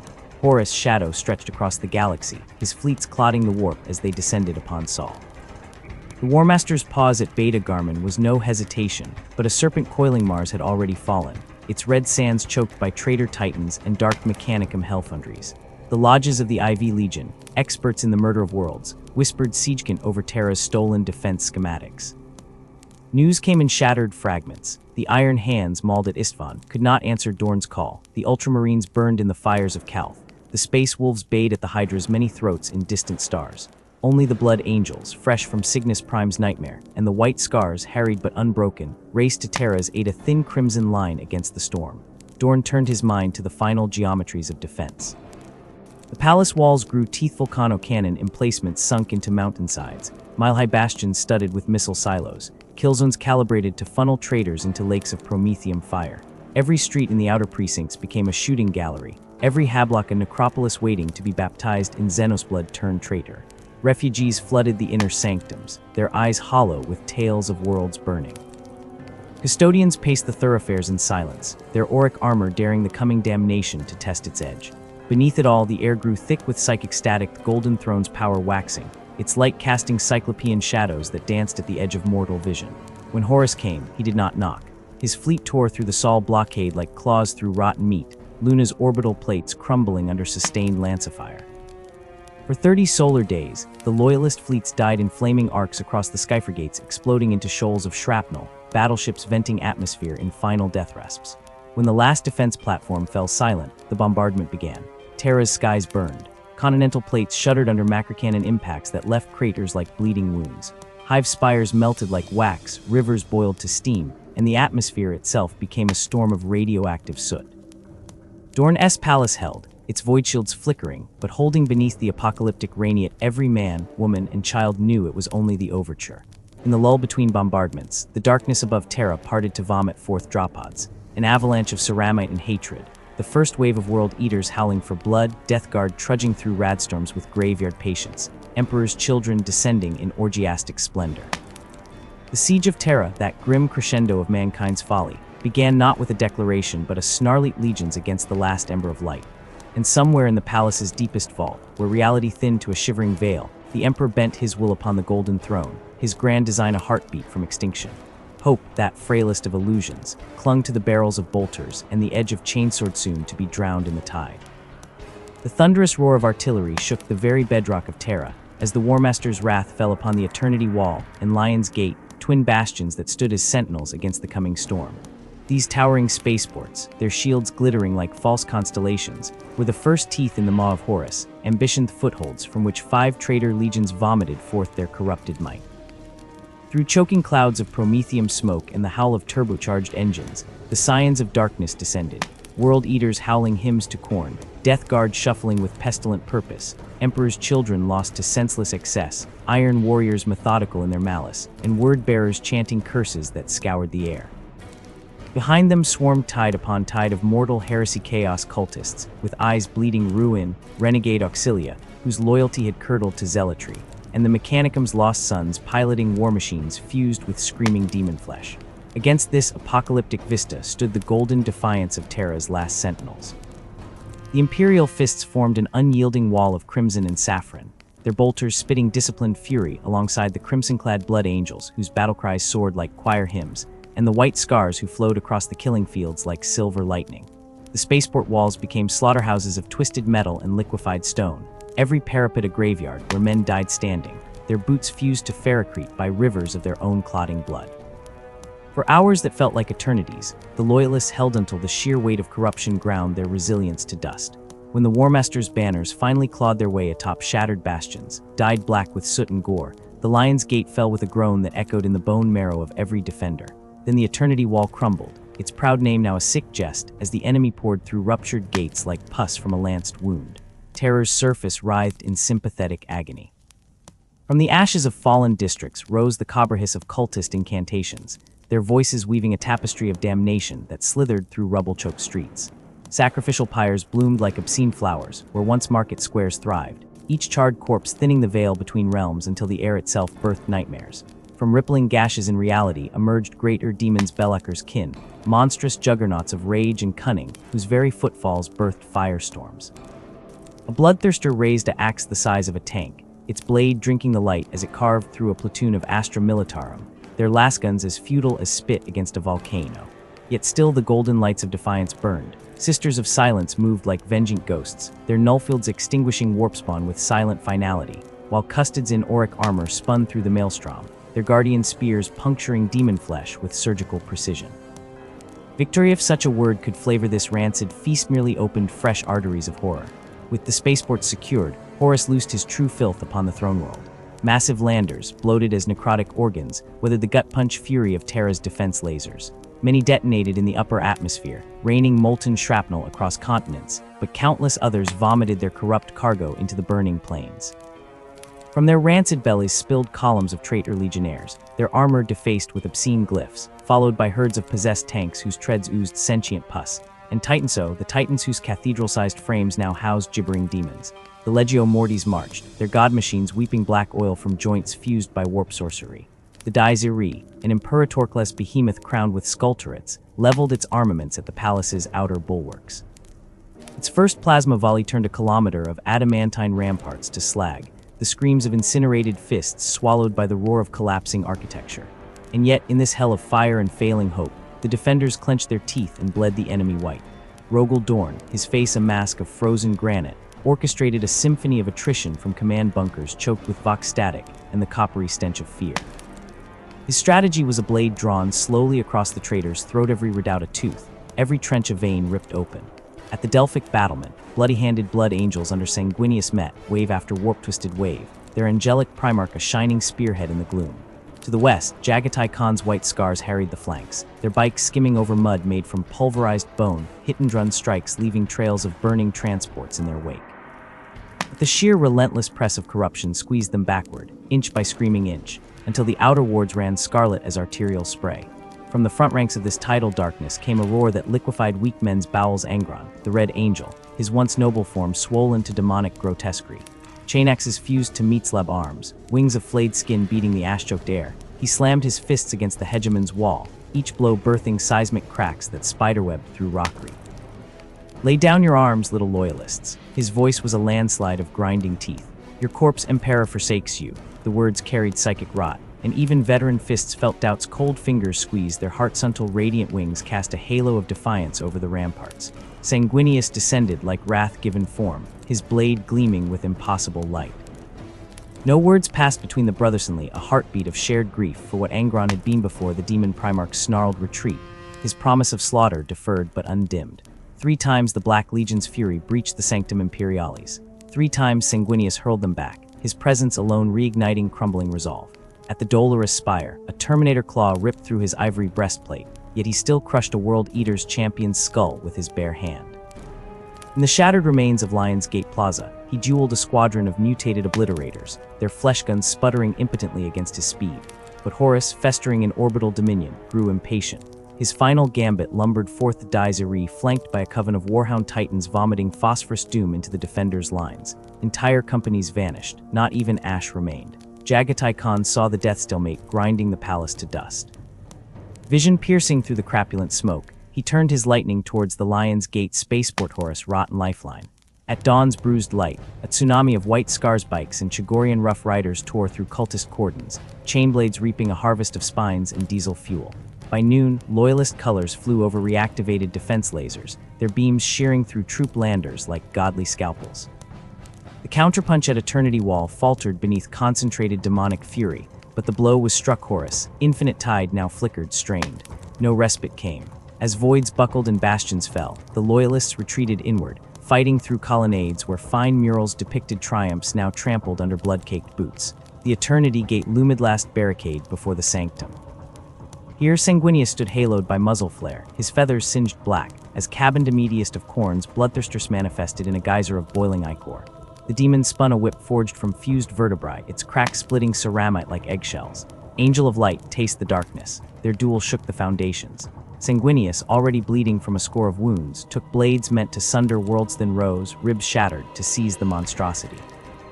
A sound like continents colliding split the air as he broke Cabanda's spine across his knee, hurling the fading abomination into its cringing worshippers. The gates sealed with the shriek of dying hydraulics. Behind them, Rogel Dorn surveyed his shattered brother's fists with missing limbs still clutching bolt guns, blood angels weeping blood tears over their genocide's wounds. Gilliman's reports lay heavy in his mind, the Codex's cold logic a dirge for Legion glory. Soon the Emperor would strike a boarding action on the vengeful spirit that would shatter Horus' soul but break the Imperium's spinal cord. Sanguinius dead by the Warmaster's talon, the Emperor enthroned in charred agony, and Dorn Architect of the Unbreakable left to dismantle his own masterpiece, his fists, into scattered chapters. As dawn bled across Terra's corpse, he stood before his wrathful captains, their fury beating against his resolve like siege hammers.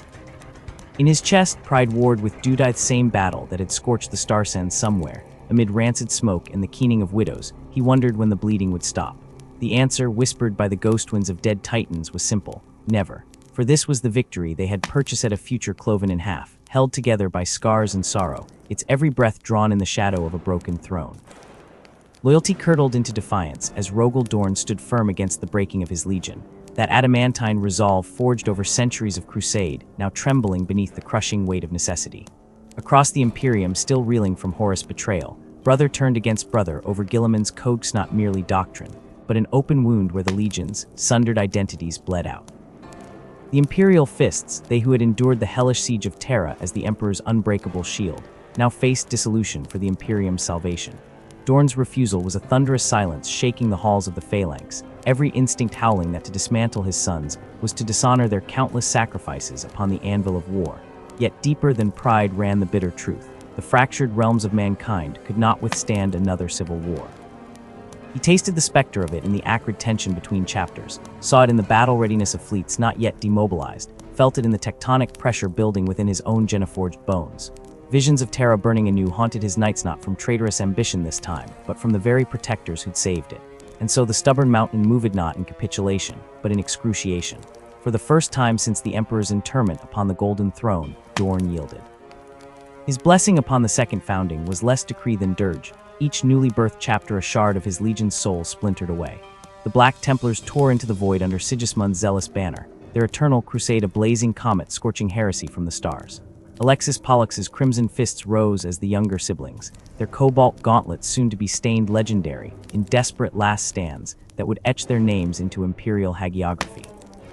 Then came the battle-scarred excoriators, forged in the siege's cruel fires and wearing their pain like a cloak of thorns, and the enigmatic Fists Exemplar, entrusted to Dantleon the captain whose foresight had once sparked rebellion in Dorn's own halls. Each founding carved another sliver of living history from the Legion's heart, and amidst the hollow echo of the Phalanx, Dorn stood alone, his heart still beating in the chests of 10,000 sons scattered beyond the reach of his command. But scars fester when left untended. The iron cage awaited a poisoned seed planted millennia before, when two masters of siegecraft first locked gazes across a stratagem table, respect souring to rivalry, then curdling into undying malice. For Chirabo's betrayal had transformed him into a living mockery of what they'd once shared, crafting the eternal fortress on Sebastus Iv, a blasphemous eight-pointed sprawl of trenches, and slaughter alleys screaming its corruption into the void. To Dorn it was more than stronghold, it was profane testament to his brother's fall. What followed was not strategy but catharsis. The Imperial Fist's assault was a volcanic eruption of pent-up anguish, Dorn's pristine discipline buried beneath the weight of Horus, betrayal, Kerr's sadism, and now Thith's ultimate desecration. For Chirabo, the architect of broken dreams, had birthed a labyrinthine hell where walls wept rust and every corridor breathed ambush. Trapped in that steel intestine of Bastion IV, the sons of Dorn fought not for victory, there was none to be found but for the purity of their extinction. Ammunition spent, warriors with mangled fists and shattered armor clawed at rusted iron with blood-slick fingers. Bolt rounds gave way to combat knives, knives to ceramitek-lead teeth, the choking stink of promethium and void-scorched corpses thickening the air into a miasma. At the heart of the carnage stood Dorn, his warplate scoured to bare metal in patches, hammer rising and falling in the unsteady rhythm of desperation. For Chirabo, perched somewhere in the fortress' mechanical bowels, watched his brother drown in attrition, savoring each Imperial Fist death like fine Amescuntal Guilliman crashed into the crucible with ultramarine sirens wailing. Robout's pragmatism severed the death grip, sparing Dorn only to brand him with survival's shame. The retreat was silence deeper than any Voxdead void, bitter with unspoken truths. Decades later, Dorn met his final reckoning not in the embrace of his legion, but amidst the dying light of the Imperium's first Black Crusade. Abaddon's horde tore from the eye like a tidal wave of teeth, Warmaster's ambition made manifest in corrupted hulls and howling demon engines. The Phalanx interposed its selfless fleet, the mobile bastion-rolding not rescue but grim calculus. Reports whispered of Dorn transmitting fleet dispositions with mechanical calm even as Gothic-class cruisers imploded around him. On the bridge, alight with the electric stench of ozone and ruptured conduits, the Primarch spoke his final order, boarding action against the sword of sacrilege. Not tactics, but repentancy of Primarch's atonement cast in blood and the certainty of oblivion. The claustrophobic innards of the despoiler-class flagship reeked of charnel pits and ruptured sump tanks as Dorn's strike force carved a red road through the writhing dark. Mutant crewmen burst from shadowed bulkheads, their flesh sown with screaming faces. Possessed armor clanked with the discordant laughter of bound Neverborn. Plasma discharges scarred battle plate and illuminated grotesque murals daubed in excretions older than Terra. When the last Voxlink died, Dorn fought in eerie silence. His chainsword snarl the only requiem for the warriors dying at his heels. Records suggest he breached the bridge alone, the door seals blasting open to reveal Abaddon's throne room swirling with empiric lightan then nothing. Fleet sensors registered a detonation that peeled the sword of sacrilege open like rotten fruit. What the rescue crews found amidst the derelict's corpse-strewn decks was not a body, but a relic clutched in the rigor mortis fist of a dead apothecary. Dorn's skeletal hand, severed cleanly at the wrist, ceramite fused to bone. Brought back to the phalanx gleaming under funerary oils, the hand was more than mortal remains. It was scripture cast in ivory. The Chapter-S scrimshaw priests descended upon it like carrion saints, etching tiny reliefs into its ossified plaints storming of the Iron Warrior's bastion, the defiant silhouette of the phalanx against Abaddon's shadow, the Primarch's last stand rendered in painstaking filigree. It is these bones that hold the Legion's soul, both literal and metaphorical. The Imperial fists, Genocide flawless, alabaster pure, rejecting mutation with Dorn's own blunt, Obstinacibar's subtle betrayals. The missing Betcher's gland denying them venomous spittle like cursed birthright. The absent Susan membrane stealing the mercy of hibernating coma. Yet it gifts them the scrimshaw need, an ancestral murmur echoing through their genetic helix. Ritualized bone carving binds their chronicles to the fallen, marrow-deep memoirs of loss, transmuted into acts of meditative remembrance.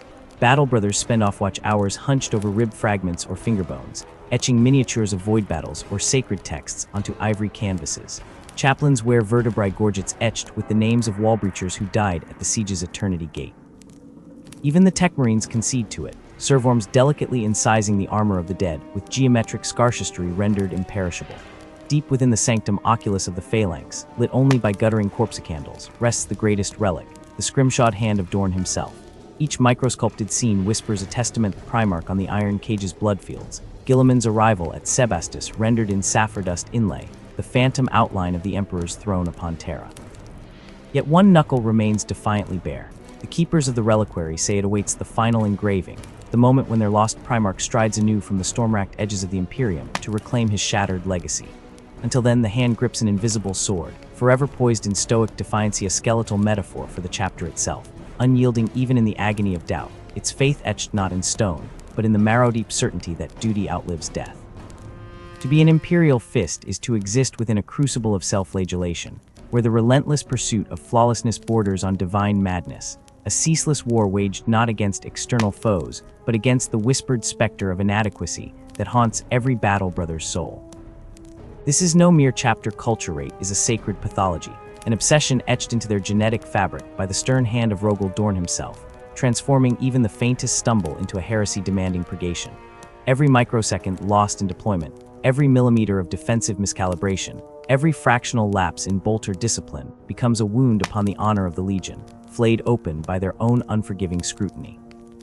Such wounds fester unseen by others, but to the Sons of Dorn, they scream with the intensity of Phosphex burning flesh, demanding penance. Enter the pain glovia sacrament of agony, a biomechanical confessional where failure is exorcised through neural fire. To don its synaptic tendrils is to drown in a holocaust of memory, every error relived in screaming clarity as the device feeds upon agony, coursing white-hot through nerve bundles like molten lead poured into the marrow. Some inquisitors name it barbarism, a madness birthed from toxic pride, yet to stride from its torturous embrace, skin blistered, muscles quivering, eyes ablaze with rekindled resolves to emerge reborn, a phoenix purified by self-immolation. This same indomitable spirit bleeds into their battle doctrine, where retreat is a blasphemy carved deeper than any Narthesium scar. Witness them at the breach, yellow ceramite fused black by promethium, gauntlets welded to storm bolters as waves of heretics crash against their bulwark. To yield ground is to desecrate Dorn's legacy, to spit upon the sacred stones of the Imperial Palace they once shielded with mountains of their own dead. Thus, they plant their banners in blood-soaked earth and die standing, voxcasters howling the litany of sacrifice until their final breath steams in the cold void. Yet hidden beneath this adamantine exterior lies a genetic poison. Dorn's darkness. Though it rarely claims the Imperial fists directly, it festers within their successors like rot in a fortress wall. The excoriators bear its cruelest touch, warriors frozen mid-stride, clarity replaced by waking nightmares where they drown anew in their Primarch's ancient anguish. Trapped within the psychic echo of Terra's darkest hour, these cursed souls relive the siege's despair thunder of Warhound Titans collapsing the Lion's Gate, the stench of burning Astartes' flesh clogging the Helios corridors until their minds fracture, leaving hollow shells that neither eat nor speak nor heed the drums of war. Among the living, however, another fire burns, the cult of the blade. Duels reverberate through the Phalanx's cavernous training decks, a thunderous ballet of chainblades and combat shields, where honor is etched in scar tissue. These are not mere sparring matches, but rites of self-creation, each clash a sermon in steel, where brothers dissect their weaknesses under the pitiless gaze of Dorn's stone effigies. The resulting scars jagged across pauldrons, furrowing cheekbones are worn as scripture, physical testament to lessons carved in pain. Such trials begin long before the Black Carapace, amidst the howling voids where the Phalanx drifts like a continent of gunmetal. Here, in this nomadic colossus that scorns planetary ties, recruitment chapels thrive as gardens of agony. No homeworld coddles these aspirants. They emerge from deathworld crucibles where survival is a prayer screamed into blizzards or ganger wars. In Wit's glacier-strangled hives spawn youths who chew frozen lichen to silence hunger pangs, their bones tempered by cold that cracks plasteel. They come bearing frostbite and stoicism, kneeling on chapel decks still stained with the blood of predecessors who shattered under Genocide torments. Beneath Necromunda's toxic skies, hives come claw their way from sump pits to the spire's chapel, lungs seared by chemfogs, eyes narrowed by perpetual betrayals. Survival here breeds the cold pragmatism Dorn cherished loyalty forged not by idealism, but by the certainty that only the chapter's embrace offers escape from the endless knife fight of existence. The chapels accept all, for the fists care not for pedigree, only endurance. Those who expire during selection are left where they fall. Carrion for servitors to clear weakness has no burial rites in the Emperor's shield. The survivors, hollow-eyed and trembling, face the true ordeal aboard the Phalanx. Neophytes are broken upon the anvil of fortification drills, their minds rewired to see not landscapes but kill zones, not rubble but redoubt potential. They memorize pressure points in bastion walls, calculate fields of overlapping fire while last burns blister their skin, and learn that defense is not passivate, is an act of controlled fury, a masterpiece of slaughter sculpted beforehand. All beneath the gloom of lumen strips and Dorn's brooding statues, whose stone eyes seem to track their every stumble. Culture here is dictated by memory not just of Dorn's vanished presence, but the siege itself, an event etched into their collective soul like a brand. Shield companies bear gate names from that apocalyptic struggle hemispheric wall, Lion's Gate, Saturnine invoking not history but holy writ. Battle Brothers shed birth names like Useless Skin, reborn as Defiance or Unbroken, titles earned by surviving trial combat where bone shields splinter under power mauls. Yet this unbending pride courts annihilation, as adamantly as it forges victories. Adamantio's near erasure proved Thistiburnus ossifying into dogma until catastrophe shattered their ceremonial chains. Now they wage wars anew, though their souls remain bound to Terra's scarred soil. In rare moments of quiet, when the guns fall silent, a different siege begins. Scholars of war dissect the Codex Astartes with Ultramarines' diligence, tracing defensive formulae across hololiths like monks illuminating grimoires. They embrace the Junker Correctin archaic, pitiless doctrine from ancient Terra demanding perfection in minutiae, Voltron stacked in rhomboid patterns, bootlaces triple-knotted, auspex sweeps timed to the millisecond. For in these tiny obediences lies the marrow of their creed that no act is too small to escape the shadow of Dorn's expectation. Hierarchy weaves through all facets of this brotherhood, merciless as a guillotine. From the lowliest neophyte scrubbing corrosion from deck plates to the high lords encased in relic Terminator plate, absolute obedience binds them not to abstract ideals, but to the unbroken chain stretching back to their Primarch's vanished hand. At its apex, gleaming like a dagger, stand the Templars 1,000 blades sworn to the Temple of Oaths where granite walls weep with centuries of inscribed vows. These grim paladins exist beyond standard company structures, a spiritual razor's edge whose zeal melts ceramite. Templars duel not for honor but transcendence, seeking that perfect moment where skill, fury, and faith intersect like targeting reticulus a union, named the Fury of Dorn. Their induction requires not mere prowess but ecstatic devotion, proven by walking unscathed through neutron flames in the temple's heart, emerging with skin blistered into golden sigils. Such extremes birth legends, yet some whisper that the chapter's greatest battle has already been fought not against Xeno's hordes or warpspawn, but against the crushing weight of their own legacy.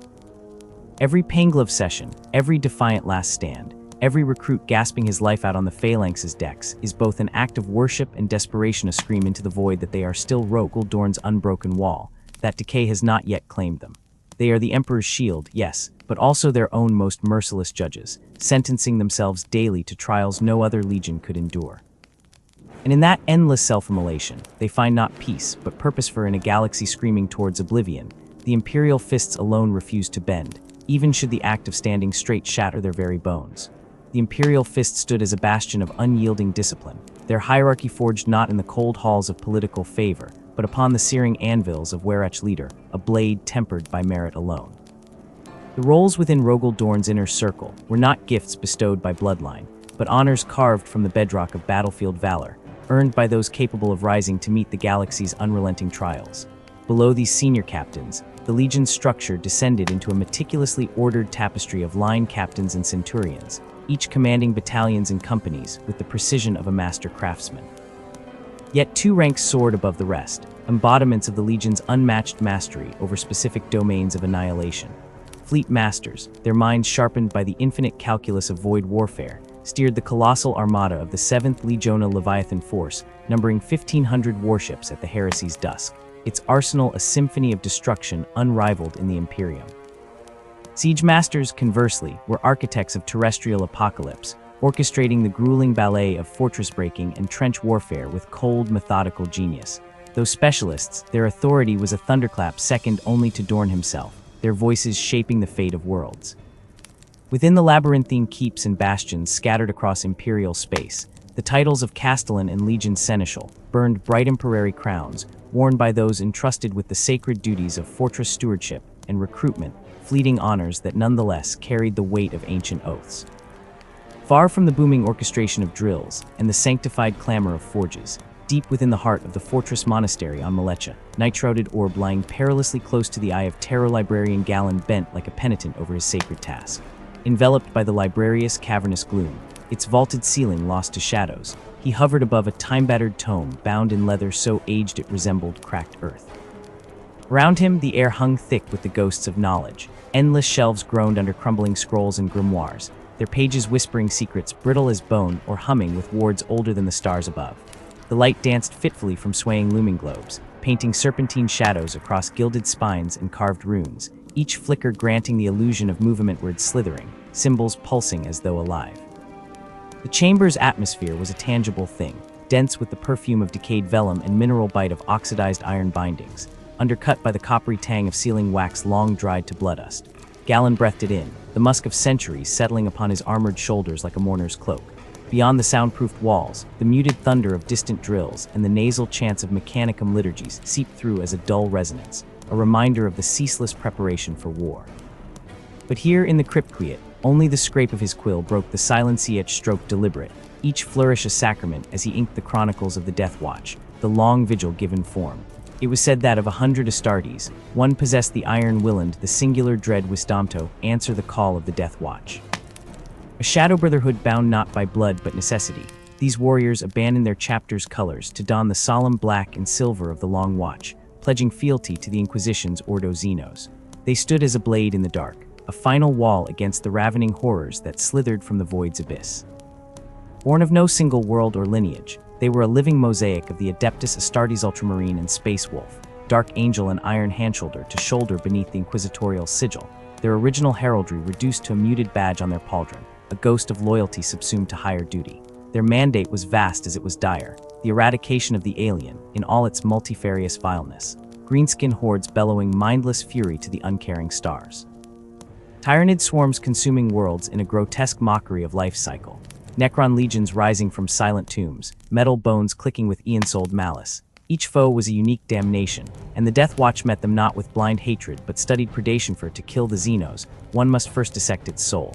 None in the Imperium commanded such harrowing expertise, nor bore the burden of such profane knowledge. While other chapters crusaded for conquest, the Death Watch waged a silent, perpetual war for survival, deploying not in battle companies, but in kill teams, surgical instruments honed for precision extermination. Should the threat exceed even their lethal prowess, entire chapters or the uncountable masses of the Astra Militarum would be summoned, but it was the Watch who struck first, who delved deepest, who returned scarred by truths too lethal for common minds. Their genesis was a riddle wrapped in myth. Some chroniclers pointed to the time of rebirth, when the Imperium quaked beneath the apocalyptic boots of the Beast of Warboss. Of such monstrous cunning his horde seemed less an invasion than a crude parody of the Great Crusade itself. With Terra itself trembling, Chapter Master Corland, last son of the shattered Imperial fists, beseeched the High Lords to sanction a desperate gambit. Kill teams drawn from every chapter, united under the Inquisition's gaze to execute decapitation strikes no army could deliver. Reluctance curdled into assent, and from the ashes of Armageddon the first Death Watch arose, their ranks filled by broken men clinging to purpose like shards of glass. Other whispers, older and fouler, spoke of the apocryphal conclave on orate Iva Cabal of the Ordo Xenos, highest lords gathering in dread portent, foreseeing a day when every Xenos breed would unite to drown mankind in a tide of fang and claw. Their answer was the Watch, an eternal sentinel forged from the finest blades of 100 chapters, its warriors sworn to secrecy so profound even their Genefathers could not pierce it. Two tales diverging and entwining like serpents, yet both ended in the same oath, vigil. Those who took the black returned irrevocably altered, their minds vaults of forbidden lore, their souls forever apart from the brothers they once called kin.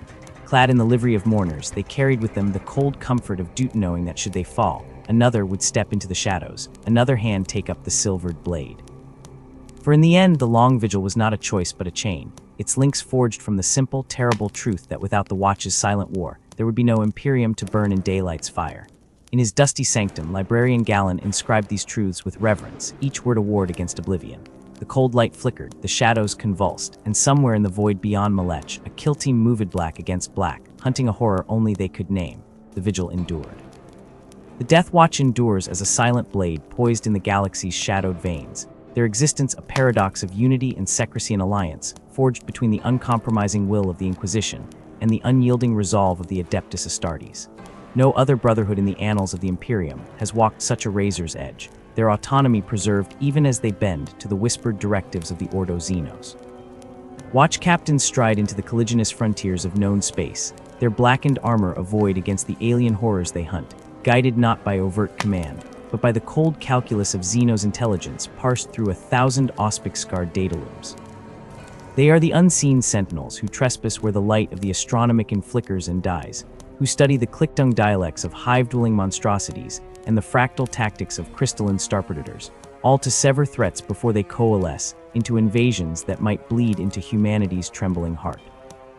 Theirs is a legacy etched in the oldest oath sworn by Corvus Corax and the apocryphal conclave in an age when the stars themselves seemed less cruel and upheld now by warriors drawn from 100 chapters, their heraldry obscured beneath the argent pauldron of the long vigil. For centuries beyond count, they have waged war without witness, their triumphs unheralded save in the sealed archives of watch fortresses, their dead mourned only by brothers who dare not speak their names aloud. They are bound not by glory but by purpose, a purpose that now frays beneath the calamities of the 41st millennium. This is an epic of unraveling, of entropy's ghastly crescendo, where the shield of the Death Watch trembles beneath blows from a dozen galactic wounds. The Imperium fractures under the Great Rift's baleful scream, its halves severed like a butchered carcass, and in the resulting darkness, ancient and novel monstrosities surge forward, hungers whetted by humanity's vulnerability. Like carrion birds descending to a dying beast, the Xenos Cometh Eldari of Craftworld Elatok, their once-stately grace sharpened into desperation, waging war with a fervor unseen since their empire's collapse, not for territory but for resurrection, a final flare of pride before their species winks out into myth's cold embrace. Their venomous kin, the Druckery of Komorog, descend in predatory tides upon fractured imperial worlds, not to conquer but to harvest, spiriting away entire populations to pain-injing coliseums where agonies are refined into art.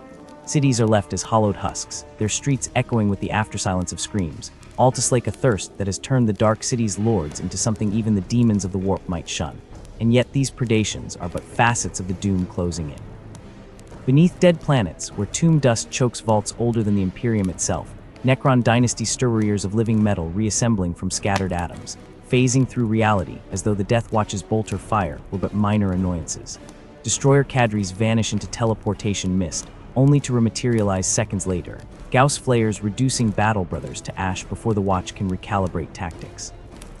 Each foe slain is a fleeting victory, for Necron cryptechs labor in sunless forges, drawing fallen warriors back across the veil, their legions swelling faster than kill teams can cull them.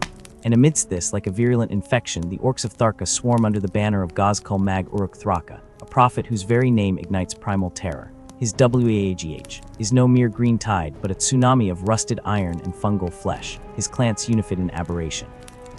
Under a cunning that outpaces even the beast of legend, this Korkan Albert name carves through sectors with mechanized hordes, dropping asteroidrum ships onto hive cities and deploying graviticrumpas that crumple titans like tin. Death Watch strike forces melt into his peripheries, planting vortex mines and sabotaging fuel stills, but against such numbers, even the Astartes are but pebbles hurled against a flood. In the galactic east, cold stars watch the Tiao Empire's insidious advance at their Xenos Horizon engines slipping past Imperial blockades. Their rhetoric of the greater good, a honeyed poison that turns governors into puppets. Whole systems succumb not to fire, but to flickering holograms of prosperity, their populations lulled by pulse rifle diplomacy, until the Aquila is quietly replaced by the Sept emblem. The Death Watch answers with surgical decapitations, vanishing ethereal leaders mid-speech, yet each halted expansion bleeds the Watch's reserves thinner, their warriors recalled by desperate chapters to bolster homeworlds buckling under other fronts.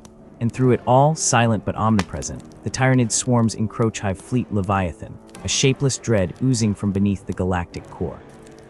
Its vanguard is not mere bioforms, but tectonic horrors. Capillary towers piercing continents like weeping needles, spore chimneys exhaling synaptic mists that dissolve the will to fight. Where Hive Fleet Behemoth roared and Kraken slithered, Leviathan suffocates, wrapping tendril fleets around Segmentum Solar itself, forcing the Death Watch to choose between saving Holy Terra's approaches or abandoning 1,000 peripheral worlds to the digestion pools. It is in this hour of midnight despair that the Battle of Venner is remembered less a battle than a crucible, where the Death Watch's nascent might faced its first inferno. Anner Prime, a barren rock transformed by orc ingenuity into a pulsing green fortress, its surface shielded by a crackling energy dome that turned orbital bombardments into firework displays. Lord Commander Korax, flanked by the grim specter of Vulcan Hermit Primarch of the Salamanders, cloistered aboard the Alcazar remembered, his silence await his brothers mistook for Wisdomald the assault. Drop pods fell like steel hail, only to crash into labyrinthine kill zones, where Gretchen sappers detonated seismic charges beneath advancing Astra Militarum regiments, while commandos emerged from sludge showers to drag space wolves into ambushes. Every step toward Gagod, the beast's capital, cost oceans of blood. Orcs fought not with mindless fury, but with the cruel precision of hunters herding prey, their traps baited with imperial dead. Mega-gargants, towering idols of grease and rivets, stamped through maniples of Skidarai, while shock attack guns teleported Cybernetica into molten slag. By the time the Imperial spearhead reached the temple palaces, half the fist's exemplar lay broken, and the Blood Angels, sanguinary priest, could scarce keep pace with the butchery. It was Esed Wire, assassin of the Venenum Temple, who pierced the inner sanctumsonly to find not one beast, but a conclave of warbosses clad in scavenged Terminator plate, hulking in the flickering shrine light of Gork and Mork.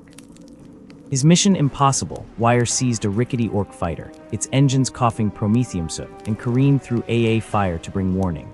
Korax, battered but unbroken, shifted strategy with a predator's grace. Strike not at the beast's heart, but his belly. Death Watch kill teams, their existence not yet formalized, but their tactics already ghosting into being, slipped behind orc lines. They torched fungus vats swollen with squigmeat detonated rampant energy cores powering the shield dome, turned greenskin supplied to potstocked with cannibalized Captivicinto radioactive craters. Famine did what bolters could not. The beast's tide faltered, clans fracturing into warring warbands over dwindling food. The victory was brutal, pragmatic, a mirror of the Death Watch's Futuria victory written in ash and silence, its architects unthanked, its cost etched only in the blackened armor of the fallen. As the Imperium's darkness deepens, the Watch stands at the precipice, warriors recalled to dying chapters, their strength a slow bleed.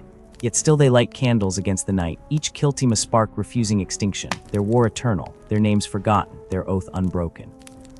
The air crackled with the acrid stench of ozone and scorched iron, as the greenskin tide erupted from Gagod's depths, an avalanche of howling flesh and rusted metal that shook the very bedrock beneath the Imperial lines.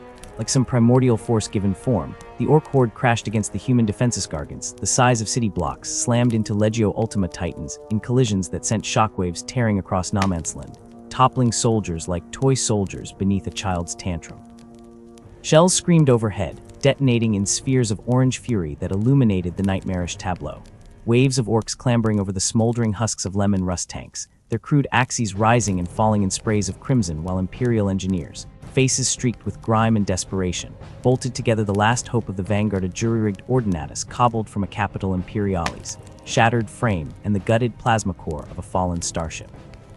Each discharge from the monstrosity carved a corridor of screaming green bodies, the superheated air itself seeming to wail, but for every 100 orcs vaporized, 1,000 more scrambled over the corpses, eyes blazing with manic glee.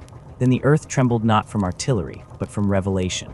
The temple of Gorkin Morkin obsidian ziggurat that had absorbed weeks of orbital bombardment without yielding suddenly unfolded.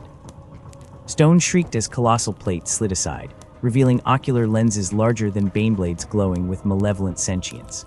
The Megagargant did not merely rice it uncoiled, a god machine of scrap and spite that pulsed with the raw psychic hatred of 100,000 orc souls bound into its reactor core. Its first footfall cratered the earth for half a mile. Its arm, a piston-driven wrecking ball studded with shrieking buzzsaws, swept through the Imperial left flank, sending tanks pinwheeling through the air like discarded playthings. In that final, choking hour, Vulcan emerged from the Smokia fortifier in the darkness. 3,000 Space Marines assembled at his command, boarding Thunderhawks and Stormbirds with faces set in stone, each knowing this flight led only to the pyre. They screamed through flak so thick it blackened the sun, ramming through the Megagargant's hull in explosions of molten plating. Within, the air burned with the stink of fermented fungusoil and scorched wiring. The corridors shook with the thunder of klaxons and the stomp of elite Nob bodyguards. Chainswords met power claws in showering sparks as the Astartes fought room by room, hallway by hallway, until only the Primarch and his honor guard remained, breaching the sanctum where a titanic effigy of the beast himself loomed a statue of scrapyern and hatred that turned its creaking head and roared. Armor the color of clotting blood encased the warlord, his bulk straining the Megarmor's joints as he hefted a power claw crackling with stolen Voidshield energy. The beast's laughter was guttural, Weta sound felt in the bones more than heard, his Gothic mangled but merciless as he boomed of mankind's extinction, of Terra drowning in tides of green.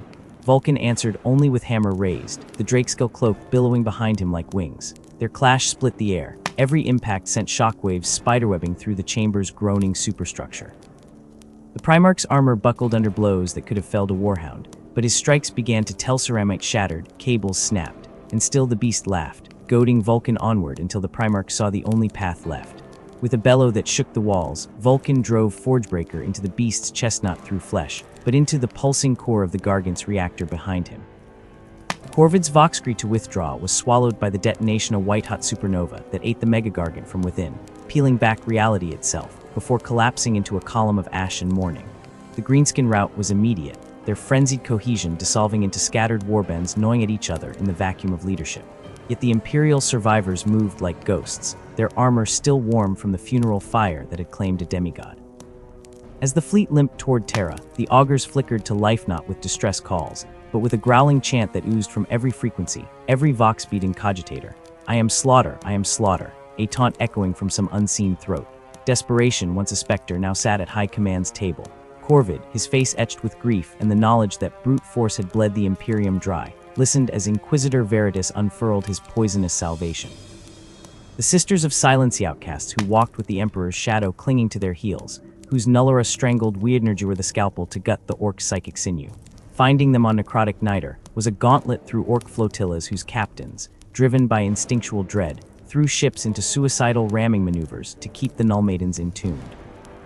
When Corvid finally stood before their Abyssa woman whose gaze was colder than the void between Starsha refusal, was a blade drawn across old wounds. Only at Vulcan's name did her frigid resolve thaw, the Primarch's shadow stretching beyond death to bind ancient oaths. The plan was heresy given form: capture Orc weirdboys mid-Waag, chain them in circuits of psychodampeners, and set the sisters amongst their thrashing forms. On Incus Maxima, they unleashed this abomination and artificial feedback that ripped through the Orc horde like chain lightning, turning psychers into flesh bombs that vaporized their kin in spirals of green viscera. For the first time since the beast reared its head, Orcs ran. The Death Watch was forged in this bitter epiphanide, understanding that victory lay not in legions, but in precise, annihilating cuts. Veterans from 100 chapters, clad in black ceramite etched with xeno-killing sigils, boarded inquisitorial black ships alongside Skidara, Kilklades, and Stoneface sisters. Their baptism came at Damnos, but their true crucible was the Second Battle of Ulanora Crusade bled pale, by the first assault yet hardened by sacrifice. Corvid's strike team teleported into Gagod's rotting heart, even as the fleet burned above, trusting the Death Watch's knives to carve a path to the beast's throne. What they found was no mere warlord. Seated atop a dais of bolter-riddled Terminator armor, the beast waited, flanked by 6 thrones of bone and plastileech sized for a monstrosity his equal. The honor guard weren't Nobsthi, were living Gargants, mech-suited colossi that crushed Grey Knights into paste with hydraulic fists. Corvid fought like a man already damned, Storm's teeth revving as he sheared through power fields and ceramite, but every wound knitted shut before their eyes, every bolt round flattened against warp-infused plating.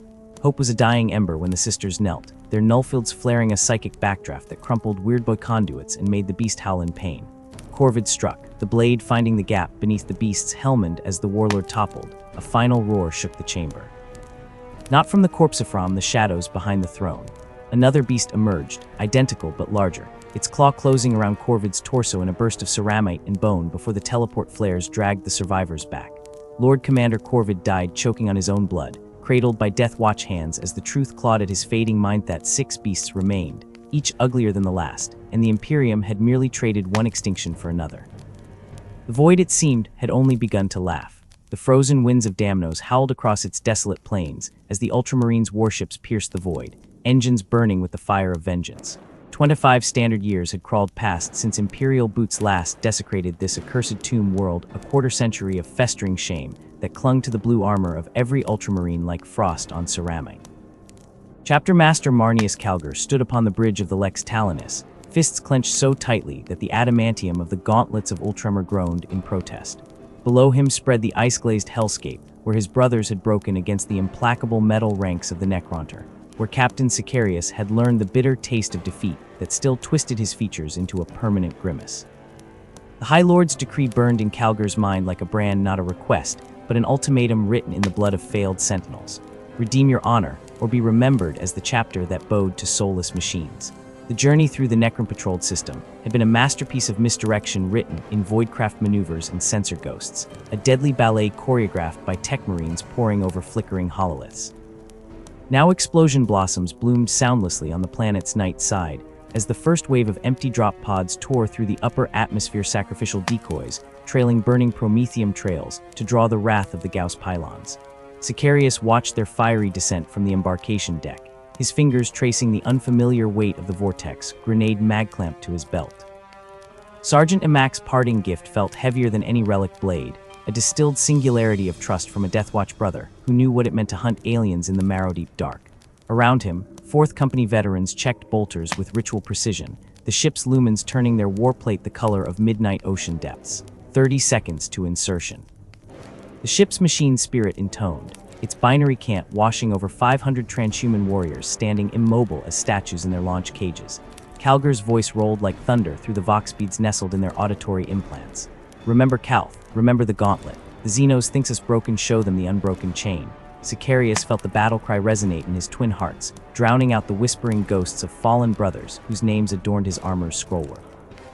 Catapult charges detonated beneath the drop pods with apocalyptic force, plunging them toward Damnos, glacial crust in a storm of ionization trails. Impact rattled teeth in Astartes' skulls as the pods slammed into ice permafrost, hatches exploding outward to disgorge their cobalt-armored cargo into a hailstorm of emerald death. Gauss beams sliced through the howling winds with reptilian hisses, flickering beams of annihilation that turned immortal guardsmen to vapor where they grazed, leaving only the faintest scream lingering in charged air. Sicarius was moving before his auto-senses fully adjusted, power sword already arcing through a Necron warrior's spinal column in a shower of necrodermis sparks. Forward, break their lines before they coalesce. His voxcrawl cut through the storm as the frozen plain erupted in overlapping firestorm stalkers unfolding like monstrous insects from buried vaults, destroyers hovering on antigrav arcs to pour enfilading fire into human ranks. To the west, Calgar carved a path through the mechanical horde, with the gauntlets of Ultramar ringing like funeral bells against Necron chassis. Each blow cratered the permafrost, sending metallic limbs twitching through crimson-spattered snow. But for every Necron shattered beneath Terminator boots, another rose from the ice, wounds sealing with liquid metal sighs as the tomb complex beneath their feet thrummed to full awakening. The skeletal warriors moved with hideous synchronicity, not ranks but a single entity, a corpse-metal tide washing against the Imperial beachhead. Chapter Master, energy signature spiking from the central monolith. Codicir Venudius, astropathic shout tore through the voxnit even as reality screamed around the Tesseract vault. The floating nightmare loomed over the battlefield, its obsidian geometry violating mortal perception as containment fields ruptured in cascading failures. Frozen air crystallized into falling diamonds as a cruciform shape tore through dimensions, its screams scraping at sanity like broken glass. Varulker the World Shaper, namesake plague of forgotten epics, unfolded into reality with a star's wrath, a Cetan shard, whose mere presence bent glacial ridges into screaming faces before it casually backhanded a land raider into molten scrap. Calgar's auto-sensors screeched damage reports as he charged the malfunctioning Gauss pylon, armored boots cracking meter-thick ice sheets with each stride. The war machine's energy sickle wavered in its housing, crippled by overcharged Necron Resurrection's protocols, now flooding the battlefield. With a roar that fused Voxgrill to Gorget, Calgar wrenched the Crescent emitter toward the Tesseract vault, just as Varlker brought down a continental plate-shifting fist toward the Ultramarines' command group. Energy met energy in a detonation that bleached retinal implants for kilometers the gathered might of Damnos, defenses pitted against the captured fury of a star god. When the actinic flare faded, the vault's shield shimmered and died like collapsing soap bubbles, revealing the shard now hovering fully unleashed above fissures cracking Damnos to its mantle. Beneath the carnage, deep within suffocating crypts that predated human speech, the Deathwatch kill team found their prey. Sergeant Lazarius watched impassively as melta charges transformed the Undying Lord's reanimation chamber into a superheated grave, the Necron Overlord materializing midstride only to shatter like glass under entropy grenade bombardment. Above them, through kilometer-thick bedrock, they felt rather than heard the Cetan's triumphant bellow shaking the planet's core. On the surface, Sicarius fought through flensing particle winds to reach the Maelstrom's heart. Necron-flayed ones descended upon his position in a blizzard of rusted talons, their gibbering scrap code nearly drowning out warnings of armor integrity loss. The Vortex grenade felt frigid against his palm as he thumbed the activation rune, listening to the warp's rising whisper behind its containment seals. Varlker turned its semi-aware gaze upon the lone Astartes, cold galactic amusement vibrating in the molecular bonds between them, for Guilliman and the Throne World. The Vortex device spiraled through Archingaus fire to detonate against the Cetan's chest, reality itself hemorrhaging where ancient science and warp-born predation collided. Varlker's rage outshone dying suns as the wound dilated, dragging its cosmic essence screaming into the Empyrean in ribbons of stolen starlight. Sicarius stood frozen in the backblast zone, his sword arm dangling useless from a flayed one's toxin-seeping claw marks, watching the last afterimage of the Godshard vanish like mist. Around him, Necron legions stuttered mid-stride, incomprehension registering in their inhuman architectures, before the Ultramarines fell upon them, with renewed fury absent their animating will. Victory came slow and costly under Damnos, sickly green-tinged auroras. Deathwatch tech savants led purgation teams through crypts with archaeotech flamers, sterilizing tomb complexes with xenocidal thoroughness. When Frostrime Thunderhawks finally lifted the survivors from the permafrost weeks later, Sicarius stared impassively at the world shrinking below. The chapter master's silent nod carried more weight than any laurel wreath absolution etched not in ceremony but shared burden.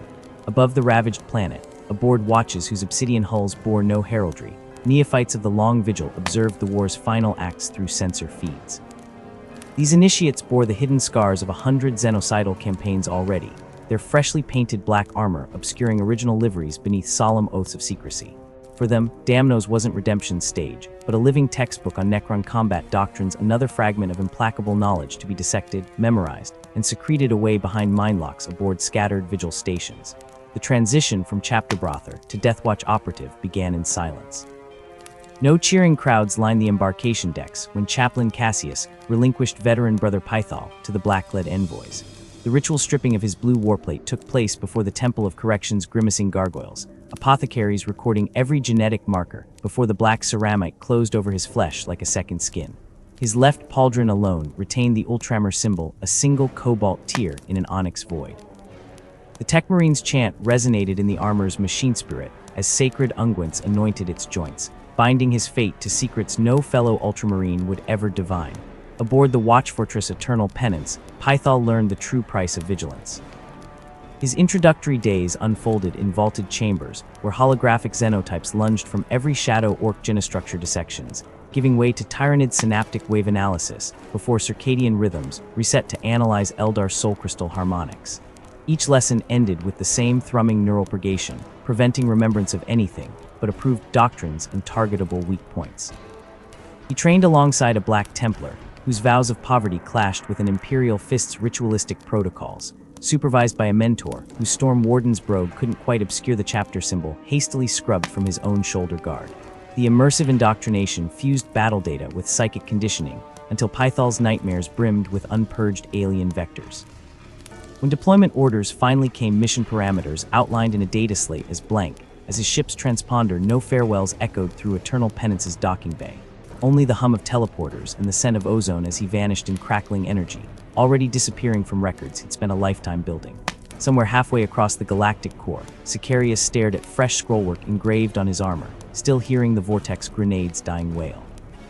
Somewhere in dark between stars, Valkyr raged against impossible geometries.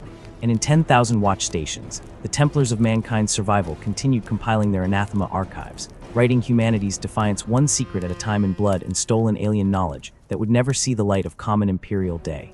The long vigil burned eternal, fed by sacrifices like damnos not victories, but desperate stays against the gathering night where even gods could be made to bleed. The galaxy teems with hidden terrors, a vast menagerie of razor-limbed predators and incomprehensible intellects that prowl the void between stars, and the Death Watch knows them all. Through synaptic indoctrination that etches itself bone-deep, through relentless drills that supplant even autonomic responses, every Death Watch Marine becomes a living repository of xenobiological nightmares. When the fighting starts, when chitin scrapes against ceramite and alien warhorns shatter the air, these forbidden archives explode into brutal clarity. Acidic weak points beneath a Tyranid's armored crest, the precise millisecond a Necron's reanimation protocols falter, the territorial aggression pattern of a Kroot carnivore, packed these truths detonate in the Space Marine's mind like gunfire. No matter the foe, no matter how many bladed limbs or howling psychic assaults crash against him, instinct becomes a surgeon's scalpel. He strikes where the alien bleeds, terminates where it breeds, shatters where its incomprehensible biology fractures a dance of annihilation choreographed long before the enemy crests the horizon. Yet this lethal perfection demands sacrifice. A Space Marine steps into the obsidian armor of the Death Watch, and in that moment, the heraldry of his chapter, the battle honors etched across his pauldrons, even the very name by which his brothers once hailed him, all are cast into the Forge of Fire. The Kill Team is his brotherhood now, a mosaic of warriors fragmented from 100 divergent doctrines. Here, the methodical siegecraft of an Imperial fist collides with the wildfire assault doctrines of a White Scar. Here, a Blood Angel's crimson thirst must still itself beside the machine-cum of an Iron Hand.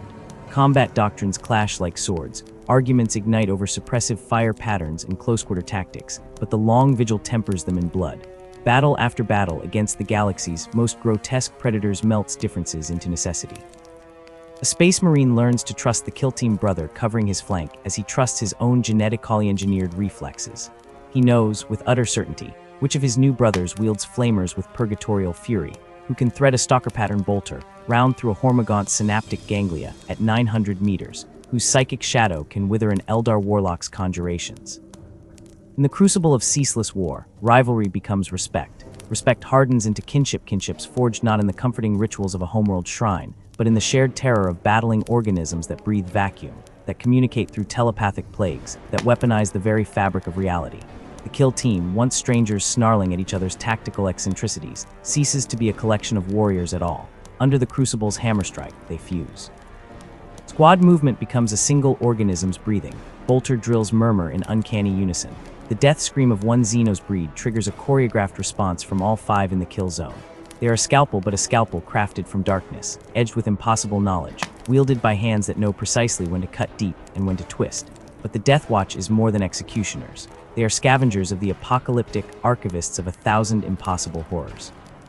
As the Ordo Xenos' chamber militant, their mandate stretches beyond eradication into the forbidden, the capture, the containment, the blasphemous study. A howling Necron face sword, still quivering with anti-entropic energies, wrenched from disintegrating metal fingers. A Drukhari agonizer, its neural toxins analyzed in sterile vaults deep within Watch fortresses. Even in desperate extremes, the turning of such devices against their creator's a tech marine, his sanctified mechadendrites trembling with revulsion and necessity, jury-rigging a captured Orc shock attack gun to tear apart its former masters. Such acts are anathema, necessary heresies performed under the cold gaze of the Inquisition and the sterile scrutiny of the Adeptus Mechanicus. To feast upon the enemy's strength is to balance on the precipice one misstep, one overlooked scrap of alien consciousness lingering in the captured weapon, and catastrophe bleeds into the Imperium's veins. Yet the Death Watch endures this sacrilege, bearing the taint so that the countless teeming hives of humanity never need know the razors edge their shield walks. This burden is not borne lightly. Chapters steeped in zealous orthodoxy, the Black Templars with their unquenchable thirst for annihilation, the Dark Angels clutching their own secrets like poisoned daggers, despise the compromises the long vigil demands.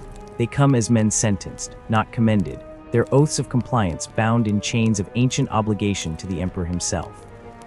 The Space Wolves snarl at inquisitorial oversight. The Iron Hands dissect orders with cold logic, distrusting any directive not arising from binary clarity. The Blood Angels wage inner wars against their own darkness, while Xenocide brews around them. Yet they fight. They fight because ancient writs etched onto Titan-bound parchment command it. They fight because there is no other bulwark capable of meeting the galaxy's monstrosities as equals in slaughter. Even the stalwarts ultramarine stalwart as fortress walls. Crimson fists with vengeance etched into their genetic code carry silent doubts. To walk this path is to become more and less than Space Marine, a keeper of forbidden truths, a wielder of unholy armaments, an eternal watchman resigned to knowing he can never fully return to the light of the brotherhood he once called home. And when the mission ends, should he survive the incalculable perils, the Death Watch Marine faces his final trial silence. He is relieved of his midnight armor, his seals of joint service ritually burned, his mind purged of certain volatile operational details. He returns to his chapter, his armor repainted, his tongue weighted with oaths stronger than adamantium. No tales of genestealer infestation hatching within segmentum solar bureaucracies. No whispered accounts of Atrud migration corridors coiling through prosperous agri-worlds. No warning of Rangdan psychic echoes still flickering at galactic fringes. He keeps his brothers' trust by betraying them with omission, by smiling grimly at their boasts of Xeno's battles while knowing the true horrors gnawing at the Imperium's edge. Some, scarred beyond recognition of their former selves, choose the eternal vigil, sinking into the structure of the Death Watch itself. They become watch captains, their faces obscured by artificer helmets, their voices ground to gravel by decades breathing recycled fortress air. Others become apothecaries of atrocity, tech marines versed in alien desecration, librarians whose psychic hoods hum with secrets lethal to unshielded minds. These secrets fester, corrosive, and sacred. The Ordo Xenos knows well knowledge is the sharpest weapon and the deadliest plague. Let the Imperium's common soldiery learn of the Canib's gravity-warping spore ships, the Slaw's sentient fleshbits manufactorums, and despair would beget heresy, panic would birth betrayal. Thus, ordnance reports become elegies, mission debriefings transform into rituals for the dead. Every Death Watch fortress doubles as a mausoleum for truths too hazardous to be borne. The long vigil's veterans become living crypts, their silence a stronger barricade than any fortress wall, their burden sharing space in their genocide alongside the Emperor's holy gifts. Amidst the galactic sprawl, clinging to dead asteroids or drifting unseen in the nebula's heart, the Watch fortresses stand sentinel. These are not chapter keeps resonant with hymns and the reek of sacred oils. They are sterile, echoing vaults operating in perpetual shadow. Tassa Prime, fortress world gifted by Robot Gilliman's own hand, once thrummed with initiates from Ultramar's gleaming bastions, now severed by the cicatrix maledictum. It serves as a tomb for lost knowledge.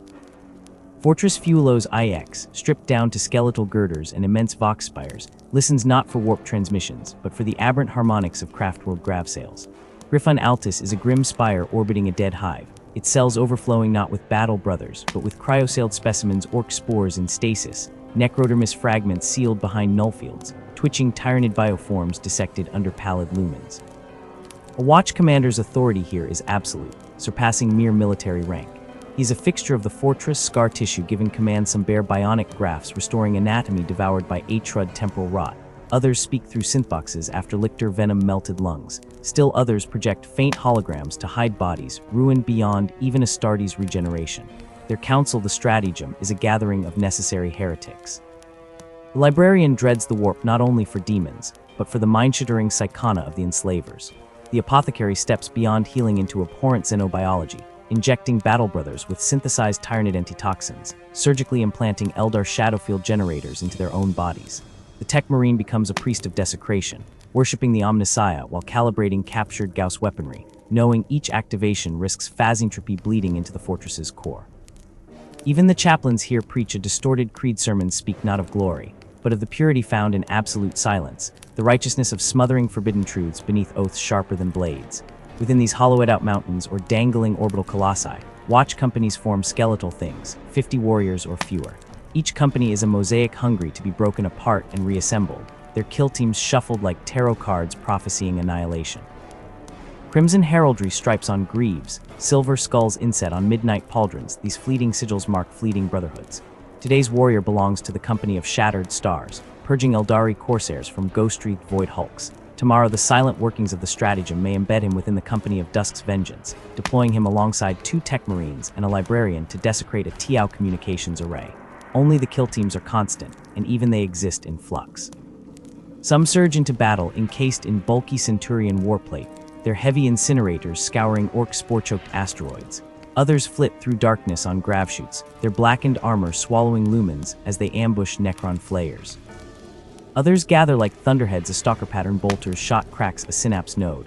Another battle brother severs the limb tendrils of the bewildered bioform with chainsword precision, and before the alien horror crashes down, the plasma cannon erupts, erasing it from material existence. Primaris formations Fortis, Indomitor, Spectrus coil through battlefields as adaptable pathogens, shifting from mechanized spearhead to infantry wall to surgically precise eradication duties. Each fresh atrocity witnessed sharpens their next assault. Every alien mutation cataloged fine-tunes their next barrage. To face a Death Watch kill team is not to face mere transhuman dread, it is to exist in the telescopic sights of 10,000 years of cold hatred, to be drowned in institutional knowledge distributed across weaponized minds. When a Watch Fortress unleashes an entire company, silence becomes panic.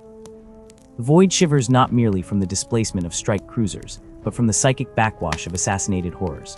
For planetary governors, clutching their writs of desperation before pick feeds showing tendrils erupting from the crust or archaeotech constructs awakening beneath hive spires, the arrival of midnight armored giants offers no comfort.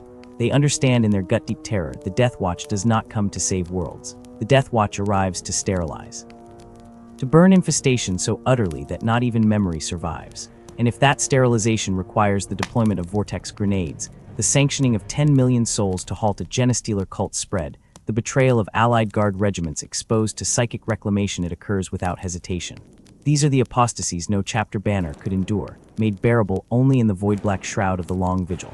Time wears on. Missions blur into an endless scroll of devastation across worlds without names. The warrior celebrates no Terran anniversaries. He marks the passage of years in recovered alien relics, in serums injected to combat extra-dimensional parasites, in the slow accumulation of encrypted mission logs his chapter will never access. He may once have clutched beliefs about purity, about the spiritual rod of defiance against Codex orthodoxy. Now he laughs inwardly. Such distinctions belong to those unburdened by knowledge of the slot's fleshcraft, unmarked by the scorch patterns of dark Eldar darklight weaponry. He becomes alien in thought to those who knew him, his rituals interlaced with the death chants of 1,000 Xeno civilizations, his targeting reticles calibrated by the death throes of bioforms never recorded in Imperial archives. Should he expire upon a nameless asteroid, choking on biospheriating microbes, his corpse will be vaporized by his brothers. No Geneseed left to return home, no Warkri left to echo from chapter halls, just a void-blackened entry in the fortress logs, and another silent vigil ended. This is the Death Watch, not a chapter, but a cancer, a malignant necessity metastasizing in the Imperium's darkest reaches. They wield shadows as weapons and truths as shackles. They sacrifice brotherhood upon the altar of versatility, purity upon the pyre of pragmatism. They endure so that hive worlds may light their gaudy spires unabated, so that merchant barons may squabble over resource rights, so that imperial scholars may somnolently debate heretical texts free of the paralyzing truth that we swim in a black ocean teeming with razored jaws, and only the silent, death-dealing few hold those jaws at bay. The long vigil offers no glory, no monuments, no respite. Only the void, the enemy, and the certainty that extinction is forever a single, unsuppressed Xeno's breath away. The silence of the void gave no warning before they came, materializing in a corona of coruscating energy that scorched ancient stone and boiled alien ichor where they stood, the scent of ozone sharp as broken glass in the air. 5 ceramite giants emerged from the storm of displaced atoms, Deathwatch black armor drinking in the sickly green light of the Necron tomb, crimson pauldrons bearing the heraldry of forsaken brotherhoods, now united in singular purpose.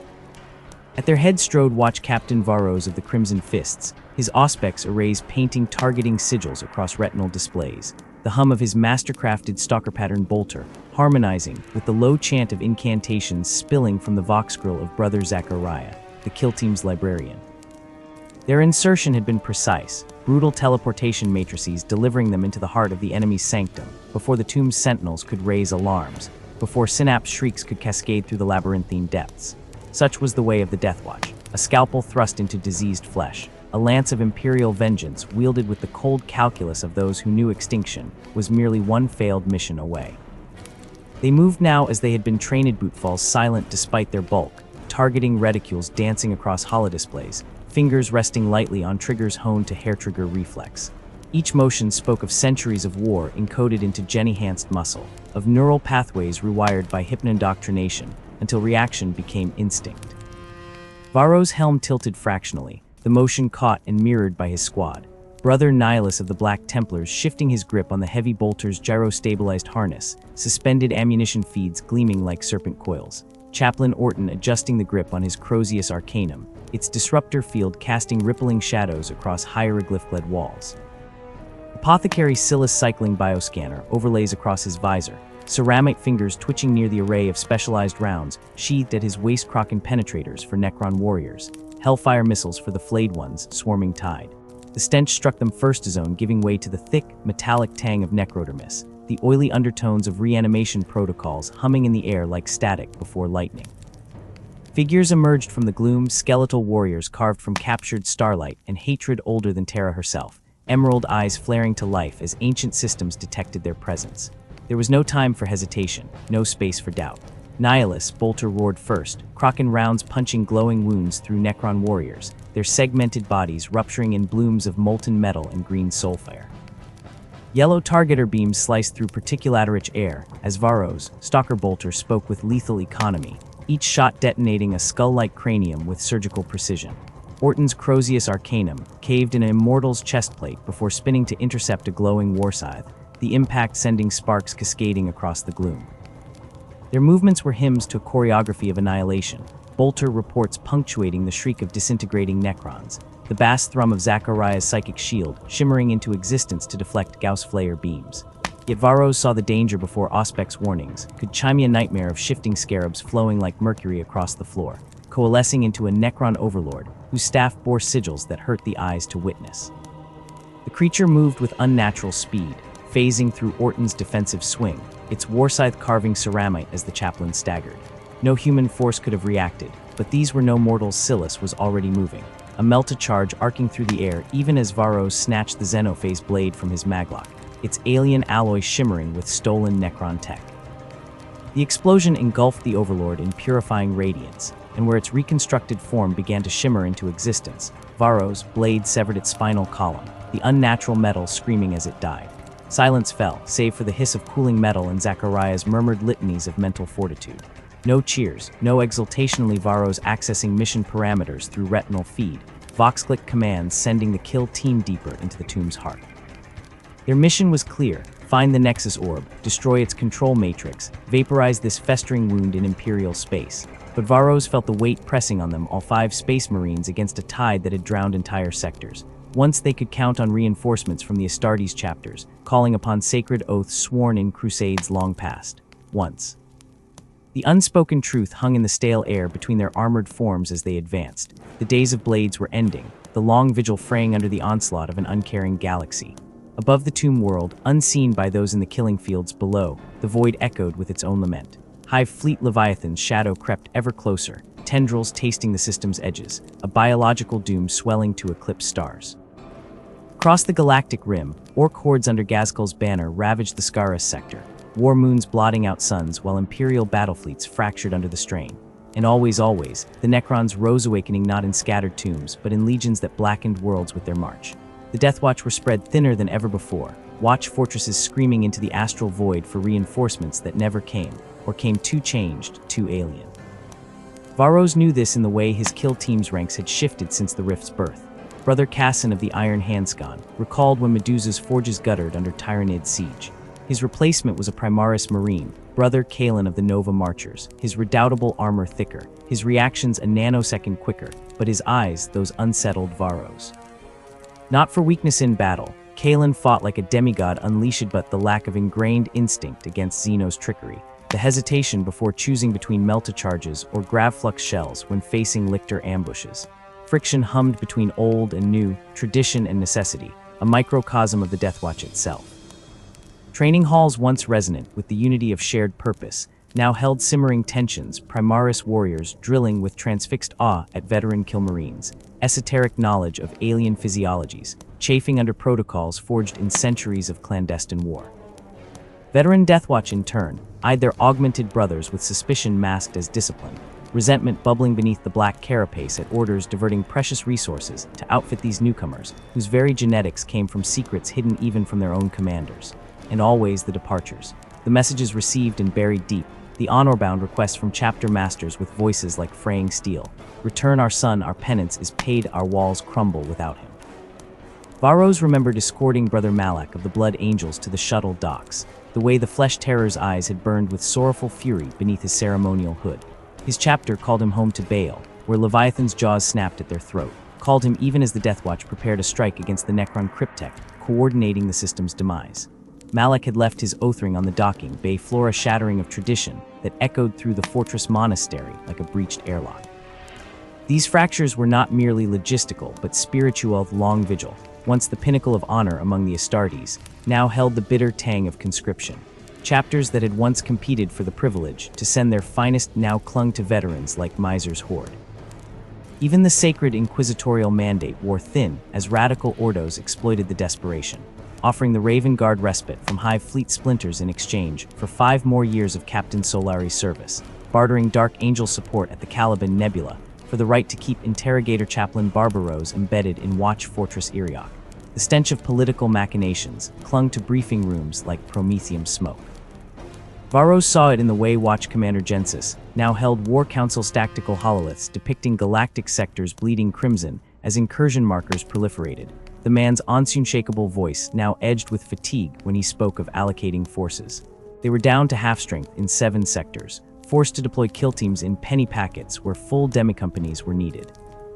Strike cruisers retrofitted for stealth insertions now lumbered into full frontal assaults, Deathwatch brethren fighting as line infantry when their talents were wasted on anything but precision decapitation strikes. And yet, they endured, adapting as they always had, survival etched into their bones like the litanies of hate. When Kraken rounds proved ineffective against Genestealer cults warped by Hive Fleet Chronos, psychic evolution, the armories broke open stasis-sealed vaults, deploying stolen Drukhari haywire grenades. When termite drills couldn't penetrate Biotitan-carved hive cities, Kill Team Thanatos had turned the Xenos' own weapons against them, luring Hierophants into Necron scarab swarms, watching as Biotitans dissolved under metallic corrosion. Even now bolted to Varros' own weapon harness was a Tiao pulse disruptor salvaged from a Pathfinder's corpse, its overload sequence jury-rigged to fire 3 bursts before melting down. Heresy to Puritan minds, salvation to those drowning in alien tides. Deep in the Necron tomb, Zachariah raised a fist, the kill team freezing mid-stride. Ahead pulsed the Nexus Orb, its crystalline structure shimmering with captive starlight, tendrils of energy linking it to pylons stretching into darkness. The chamber reeked of temporal dislocation, air thick enough to choke even transhuman lungs. Nihilus already had the Melta charges primed when the ambush struck not from ahead but below, the floor disintegrating into a swarm of scarabs that climbed armored joints like metallic locusts.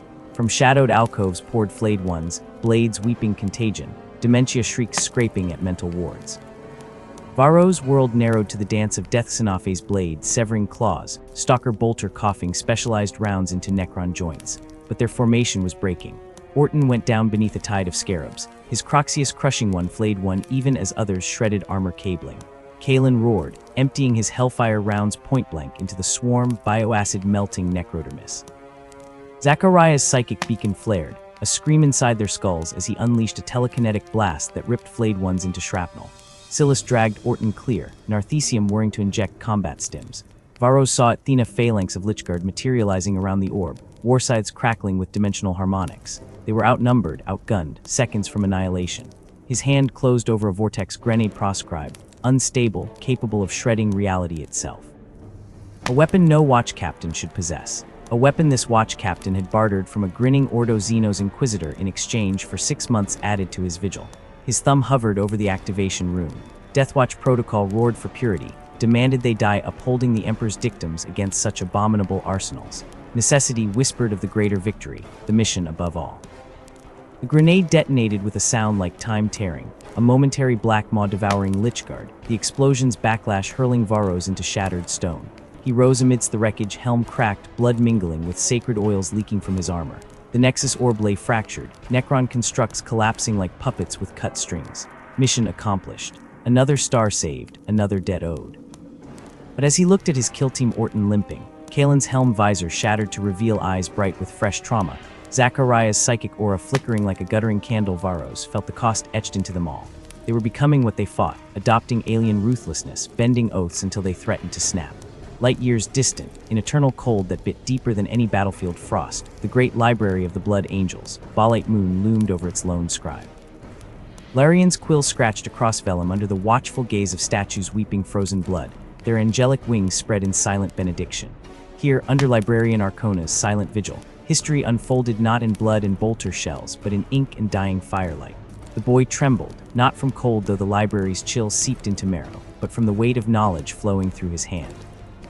He chronicled the sanguineous, lineage-glorious victories over traitor legions, the whispered pain of the Black Rage, the recent horror of Baal's devastation under Leviathan's jaws. Each word seemed to pulse with the heartbeat of the Imperium, a fragile thread connecting past to unraveling present. The hearth's crackle echoed battles come and gone, flame shadows dancing like phantoms of fallen heroes. Arcona stood immobile, his mind brushing Larian's thoughts gentle, inexorable. Below them, beneath Moonrock and Permacrete, the Blood Angels prepared again for war. Recalled veterans from Deathwatch strike forces brought alien weapon schematics to the armories, their eyes haunted, their allegiances split between star-spanning brotherhoods. Even here, the vigil's shadow stretched long. Larian's ink froze mid-sentence, breath catching as an older pain resurfaced memory of a Deathwatch chaplain who'd visited the librarium years past, his black armor scorched by Atrud temporal weapons, voice hollowed to a rasp as he recounted fighting beside Blood Angel brethren on the plains of Hesiod. That warrior was dead now, torn apart by Hormagaunts during a Tyranid boarding action. Yet his saga remained, etched in scrolls Larian now touched reverently. Duty was memory, service was legacy. He dipped his quill once more, the scratch of nib on parchment joining the wind's mournful choir outside the diamond glass windows. Thus did the galaxy endure not merely through bolter and blade, but by the recording hand that bound their stories against entropy's tide. Somewhere far away, the iron-bound doors groaned deep within the library's heart, a shuddering gust rattling against ancient hinges, and Laren's fingers tightened around his quill as if it were a blade. The sound was a raw, unwelcome reminder of the world beyond these stone walls, a howling expanse of ice and death, where survival was a duel fought daily against wind and weakness. Here, amidst the towering shelves and the soft, accusing glow of looming globes, the silence felt alive, thick with the breath of generations past. Their voices coiled in the dust-moted air, spectral hands pressing down upon his shoulders, urging him to carve their truth into the vellum before it faded into oblivion. The weight was a physical thing, a mantle of memory heavier than ceramite. He dipped the quill again, the nib scraping like a bone against parchment, and let the ink flow not with the flourish of triumphs, but the ragged truth of beginnings. For Laren had come to understand, through sleepless nights and crumbling texts, that angels could only be captured not in their soaring glory, but in the dirt-smeared roots of their making. The chamber itself seemed to lean closer as he wrote, the firelight flickering like ancestral eyes, transforming the cold air into a living tapestry where shadows whispered tales older than the Imperium's heartbeat. Long before the stars bent knee to the Emperor's dream, when Terra was a festering wound of chemstorms and howling anarchy, the Ninth Legion clawed their way into existence. The old night was not a time, but a suffocating presency of poison seeping through the planet's veins, twisting flesh and shackling hope. While other legions rose as banners of unity and conquest, gleaming symbols of a golden dawn, the Ninth were birthed from necessity's grim womb, a scalpel for cancers even the Thunder Warriors dared not excise. They were not born to inspire hymns, but to endure screams. Where cultivation failed, they salted the earth. Their ranks were forged not from noble stock or warlord champions, but from the forgotten Dregscavingers gnawing on irradiated carcasses, slaves whose spines had bent beneath techno-barbarian whips, their bodies warped and blistered by generations of betrayal by air and soil. The Emperor's genetic alchemy was no gentle sacrament. It was a crucible that shattered weak men and reforged survivors into parodies of the divine. Tall they stood, fair as marble statues under a blood-red dawn, features sharpened to a cruel symmetry that mocked the future Primarch they'd never met. Living icons, yes, but also embers of a terrible equation. For every shred of glory, a pound of flesh paid in advance. In the rad-choked wastes, where mutated horrors slithered from collapsed Hypsides, the Ninth found their baptism. The Amarca nestled in their biology was less a gift than a Shackleyan organ that let them devour the memories and skills of the fallen, sucking knowledge from marrow and brain matter. Survival demanded it. Resupply was a myth in the blighted zones they haunted. When the killing ended, they lingered like carrion birds over fields of corpses, alabaster faces smeared crimson, feasting not out of hunger but grim strategy.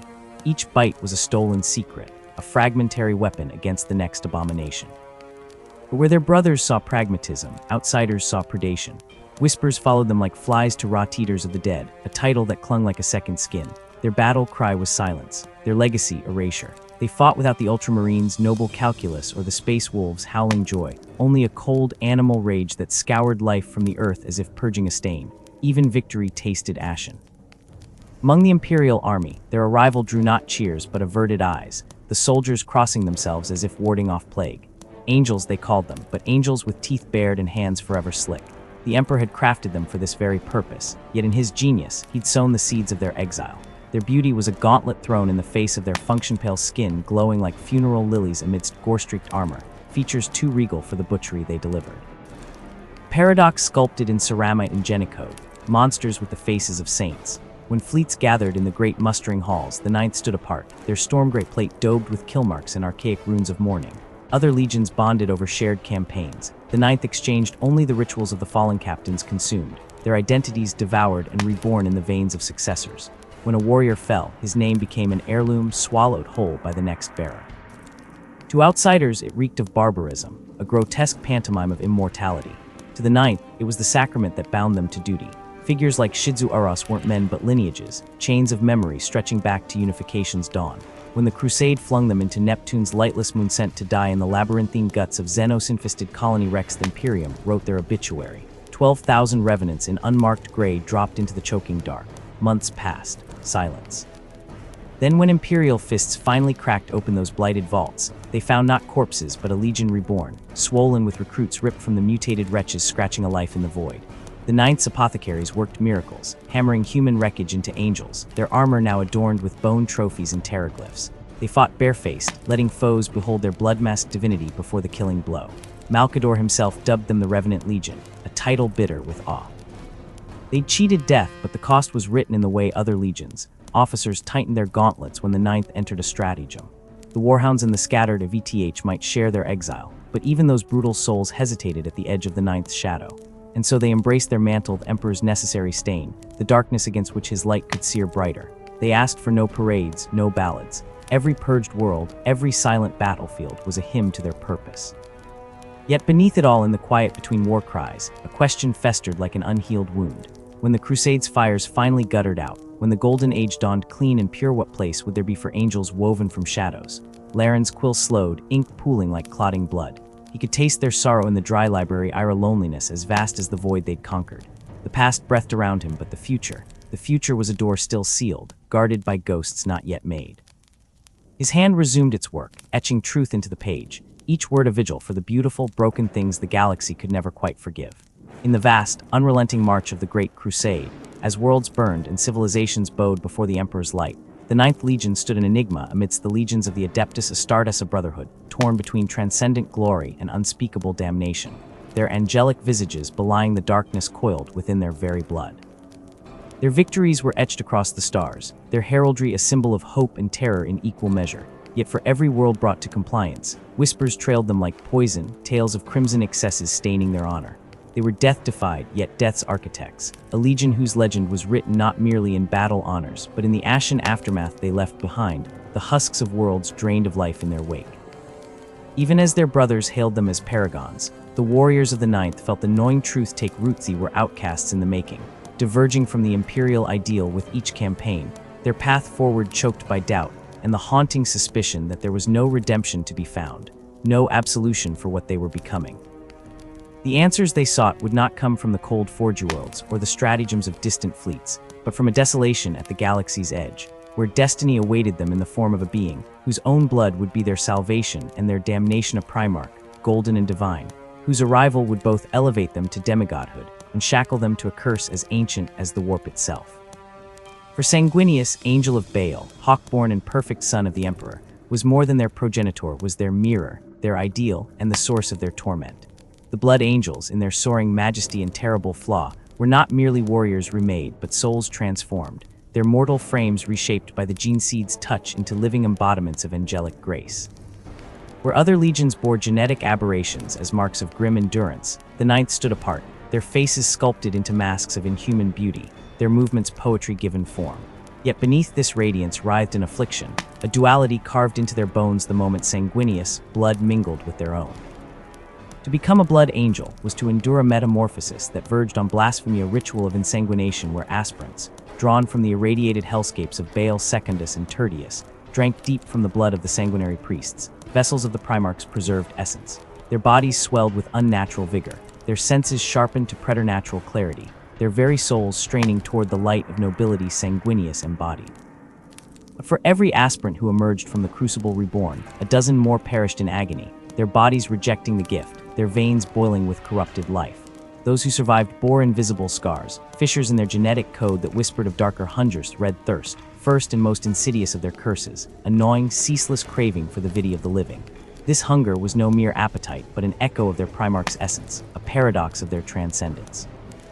In battle, it gifted them ferocity beyond reckoning, strength to rend ceramite and shatter bone, yet it was a storm barely leashed, threatening always to break free. To feel the thirst rise was to straddle an abyss. The noble warrior could become a slaughterer in an instant, pale skin, flushing with stolen life, fangs elongating as the mask of humanity slipped. Some in the Imperium spat that these were the marks of demon blood, that sanguineous wings were not divine but the spore of chaos, that the Ninth Legion danced on the precipice of damnation heresies, all but heresies that clung like a stench to the Legion's reputation. The thirst, however, was but the shadow before the storm. For when a blood angel fell not to hunger, but to the black rage, the abyss opened wideth warrior's mind, shattered under the weight of sanguineous final moments, the siege of terror replaying in his skull in an endless screaming loop. He saw the vengeful spirit's corridors bathed in betrayal's light, felt the Warmaster's talons pierce angelic flesh, knew the crushing despair of a Primarch robbed of hope.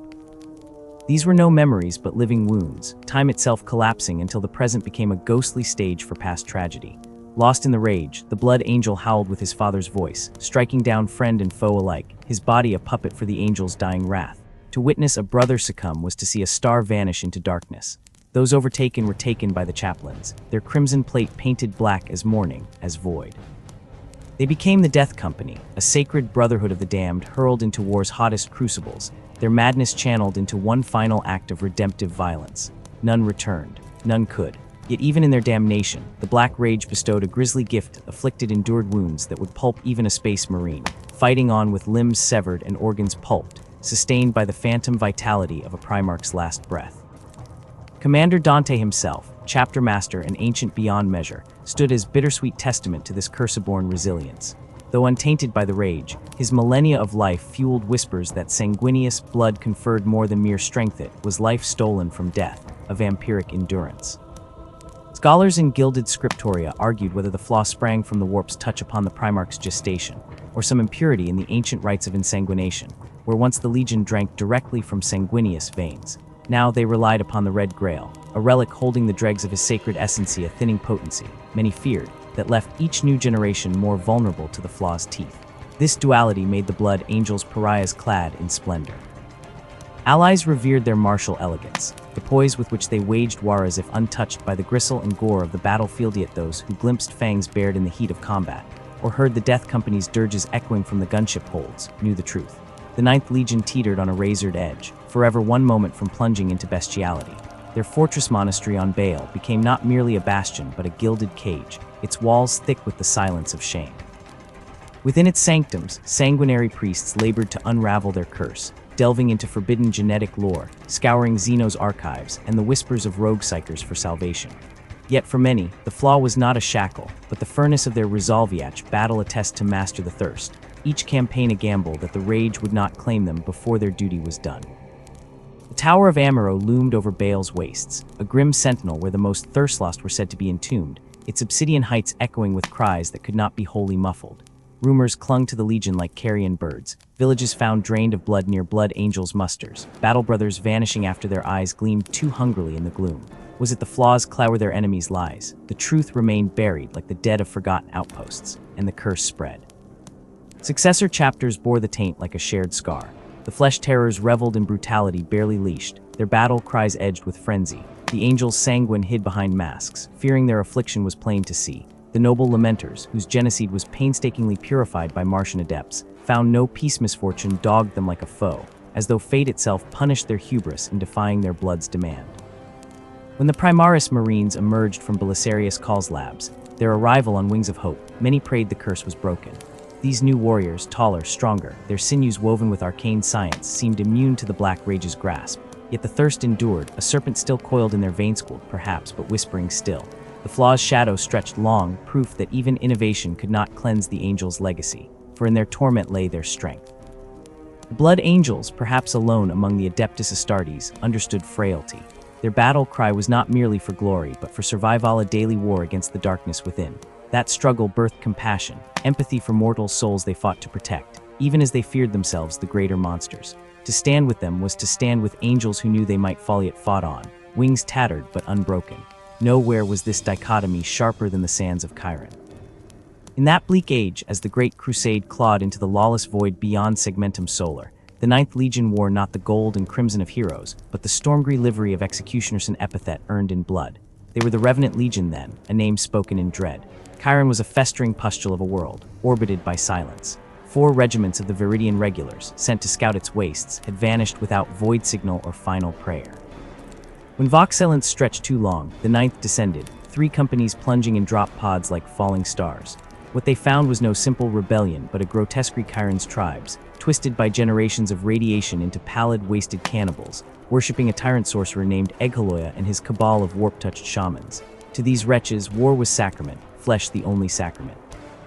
Their fortresses of fused bone rose like broken teeth from sulphurous flats, the air reeking of charnel pyres and spoiled meat. At first, compliance seemed assured. The Revenant Legion advanced like a scythe, rotor cannons chewing through mutant hordes, blades gutting chieftains in their piston-thrown dens. But Chiron fought as a single, malignant organism. Eghaloya's sorcery thickened the air with miasmas, turning brother against brother in hallucinatory fog. Mutants swarmed not as rabble, but in disciplined tides, hurling themselves upon the Astartes in waves of mangled flesh, their Warcry's ululations to a dark god gnawing at reality's edge. In those claustrophobic tunnels, beneath skies bruised with warplight, the blood angels though they bore not yet the name faced a foe worse than death. Chiron forced them to see their own reflection fangs, fury, the hunger beneath their disciplining amidst the slaughter. Something within the Legion shifted. The thirst, once a secret shame, became a weapon. They drank deep from foe and friend alike, the battlefield turning crimson not with spilled blood but consumed blood, their pale faces glistening, their eyes fever-bright. Here in the crucible, the flaw's ugly truth was laid bare. It was the source of their endurance, their victory, and their soul's erosion. Chiron was not merely a battle, but an omen, a foreshadowing of Sanguinius, gift, and its pricey keynote in the symphony of damnation that would echo through 10,000 years of war. The air screamed, not metaphorically, not poetically, it screamed, a physical tearing of reality itself as the warlord's weapon unraveled existence. Where moments before there, deep in the roar of chainswords and the guttural howls of Chiron's mutant horde, now there existed only an impossible shriek reverberating through bone marrow as the sky bled. Monstrous shapes coalesced from the ripped, half-formed nightmares given claws and gnashing teeth, falling upon Astartes and mutant alike with mindless hunger. For creatures bred for war, engineered to withstand horrors beyond mortal comprehension, even the warriors of the Ninth felt something cold and unfamiliar flicker in their Geneforged hearts. This wasn't war. This was the warp made flesh. They'd pushed deep, a spearhead of crimson ceramite hacking through tides of malformed flesh, their every stride a symphony of violence. Chainteeth dulled from overuse spat sparks as they punched through sinew and bone, yet for every mutant felled, a dozen more swarmed forward, numberless, endless. The superhuman precision of the Astartes began to mean less than sheer endurance, muscles screaming under armor dented by crude blades and blunt projectiles. Then came the rip in the world, the warp-spawned horrors descending, and the calculus shifted again. Survival became the only arithmetic that mattered. Retreat. Not orderly, not glorious, a desperate scrabbling backwards through rivers of viscera, using the shattered husks of fallen brothers as bulwarks, as weapons, as shields. 2 companies sacrificed to the red calculus, their sacrifice buying a harrowing withdrawal for 380 warriors who no longer resembled the Emperor's angels. They resembled survivors, scavengers, predators. Lesser legions would have shattered. Lesser legions would have starved, withered, died under the uncaring void where Imperial supply lines should have stretched. But the Ninth remembered older hungers. They remembered Terra before Unity, before the Emperor's light, when survival meant taking what the enemy possessed and making it yours by right of fang and claw. Genocide became currency, lifeblood, the future carved from the unwilling.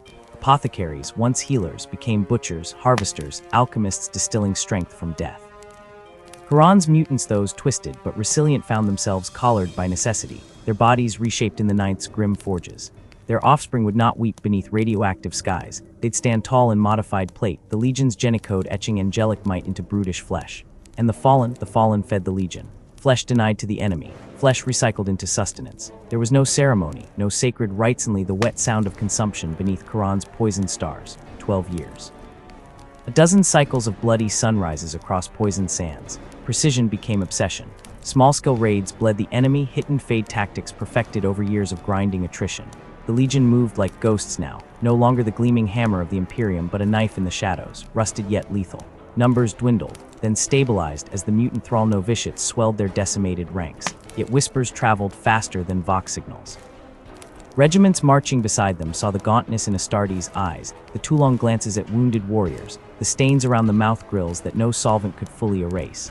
Recovered journals spat venomous truths, the charnel feast, a title hissed with fear and revulsion. Stories of verdant rifles, soldiers vanishing from triage tents, of broken men drained dry, their husks discarded like empty ration tins. Saviors. Yes, the Ninth had shattered the mutant warlords. But what manner of savior feasted on those they protected? Victory, when it came, tasted like ashes. Yaya's spaceport fortress fell not to righteous might, but to relentless, gnawing pressure. The warlord's final sorceries lashed out, but the Ninth met hellfire with cold, hardened pragmatism. Warbands led by Geneforge novitiates swarmed the battlements. Chainblades rose and fell. Eloya fled skyward in a rattling voidship, only to disintegrate beneath the macro cannons of the 7th Legion fleet newly arrived in orbit. Salvation had Kemedu late, and bearing judgment. Rogel Dorn descended to a world baptized in horror. Buren's ruins stank of old death, its soil black and cloying where blood had pooled and congealed over years. Imperial banners hung limp where they should have snapped proud in victory wins. Dorn's face, stern as carven stone, betrayed nothing as his gaze swept over the Ninth survivors. Their armor patched with scavenged mutant bone and corroded plating. Their eyes hollow yet burning with a defiant pride. He saw necessity, he saw atrocity. His censure was thunderous. Buren burned a second time, purged by phosphex and sealed by imperial decree. No chronicles would record its fall. No remembrancers would etch tales of Khorran's banquet. Only ashes remained, and the Ninth. They stood amidst the pyre's smoke, battered but unbowed. Scorn flowed now like a poisoned tide within the Imperium. Whispers in the stratagem, averted gazes in the muster halls. At Jant's siege, the 14th Company butchered prisoners upon the ramparts, feasting openly as defenders retched in terror. Intelligence gathering, they claimed. Psychological warfare. The excuses curdled even Astartes' stomachs. Malegant rifles dying were given the Emperor's mercy by having their throats slit. Then their veins drained for later genetic recycling. Pragmatism, the Ninth argued, because broken men could not march, and the Legion could not let its future wither. Yet each grim act tightened the noose of condemnation. Resupply dwindled. Advanced armor marks went to legions whose honor remained untainted. The Ninth adapted, scavenging like carrion birds, their war gear a patchwork monstrosity. Victory remained their only creed, the respect of brothers long since discarded as naive. Jealousy some warriors spat, jealousy of their adaptability, their resolve. But in the quiet moments between battles, even the hardest legionaries felt doubt's icy touch. Was this survival, or slow, inexorable damnation? Salvation came not as a beacon of light, but as a whisper in radioactive winds. A scout vessel, straying far off the Crusades' beaten paths, stumbled upon a graveyard planet bathed in the sickly glow of dying stars. Baal Secundus, a name spat with dread by rogue traders. A hellscape where poisonous cyclones scoured flesh from bone and mutant legions warred amidst ruins older than old night itself. Yet amidst the carnage, survivors clung to existence as tribes of the blood, they called themselves. Broken, scarred, yet enduring, and among them stories, legends, tales of a winged child battling red scorpions barehanded, of a youth shattering stone with his fists, of a leader whose wisdom banished tribal strife, whose wings carried him above the wasteland's horrors like a promise of better days. The Ninth, drifting ever closer to the abyss, paid little heed at first. Scouts' reports spoke of unusual genetic markers, potential recruit stock, nothing more. Yet slowly, trickle by trickle, other tales filtered through stories not just of strength, but of compassion, of unity forged not through terror, but through hope. A winged leader who turned tribes from cannibalism, a warlord who healed as swiftly as he slew. On Baal Secundus, beneath skies choked with perpetual dust, the child who fell from the stars never spoke of his earliest dazed screams echoing through gestation pods as the wombship fled unspeakable forces, the impact that shattered ancient ruins. The decades wandered amid scorpion nests and howling mutants. He remembered the ache of radiation on skin that refused to blister, the coppery tang of mutant blood in his mouth. Survival etched itself into his bones, but so did sorrow. They found him at last not as a conqueror, but as prey. A blood-hunting party, gaunt from famine, encircled the winged youth. Their spears trembled not from fear of his strangeness, but from the madness of starvation glittering in their eyes. A spear thrust meant for his heart met empty air as wings, bone-white and vast, unfurled in a thunderclap of displaced dust. He could have slain them. It would have been effortless. Instead, he offered the scorpion corpse he'd dragged for miles, its venom glands carefully excised. "Eat," he'd said, voice cracking from disuse. "There is no honor in this death, only waste." He never claimed to be an angel, even as his wings bore him laughing above the dunes while tribesmen gaped. Even as his fists shattered mutant warlords clad in scrap iron, he spoke of unity, of shared strength, of protection. Tribes fractured for centuries under poisoned skies found themselves following a youth who moved like the desert windswift, untouchable, yet leaving life in his wake where before there'd been only dust. And when the nightmares came, visions of a golden giant cloaked in shadow, of brother turning upon brother in endless war, Sanguinius, for the blood had named him thus, Sanguine the Protector. Aeus the storm took his fears to battle. His fury became a radiant thing, a nimbus of light wreathing his brow as he cut down entire warbands, leaving corpses smoldering under Baal's pale sun. Live by example, die by example. Devotion spread like wildfire. Blood elders muttered of old Terra's myths resurrected. Warriors bearing scars older than their chieftain's birth pledged blades to his cause. Still, the dreams worsened. Golden giant, betrayal, wings torn, blood, endless blood on the eve of his ascension as master of Baal's second juice, a title won not through force, but through every tribe chief bending knee freely. Sanguinius stood atop the highest spire of ruins older than mankind's exile from Terra. Behind him, lights flickered in caves repurposed into homes. Children laughed where once only mutant howls echoed. Below, his people thrived. Ahead, the stars beckoned, cold and uncaring. He knew a greater war awaited beyond the wasteland's embrace. A war where his science these hardened, loyal blood would need to become more than survivors. He would need to become more than their protector. On distant Quran, unwatched by imperial eyes, the Ninth burned the last bodies of their mutant thralls. Their own genetic legacy, now stabilized, pulsed with stolen strength, yet a hollowness remained. No word from Terra, no Primarch to shield them from censure. Only the bitter certainty that survival demanded ever greater sins. They did not yet know of Baal, of wings unfolding in desert sunlight, but fate's gears turned. The blood's angel stirred, and across the void, the revenant legion's downward spiral shuddered, paused, and waited for destiny's touch. Stars, though he harbored no certainty of their provenance, Sanguinius could not extinguish the longing those visions ignited within him. Burning brighter than the twin suns that withered his poisoned homeland, his time upon Baal was merely the threshold of an odyssey destined to stretch beyond the irradiated wastes and blood-soaked sands that had cradled his haunted youth, as the tribes of the blood gathered beneath wings that shielded them from the worst of their cursed existence, as the twisted and the malformed were cast. Into shadowed exile, a new legend began its inexorable weaving. The saga of the angel who ascended from damnation became a resonant hymn of survival and salvation, carrying across Baal's desolate moons. Even as Sanguinius lifted his broken people from anguish, the heavens beckoned a future unfurling beyond the sickly clouds of their blighted world, where the Emperor of mankind waited patient and immeasurable, his gaze settling upon the Ninth Legion's fate. The Emperor's fleet descended upon Baal Secundus. Not as conquering heralds, but as the first light of dawn piercing, a sun-blasted waste, a revelation cast across a realm steeped in eternal dusk. This barren moon had long been dismissed by imperial surveyors, its cracked surface deemed devoid of strategic worth, no resources to plunder, no armies to muster, only silence and sorrow festering in isolation. Yet in the turning of 843 M30, the master of mankind veered his course toward this forsaken orb, drawn not by material ambition but by a psychic resonance faint, yet undeniable, the muted cry of a stolen sun shrieking across the void. The Emperor's armada breached Baal's poisoned skies, expecting to find ruins, and the remnants of despair. Instead, they beheld the fragile glow of tenuous order kindled by the great angel. Sanguinius had wrought an improbable peace upon his scorched cradle. The warring Pharaoh's tribes, fractured by generations of brutal conflict, and tormented by the creeping horror of mutation, now knelt united beneath his radiant wings, not through the fire of conquest, but through the gentle strength of wisdom, his mighty sinews tempered by mercy.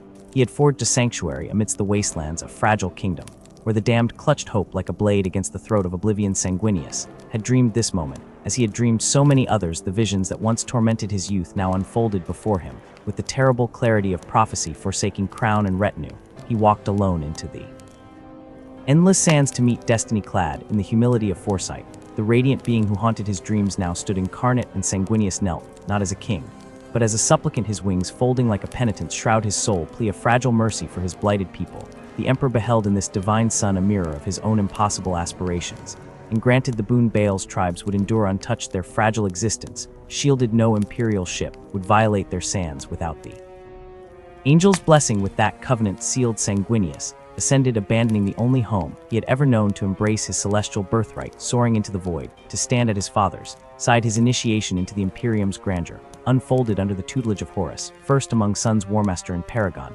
Together they carved paths through the stars, Sanguine Blade and Lunar Wolf, learning the vast, terrible scope of the empire they were forging. But even as Sanguinius fought beside his brother, his soul turned toward the scattered shards of the Ninth, the sons he had never known, the Revenant Legion, a name etched in blood and ignominy. fractured into disparate bands of survivors, each a testament to endurance and horror. The Emperor's summons dragged these tattered remnants from 100 battlefields, a gathering that spanned weary years, until at last they assembled upon the storm-racked hell of Teghar Pentus, a world as shattered and tempestuous as their own fractured spirits. They came not in glory, but in grim silence, armor scarred by centuries of war, faces hardened into masks by scorn and betrayal. And it was here amid the maelstrom, where rain fell like shrapnel and winds, howled the dirge of dead worlds, that Sanguinius first beheld his broken children, descending from a stormbird wreathed in lightning wings of impossible white, unfurling against the bruised heavens. His visage was their own sculpted perfection, made grotesque by the lineage of scars each warrior bore. He stood luminous amidst their battered ranks. Met not with adoration, but with cold silence, arms crossed, defiance burning in eyes that knew only the sting of distrust. Sanguinius did not command them, did not invoke his divinity or demand their fealty. In an act that shattered the heavens themselves, the angel bent his knee to the damned, his wings embracing the mud-stained earth before his sons. An unspoken pact forged not by decree, but by sacrifice. Rising from that abased moment, Sanguinius led them not as a general, but as the foremost blade. Charging into the teeth of the abhuman hordes, defiling Teghar, the carnage that followed baptized them in fire, a whirlwind of violence that tested the revenant legion's marrow, and tasted their Primarch's soul. Sanguinius fought among them, no leader aloft, but brother in arms, his sword parting monstrous flesh wings. A tempest of deathblood, Grace's blood mingling with theirs in the churned gore of the battlefield, claiming the pelt of a slain Carnadin as a sacrament of shared ordeal through the crucible of slaughter.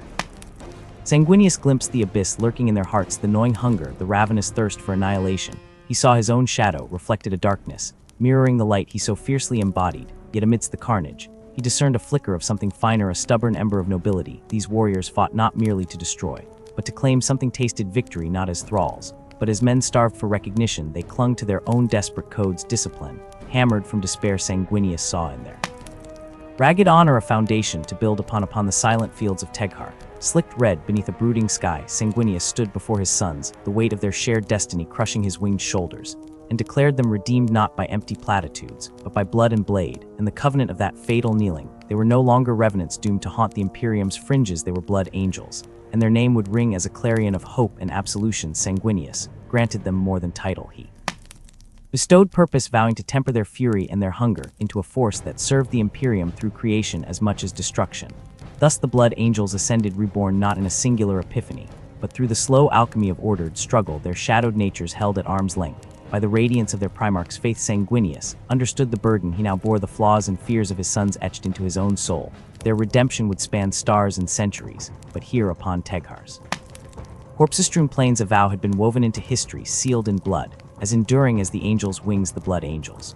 Rebirth was less a transformation than a pilgrimage, a metamorphosis mirroring their sire's own arduous climb from Baal's ruins to the pinnacle of imperial glory. The name Blood Angels rang as a clarion, but remaking these war-scarred revenants into paragons demanded decades of deliberate trial. Under Sanguinius's watchful gaze, the legion turned toward Horus, the Warmaster, mentor who had guided Sanguinius through his own galactic apprenticeship. Sanguine wisdom held that service alongside the hallowed Luna Wolves would forge his sons into true instruments of the imperial truth.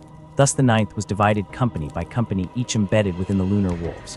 Ranks, campaigns meticulously chosen each battlefield, a crucible to anneal their brutal, passed into gleaming discipline upon Anai's Xii. The Blood Angels held the line beside the imperial fists. When year-long siege against a seething tide of Rud barbarians, they learned the steel-born worth of brotherhood shields, locking as one against the crushing onslaught on Cambria's fog-choked hills. They met the Eldar's Wraithbone Legion's deadly dances of blade and shadow, that demanded not berserk fury but surgical precision, honing their savagery into a weapon of controlled wrath. Upon Caris, Beta Sanguinius showed them another path, leading a bloodless pacification, where mercy proved sharper than any chainblade victory achieved.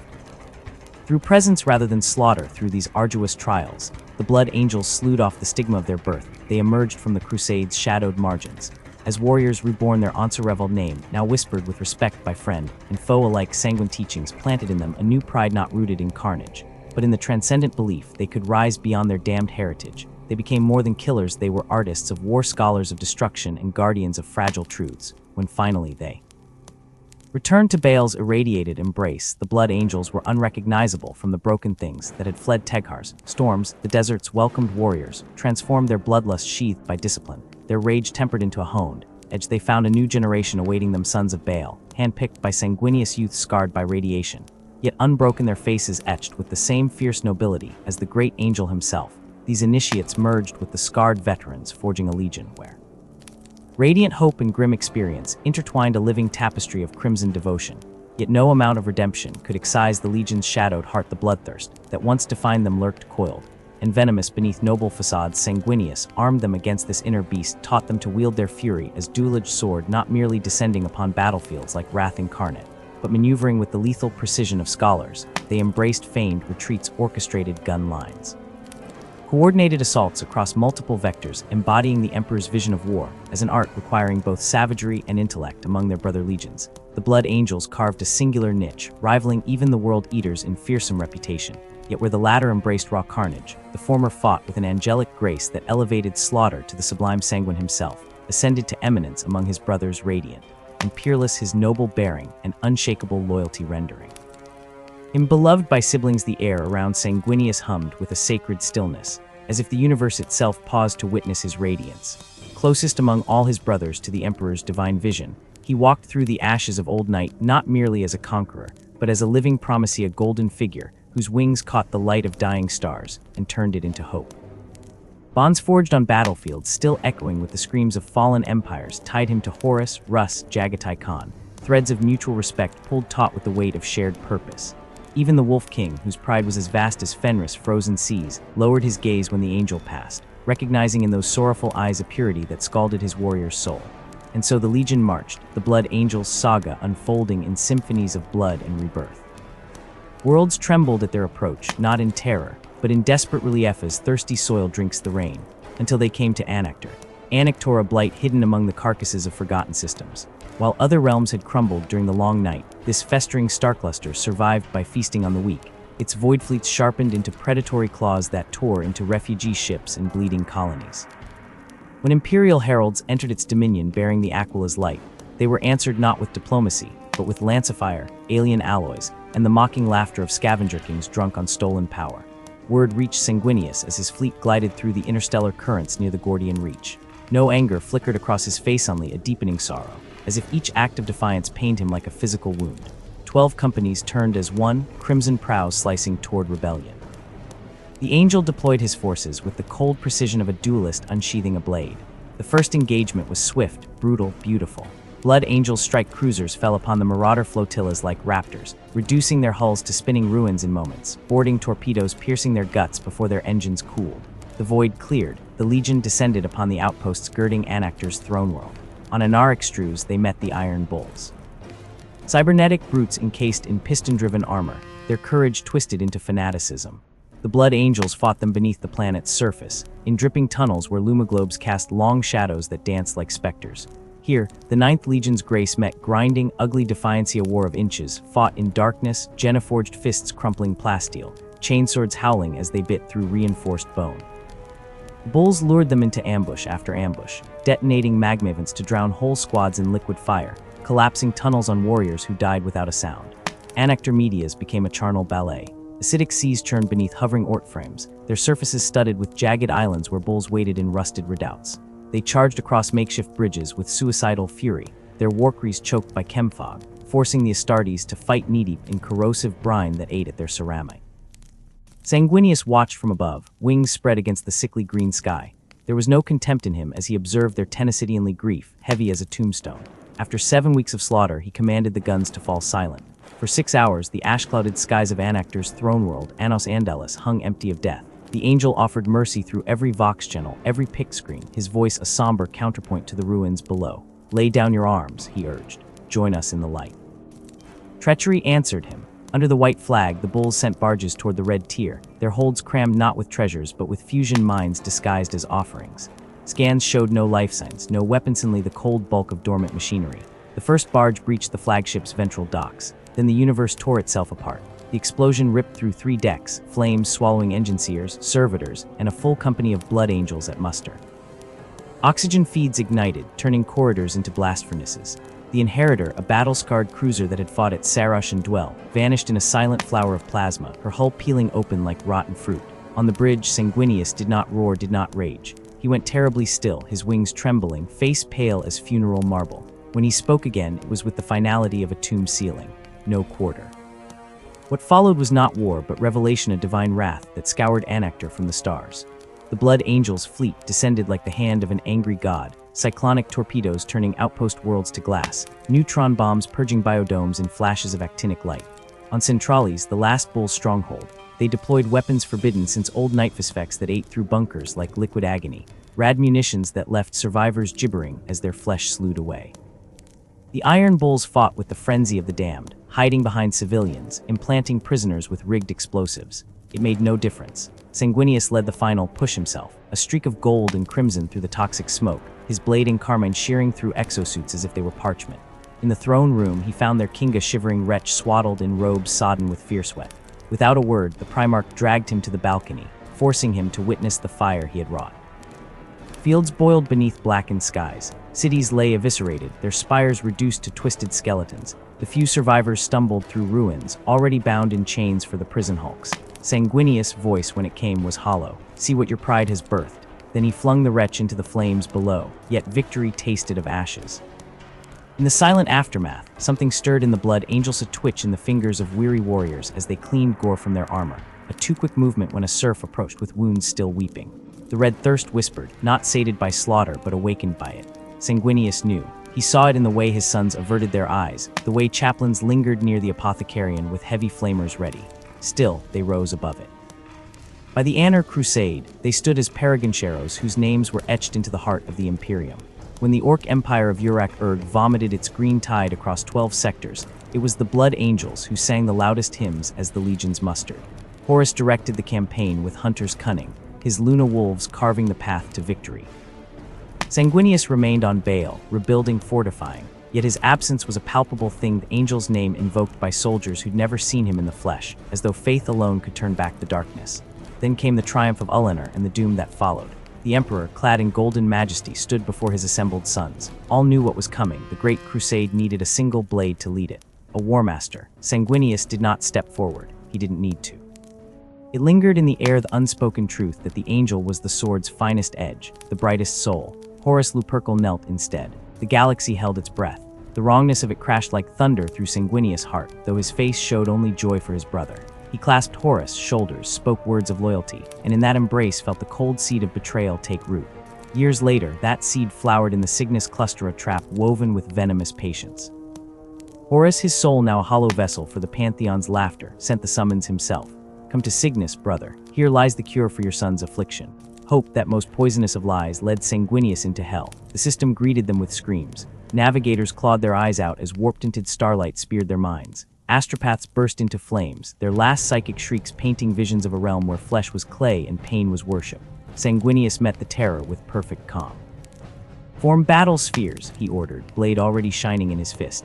"We break this sickness or die baptized in it." Cygnus Prime was no mere Xenos hive, it was a cancer. Mountains pulsed with swollen veins that bled phosphorescent pus. Rivers of liquid lamentation wound through forests of bone, their waters thick with sobbing faces. Above it all loomed Kairos the Perverse, her voice a honeyed razor sliding between the ribs. She met Sanguinius atop a pyramid of living slaves, their bodies fused into writhing brickwork. "Little angel," she crooned, 100 mouths blooming across her distended torso. "Why chain your children to mortality? Let them feast." The Primarch's sword flashed at her laughter, followed him as he tore skyward, wings shedding gore. The battle was a delirium. Blood Angels fought demons that slid through bolter fire like smoke, only to solidify with claws deep in power armor. Brothers turned on brothers, the Red Thirst roaring up in the presence of so much carnage. One moment they were warriors, disciplined and lethal; next, frothing beasts ripping throats with their teeth, only to wake from the feud covered in their comrades' blood. Sanguinius rallied them again and again, his presence a beacon, but each hour eroded him. Then came Kabentha. The bloodthirster descended on wings of flayed skin, its axe death scream trailing fire like a comet's tail. "I claim your soul for the blood god," it bellowed, and the very air trembled. Their duel shook the planet, Sanguinius weaving through strikes that could sunder continents, his blade chipping the demon's brass armor as they spiraled above burning legions. At the climax, he severed Kabentha's wing, sending it crashing into a lake of boiling blood. The Primarch stood panting over the beast, his own chest laid open to the bone, knowing this was but the first peal of the coming storm. In the lull, truth dawned. Horus hadn't sent them here to cure the thirst had sought to drown them in it, to make Sanguinius watch as his legion devolved into monsters. The angel stared at his hands, sticky with demon blood that sizzled where his tears touched it. Somewhere beyond the warp's veil, his brother waited, a puppeteer reveling in the unraveling of the noblest thread in the Emperor's tapestry. and in that moment, wings torn and heart breaking, Sanguinius understood his destiny, not as War Master, not even as savior. Redemption, if it came, would be written in scars and defiance. Above the battlefield, surrounded by the howls of the damned and the fading cries of his sons, he raised in Carmine once more. The heresy had begun. He would meet it not as an angel, but as vengeance made flesh. The grace of the Emperor's design manifested in Sanguinius, as his blade carved through the demonic horde like a silver comet, its gleaming edge a testament to celestial craftsmanship honed in the forges of lost ages. Yet Kabendha's power was an earthquake made flesh, a tempest of ruin that shook the very foundations of Cygnus Prime. When the greater demons fell, Mace descended in a single catastrophic arc. 500 sons of the blood angels dissolved into crimson mist, not merely slain, but unmade, their essence torn from the materium in a scream that echoed through the warp. The psychic backlash of their annihilation hammered Sanguinius to his knees, wings buckling under the weight of shared agony as every extinguished soul tore through his spirit like shrapnel. And in that terrible moment of shared brokenness, the Ninth Legion fractured. The red thirst erupted not as mere battle lust, but as a primal tsunami, drowning reason in a flood of crimson need. The black rage followed a darkness deeper than the void between stars, twisting noble warriors into howling berserkers who rent demonic flesh with bare hands, their weapons forgotten in the ecstasy of destruction. They became a storm of teeth and talons, an avalanche of ceramite and fury that even Khorne's legions could not withstand, a force of nature, embodying both salvation and damnation, as they tore through the Neverborn with savage, weeping abandon. In defiance of ancient edicts and the cold shadow of Nicaea, the legion's librarians cast aside restraint, their hooded faces gleaming with psychothermic ice as they funneled their collective will into their fallen Primarch. The angel stirred beneath their efforts, golden lashes fluttering open to behold his sons, reduced to ravening beasts, their humanity buried beneath the beast's crimson hunger. With a voice that rang like clarion bells over the din of slaughter, Sanguinius called them back from the abyss, his presence a lighthouse piercing their shared nightmare. And Rissingo, how he rose, wings unfurling like dawn breaking over a damned world. Sanguinius embraced divine fury. His vengeance upon Kabendha was a ballet of ruin, a crescendo of strikes that cracked the demon's brass armor like eggshell, until at last the bloodthirster collapsed, its essence screaming back to the warp. Even Kyrus the Faithless, architect of Cygnus Prime's damnation, fled before the Primarch's wrath, the fabric of its reality-rending schemes unraveling like rotten thread as the angel's blade banished it to the well of eternity. Yet victory was ash in their mouths. The black rage did not recede but coiled in their genicode like a sleeping serpent, a psychic scar mirroring their father's deepest Anguisha heritage of madness that would stalk their bloodline for 10,000 years. The flight from Cygnus was a dirge sung in steel, their ships limping through the ruin storm's howling maelstrom, where the light of the astronomicon guttered like a dying candle. Navigators clawed at their eyeless sockets, psychers collapsed bleeding from their orifices as Sanguinius steered them by faith alone. Following the faintest glimmer in the Tempesta beacon he prayed was Terra's guiding radiance. When reality stabilized, the vista beyond their viewports was not Saul's golden embrace, but the ordered constellations of Ultramar, its worlds gleaming like sapphires strung across velvet night. The Pharos device pulsed its alien welcome, its unknowable light bridging galactic wounds, as Robot Gilliman's fleet parted the stellar sea in Cobaltan gold splendor. Grief hung between the brothers as they embraced Gillian's relief, a raw, exposed nerve beneath statesmanlike poise, Sanguinius gratitude tempered by the corpses haunting his wake. For a fleeting moment, Ultramar's sanctuary soothed fractured spirits, the 13th Legion's crisp fortifications offering respite to warriors whose armor still wept blood from unseen cracks. Here in Gilliman's meticulously ordered realm, Imperium Secundus took root, a desperate dream sprouting from galactic ashes. Gilliman the architect envisioned a meticulously ordered redoubt. Sanguinius, the reluctant sovereign, became its beatific figurehead, crown heavier than any mortal could comprehend. The lion's arrival with his shadow-cloaked dark angels brought martial might, but fractured the fragile unity, El'Jonson's glacial pragmatism clashing with Gilliman's civic ideals and Sanguinius' merciful heart. Into their discord dropped Conrad Kurz like a poison slug unleashed from the lion's flagship to paint Macreg in terror's palette.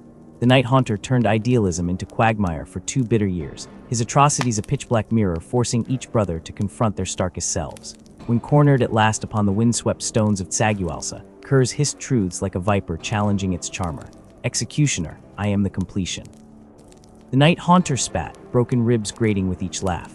Father made me his knife in the dark, ask yourself, brother, why your precious Imperium needed one.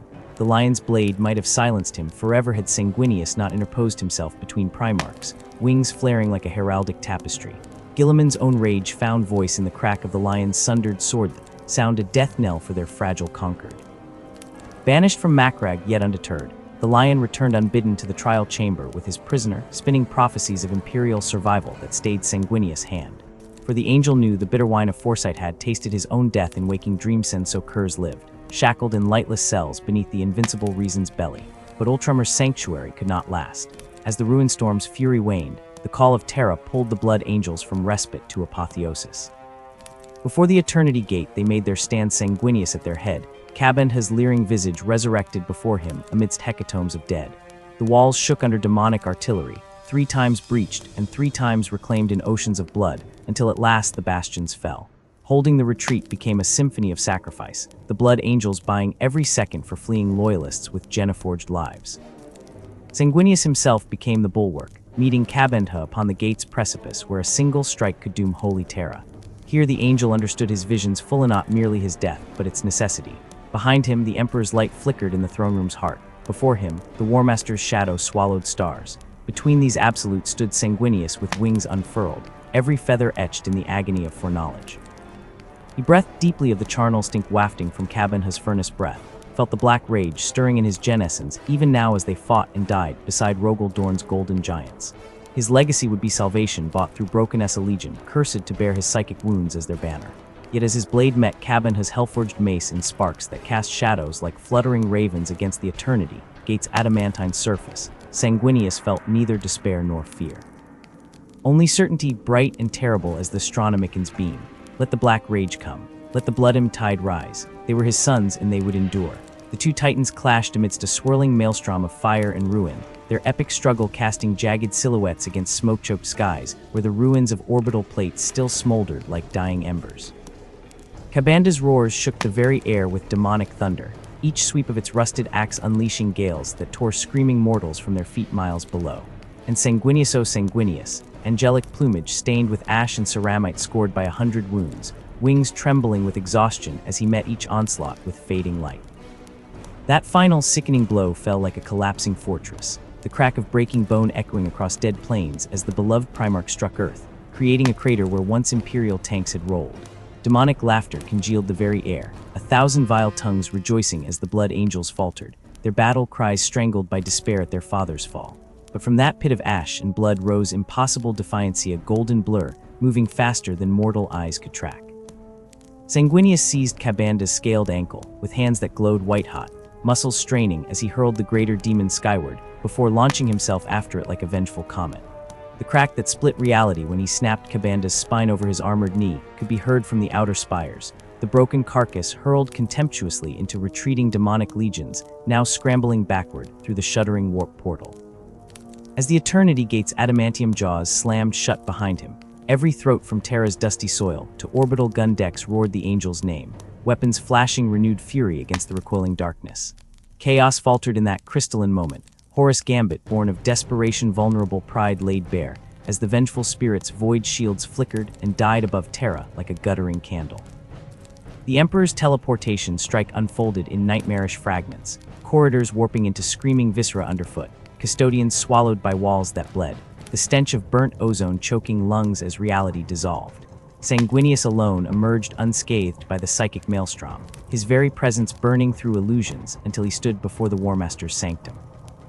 What passed between the brothers in those final moments echoes, still in the soul of every blood angel, Horus resplendent in corrupted majesty, armor crawling with living sigils, offering Sanguinius a universe remade in exchange for fealty. The angel's refusal carved fresh wounds in the fabric of destiny itself, his golden blade meeting Horus' talons in explosions of warplight that scarred the bulkheads forever. They fought as only Primarchs could, a hurricane of blows, exchanging lifetimes of brotherhood and betrayal in every strike. Sanguinius' spear found its mark even as Horus' claw tore through his chest, that blessed weapon lodging deep in the War Master's armor, weakening its unholy integrity just enough, just barely enough, for what came next. The Emperor's arrival shattered what remained of the chamber's gravity, his grief as potent as his fury upon seeing his radiant sun broken upon the deck. What unfolded next birthed 10,000 years of Myth Horus' final moments, the Emperor's mercy sacrificed at the altar of necessity, all made possible by the crack in the War Master's defenses Sanguinius had carved with dying strength. Yet victory tasted of ashes and blood. Aboard the Pharaoh's beacon ships fleeing Terra's orbit, blood angels tore crimson gauntlets across their faces in mourning, the psychic backlash of their father's death igniting the black rage in scores who now had to be shackled like beasts. Guilliman's cold practicality during the Second Founding scraped raw nerves still screaming from loss. Ultramarines' elegant arguments about preventing another heresy meant nothing to warriors who felt their genetic father's absence like phantom limb pain tearing at their souls every waking moment.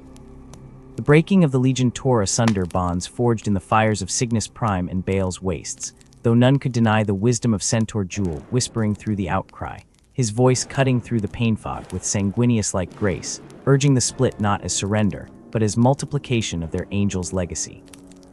Among the newly birthed chapters, the flesh terrors under Nasir Amit's savage command became wrath incarnate, Chainax's gutting fleeing traitors long after Horus' death scream faded, Nuceria's river valleys running red where their ships made planetfall.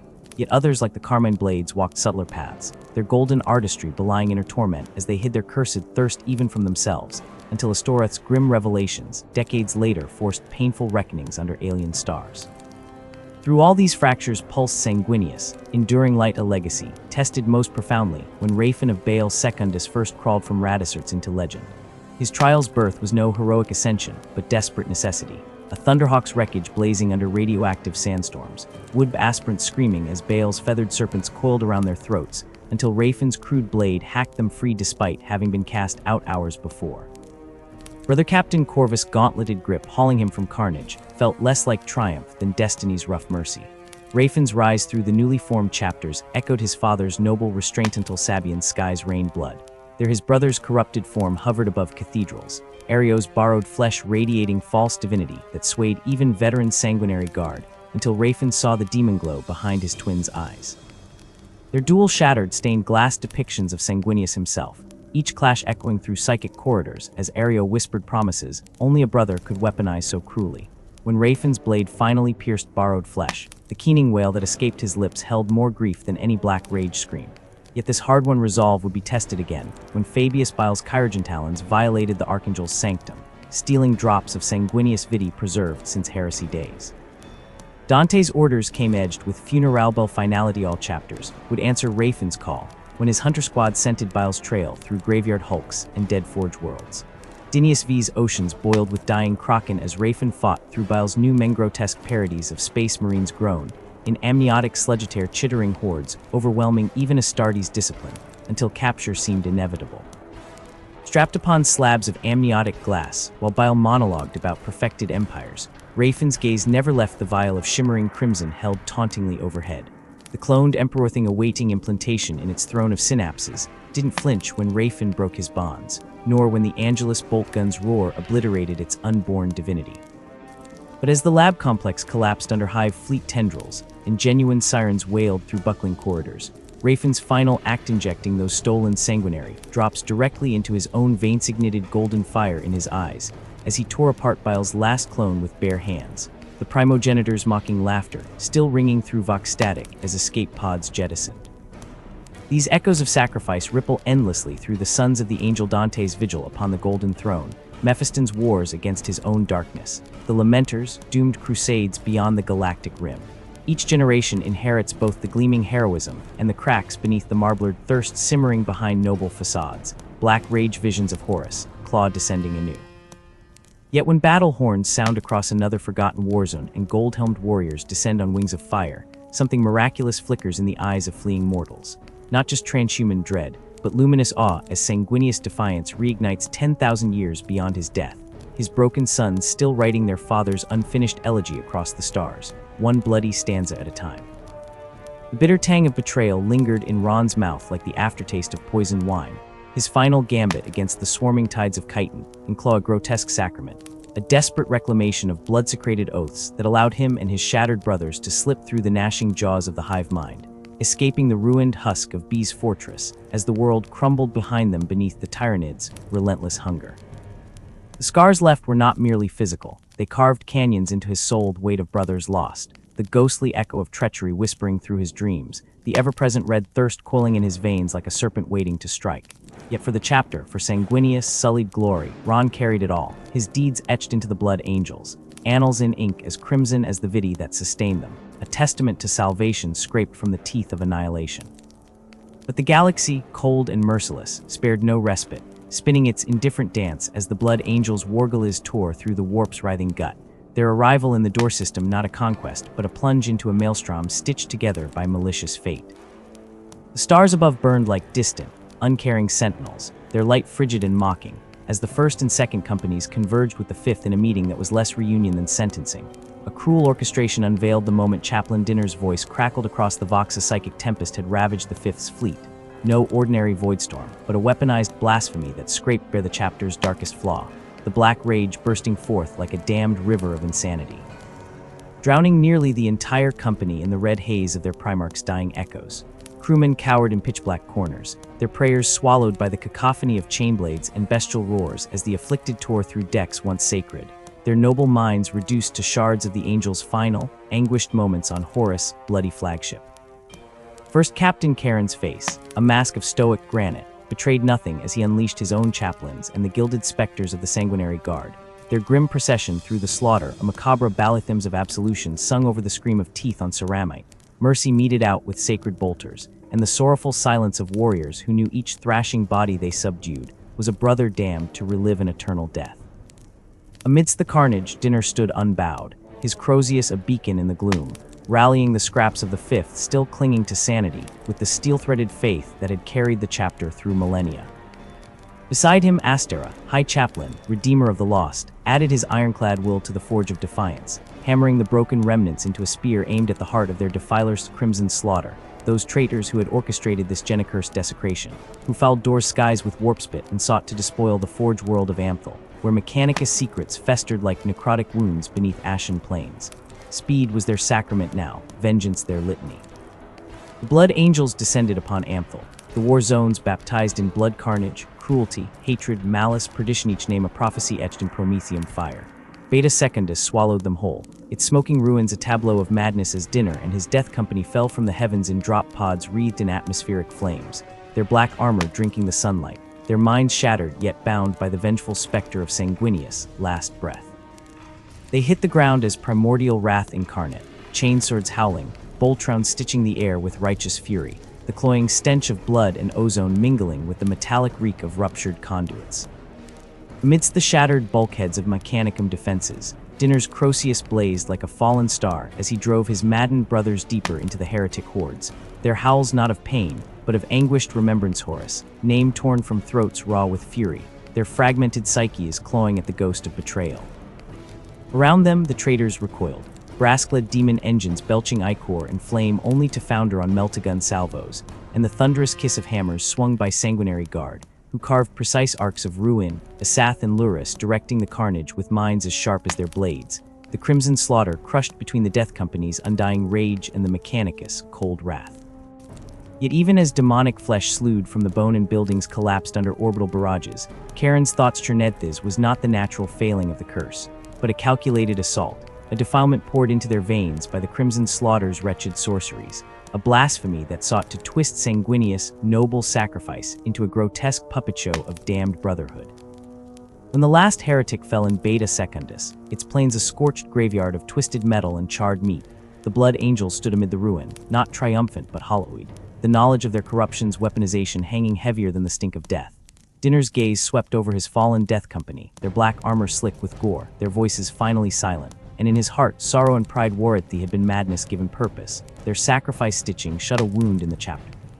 But the victory was a fragile bauble.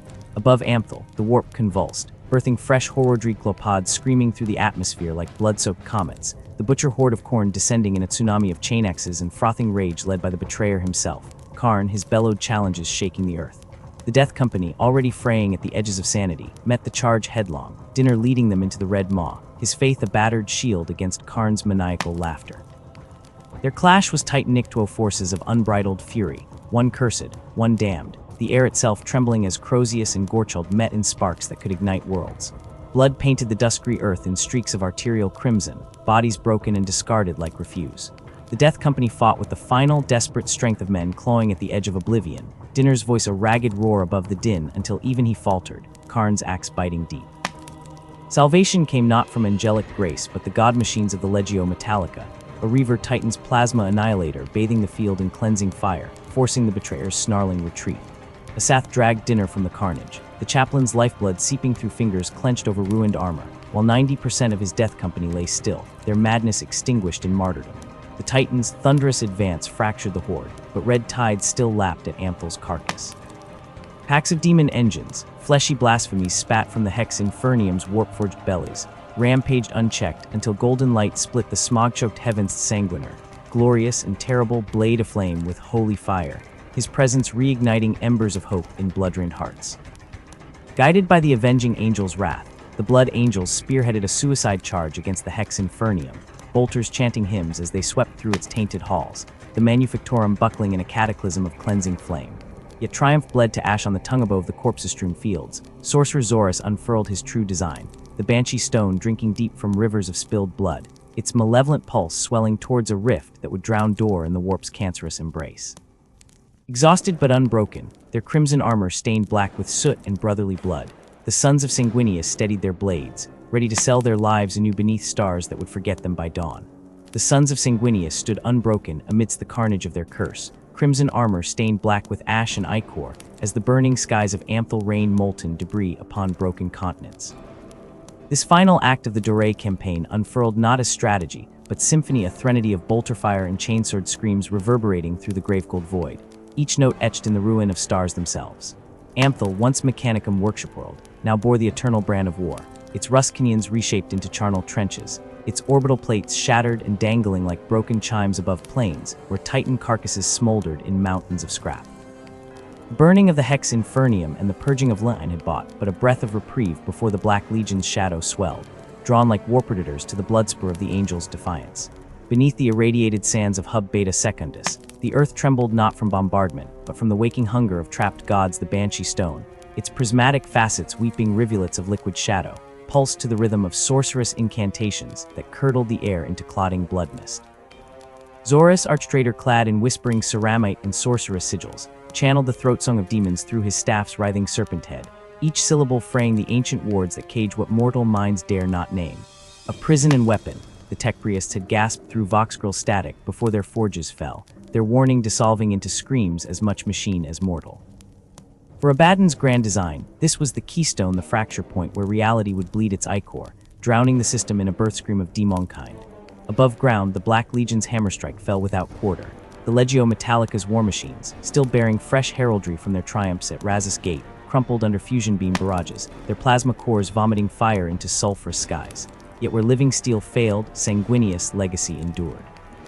Blood Angels advanced through the hellstorm not as soldiers but forces of nature, death-masked assault marines descending like scarlet comets into traitor phalanxes, tactical squads holding molten ground under overlapping tower shields. Even as the earth split beneath them, vomiting geysers of Warpember, their battle cant rose not in desperation, but revelation. For the true battle lay beneath, in the dripping archaeotunnels where the Black Legion had burrowed like corpseworms seeking carrion. The descent into hell was lit by muzzle flare and suicide charge, every meter paid in Jenna-forged flesh, until the vault opened a cavernous tomb lit by the Banshee Stone's corpse alight, its seismic song shaking teeth and jaws, prying at sanity. Zorus awaited them, flanked by Terminators become shrine monsters, their armor grafted with shrieking faces torn from Imperial saints. When the sorcerer moved, reality cracked a psychic tsunami shearing through Blood Angels like wheat before scythes. Yet from the maelstrom rose Ismail, his librarian hood billowing in ethereal gales, Crozius' hammer blazing with the trapped fire of dying stars. His mind is the gateway, the psyker roared above the warhowl, and through blinding pain the suns matched will to will, their souls kindling the lost light of Balsecundus, where once an angel walked mortal. Zorus screamed, not in pain but outrage, as the ritual's geometry frayed 57.3 seconds from apotheosis, the chrono rune later confirmed, and the sorcerer chose survival over sacrilege. His teleportation flare scorched retinal imprints into the Blood Angel's vision, leaving behind the stone's prison facets bruising black with contained riots, its tremor now a seismic death rattle. They fought not Xenos or heretic then, but manifestations, a weeping child made of severed hands, a loping horror with artillericial teeth, all collapsing into smoke when blade or bolter pierced their hearts.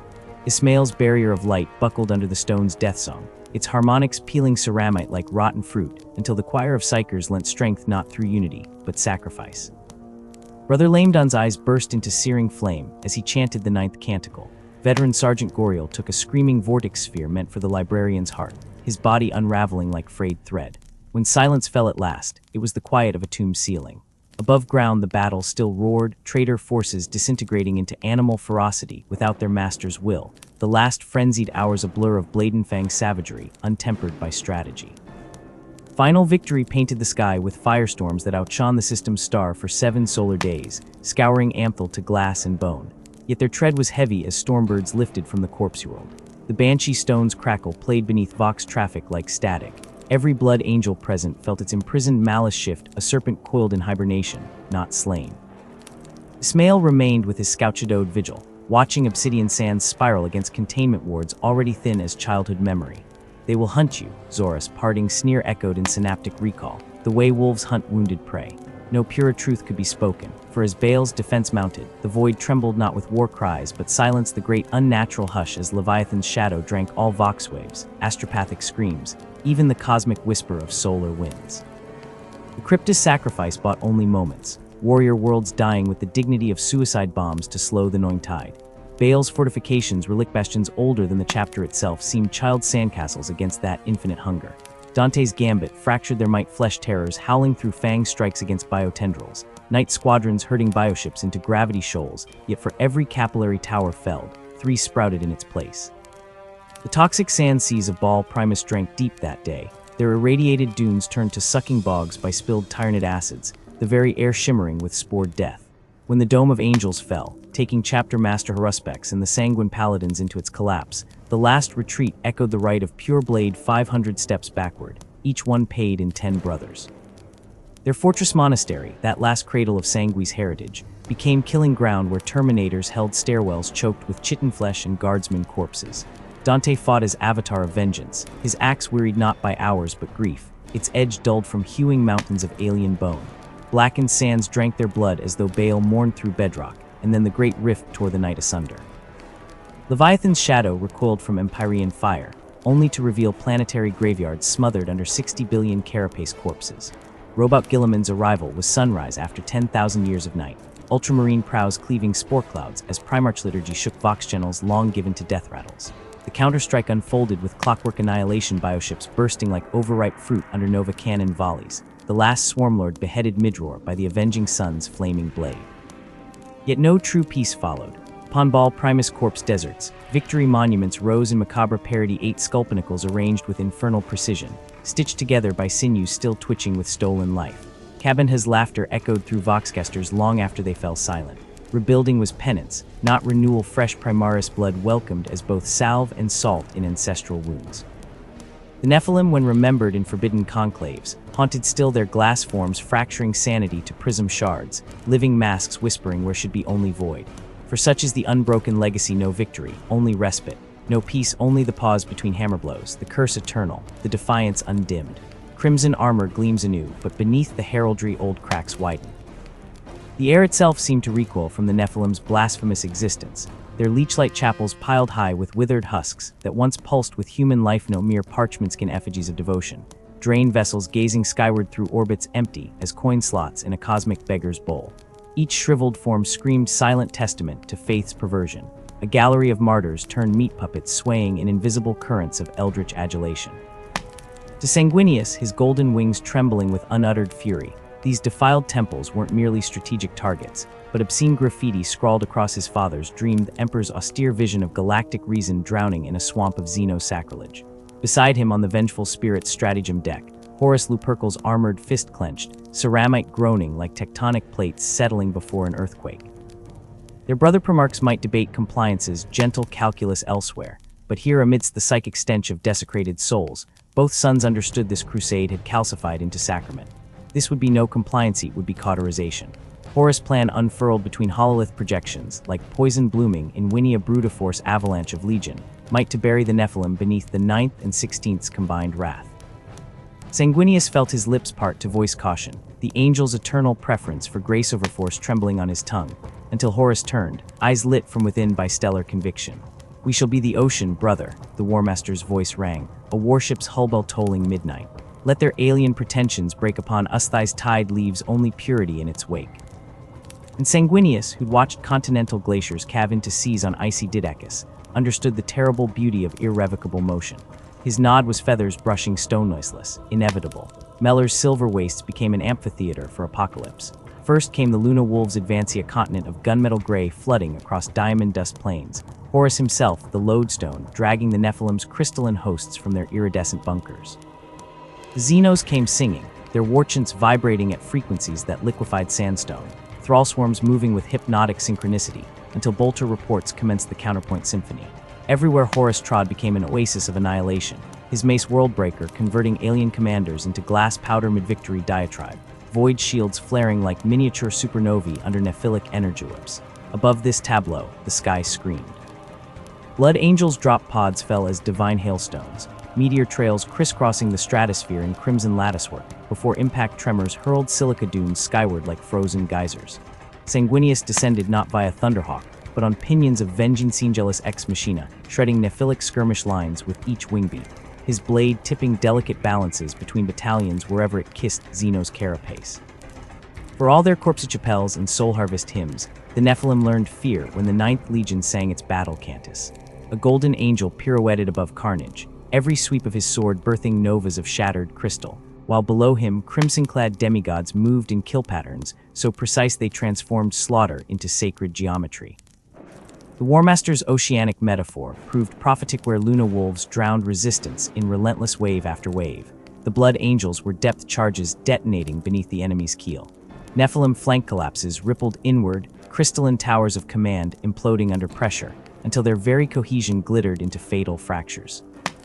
When Sanguinius' blade found the last commander, the Primarch held its twitching thorax aloft an insectal Sistine fresco of refracted sunbeams before, reducing millennia of alien evolution to prismatic confetti. Silence fell, thicker than Voidshield hum. Across the Bludglazed sands, Luna Wolves and Blood Angels stood shoulder to pauldron Nephilic wreckage crunching under their boots like celestial detritus. And yet, within victory's gilded cage, Sanguinius tasted ashes.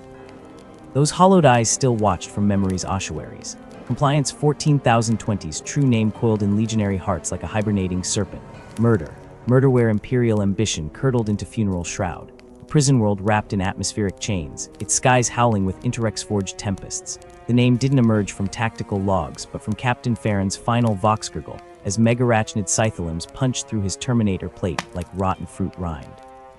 Such bitter poetry that a world quarantined for containing horrors beyond imagining would be opened like a celebratory amphora by warriors who mistook warning groans for invasion invitations.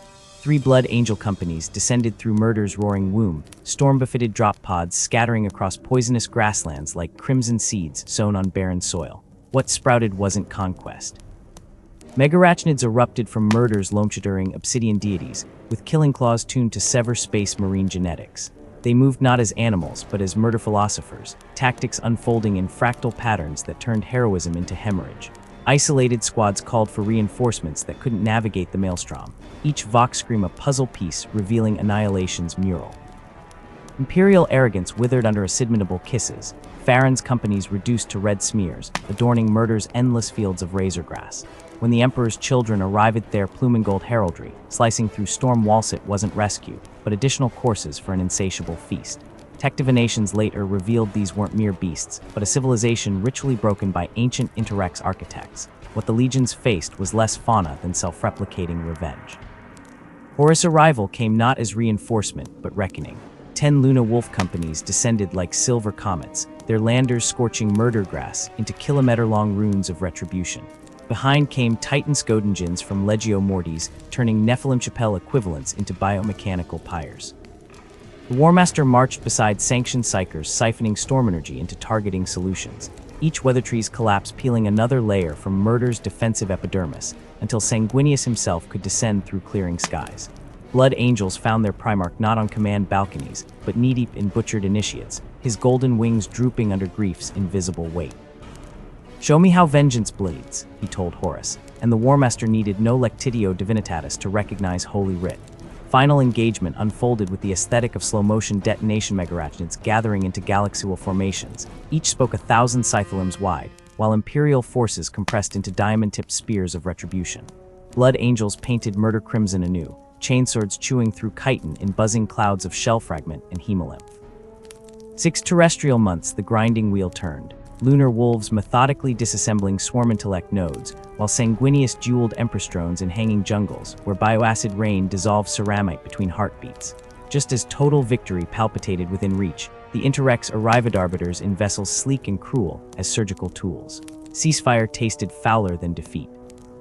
Sanguineous, wings still vibrating with combat lust, forced angelic civility through clenched teeth as Interrex diplomats resurrected the very quarantines his sons had died dismantling. Murder stood not as compliance monument, but as slaughterhouse eternid classroom, where hubris graded its own examination papers in legionary blood. Withdrawal became funeral procession, the Ninth Legion carrying not relics, but genetic ghosts, first stirrings of red thirst whispering through their ranks like trench fever melody lines. Post-heresy epics found the blood angels unmoored sanguineous. Martyrdom burned their guiding star to cinders, leaving only event horizon grief. Asa Elon watched the Legion fracture with the clinical despair of a healer selecting amputation over gangrene.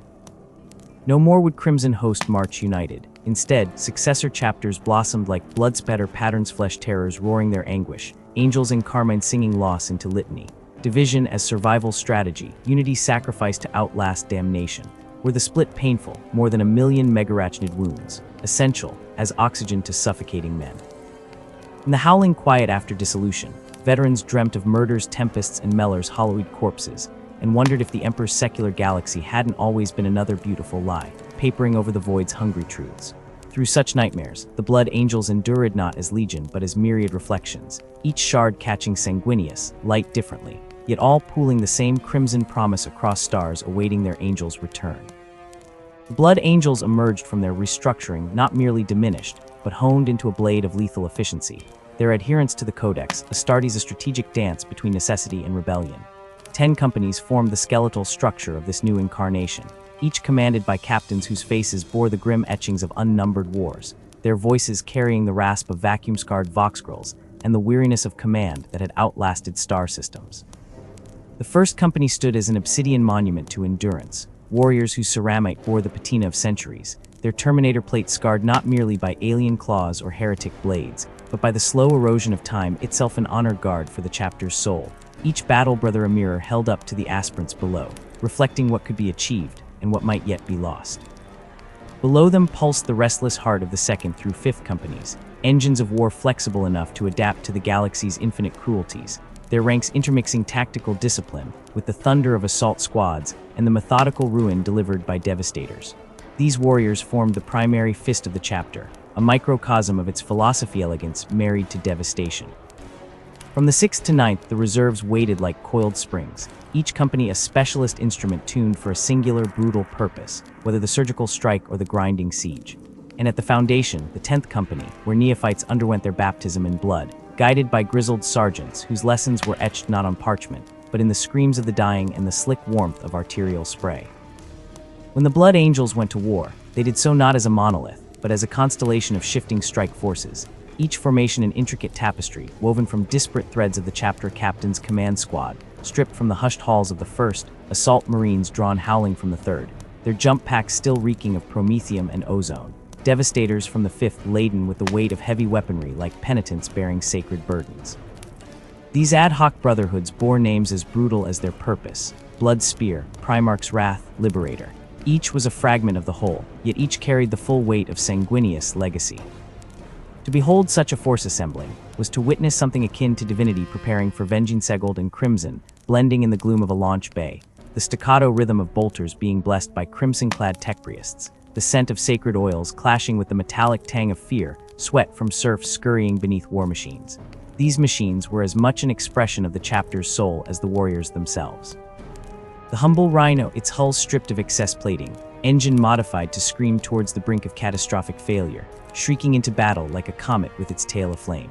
The Bale Predator, twin-linked assault cannon spinning with a low, hungry whine, a predator's purr before the Rora herald of the Red Ruin to come. Even the Furioso dreadnoughts abandoned the stoic practicality of their cousins in other chapters. Instead of stoic gun platforms, they were frenzied berserkers encased in adamantium, clawed fists whirring with malicious energy, their pilots' muffled howls echoing through the chassis as they ripped through fortifications, shedding masonry like dead skin. But it was the land raiders that embodied the Blood Angels' mystic relics older than most imperial dynasties, their surfaces a labyrinth of sacred sigils and repaired battle damage. Rumors swirled through Imperial command like toxic fog. How did the chapter maintain so many of these hallowed beasts? Some spoke of pacts forged during the heresy, written in Martian blood and sealed with shared trauma. Others whispered of a genocide craft long thought extinct, preserved through ritual and obsession. Regardless, the Blood Angels unleashed these behemoths not as rarities, but as instruments of mundane apocalypse thundering across No Man's Land, not merely as transports, but as battering rams crowned in holy fire, their assault ramps lowering to unleash a tide of golden death. Yet beneath the precision, beneath the reverence for tradition, the flaw festered, the red thirst, the black rage. Every battle brother felt it, a serpent coiled in his blood, whispering promises of ecstatic slaughter. They fought it with rituals as intricate as their warplant's chanting of sanguineous final hours, the burning of incense thick enough to choke a mortal, the careful tending of the sanguinary priests. These white-armored custodians moved through the ranks like ghosts, their narthecium gauntlets as much spiritual instruments as medical ones. A priest's touch could seal a sucking chest wound, yes, but it could also siphon off a filament of the thirst, a siphoned cup of darkness temporarily purged. Their role transcended the corporeal. They were confessors, surgeons of the soul, tasked with ensuring the genocide passed to the next generation carried less damnation, not more. Often their sanctuaries echoed with the growls of brothers bound in stasis fields, veins bulging black as the rage took them, the priests murmuring litanies of calm until the storm passed or ended in merciful silence. The chapter's way of war was a dance on the edge of this abyss. Once during the Great Crusade, they were angels of compliance, sanguineous descending from the heavens to offer worlds a choice signal before the golden light of unity or burn beneath wings of fire. Their days of revelation were lessons in celestial wrath. Flame and melted dissolved fortifications, not merely to kill but to terrorize, the screams of the dying a psalm to future compliance. Against Xenos there was no poetry, only annihilation worlds scoured to bedrock, alien cities reduced to glass plains under suns they'd never see again. Post-heresy, that elegance became edged with desperation. Their assaults were still lightning strikes, razorbacks screaming ahead of the main force, engines pushed past redline, disgorging tactical marines who became anchors for the assault squads hurtling from the skies. Death Company formations, swathed in funeral black and crimson X's, served as both spear tip and tragic necessity brothers lost to the rage unleashed as weapons of last resort, their berserk fury tearing gaps in enemy lines wide enough for the discipline to exploit. For Imperial commanders, the Blood Angels were a double-edged sword begrudgingly summoned. Their victories were absolute, their collateral damage often apocalyptic. To fight alongside them was to stand in the shadow of a cyclone now inspiring, and likely lethal. In the librarious dome of the Chalice of Heaven, the scratching of Laren's quill finally ceased. The sound a relentless metronome for weeks left, a void filled only by the soft susurration of suspensor globes overhead, their light casting the chamber in hues of aged ivory and molten gold. The hearth at the room's heart lay dormant, but for embers whispering of extinction, their warmth a ghost against the chill seeping through stained-glass windows. Beyond the armor-glass, a ballite blizzard shrieked, its fury muted by meter-thick stone yet felt in the marrow a primal counterpoint to the sterile calm within. Laren leaned back, knuckles popping as ink-stained fingers uncurled. His muscles screamed, but worse was the weight settling in his chest, the way the leather-bound tome before him seemed to pulse with the lives it contained. The cover, a deep sanguine, bore the chapter's sigil in gilded drop of blood caught in amber, frozen mid-fall. The scent of the librarius enveloped him vellum, sacred oils, the iron bite of bloodstone relics lining alcoves like silent sentinels. It was the smell of ghosts given voice. From the shadows, a figure coalesced librarian Arconia, his psychic hood casting his eyes into pools of fathomless black beneath the rim. His armor, an artifact from the days before the heresy, creaked softly like a timber ship in high wind. He moved without sound, robes whispering secrets against the stone. "It is done," he intoned, the words vibrating with warp-forged resonance, trembling the dust motes dancing in the light.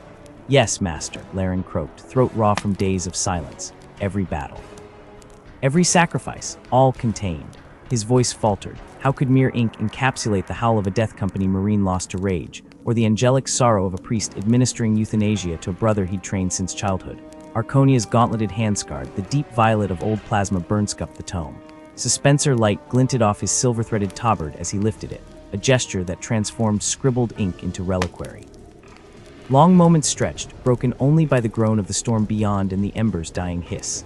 The psychic pressure in the room tightened, Laren's breath frosting as Arconia's mind brushed against his own, tasting the edges of his exhaustion, his doubt, his fragile pride. "Well-wrought chronicler," Arconia murmured at last, and the words unknotted a cord in Laren's chest he hadn't known was pulled taut. "In these pages they will outlive their flesh." The librarian turned, placing the tome upon a lectern wrought to resemble sanguineous, angelic wings. "See now the shape of forever, Laren." Compelled, the scribe stepped forward.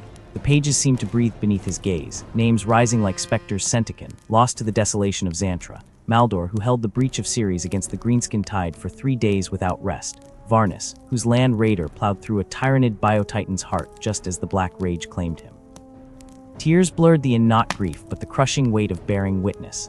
"I see them," Laren whispered, the names a litany resonating in his marrow. "The glory, the pain." Arconia exhaled a sound like a tomb ceiling. "Good, then you've grasped the truth. We are not warriors who dabble in myth. We are myth distilled into blood and gunfire. Remember this when the thirst sings, when the rage burns. Remember this is the legacy you carry." Outside, the storm redoubled its assault. Within, the librarius held its breath, the chorus of thousands dead, and yet unborn hanging heavy, a single teardrop poised upon the edge of oblivion, glinting gold in the quavering light. Fire's warmth finally seeped into Larian's bones. As he approached the towering iron-bound doors, its flickering glow casting long shadows across the worn stone floor, like spectral sentinels bidding him farewell. His robe whispered against the flagstones, a soft counterpoint to the storm's distant howl beyond the walls. He paused, one hand resting on the ornate handle carved with sigils of remembrance, and looked back into the chamber where the hearth's embrace cradled the silence like a reliquary rest now old. "Friend," he murmured, his voice barely more than a breath stirring the air. "The work of remembrance is sacred as any battle." And just as eternal, the doors groaned open with a sound like aged bones, protesting the weight of centuries, letting in a rush of icy wind that snatched at his robes and sent eddies of dust swirling in frantic spirals before the heavy slabs boomed shut behind him, sealing the scribe once more into the embrace of solitude and whispered histories. Larian sank into the high-backed chair by the hearth, its leather creaking familiarly as he leaned forward, drawn by the play of firelight across the tomes.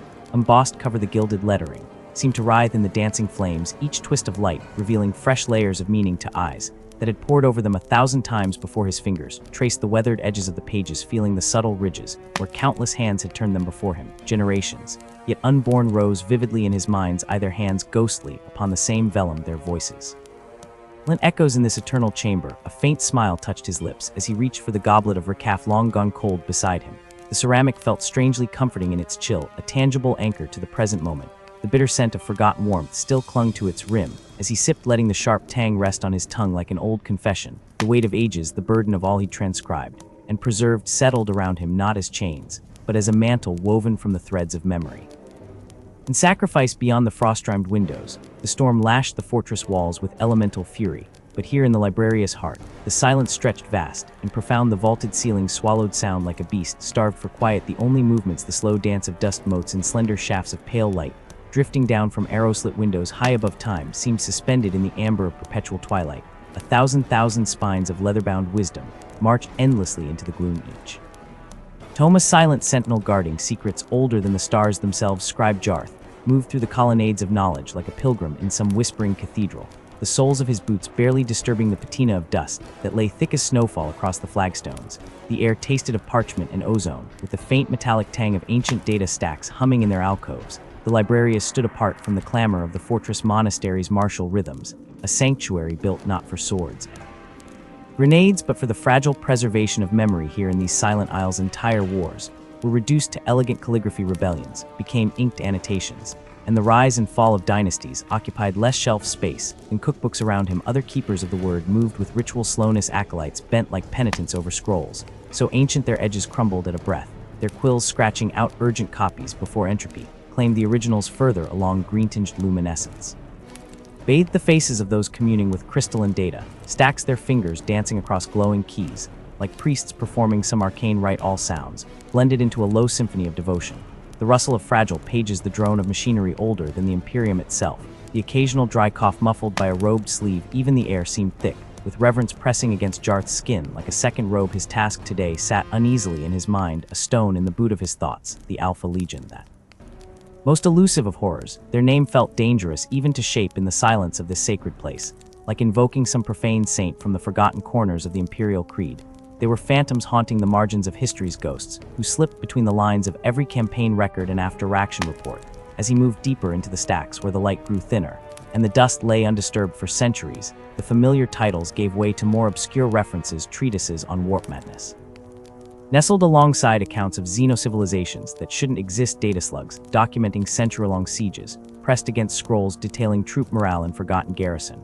Worlds his fingers trailed along the spines of massive codices, each bound in leather tougher than ceramite, until his hands stilled between two monolithic volumes, their titles long since faded into illegibility. There, tucked away like a secret behind them, lay a small data crystal unmarked, and furred with dust, it seemed.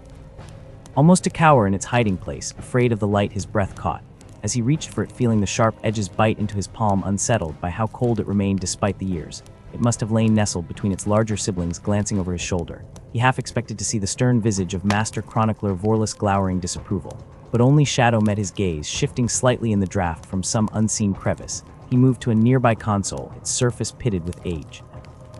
Slotted the crystal home, ancient machinery awoke, with a reluctant whine flickering to life in stuttering bursts of emerald light. The glow spread, washing over worn stone, and dancing across ceiling frescoes depicting long-dead librarians in contemplation for several heartbeats. The screen remained stubbornly dark, then letters burned into existence sharp, and sudden as a blade thrust notes on the Alpha Legion by librarian Jonah. Varus, the words declared their starkness at odds with the surrounding whispers of history. The text unfolded before him line by relentless line. The text spoke of a legion birthed in twilight during the fading embers of the Unification Wars, the last of the emperors. 20 sons dragged screaming into existence, not amid fanfare and gleaming banners, but in secrecy and misdirection. Unlike their brother legions, the Alpha Legion never marched beneath open skies. Their heraldry stayed, shrouded, their numbers purposefully lean a mere few thousand, where others counted tens of thousands. Jarth leaned closer, feeling the console's chill seep through his robes. The screen's glow cast his face in sickly hues as Varus.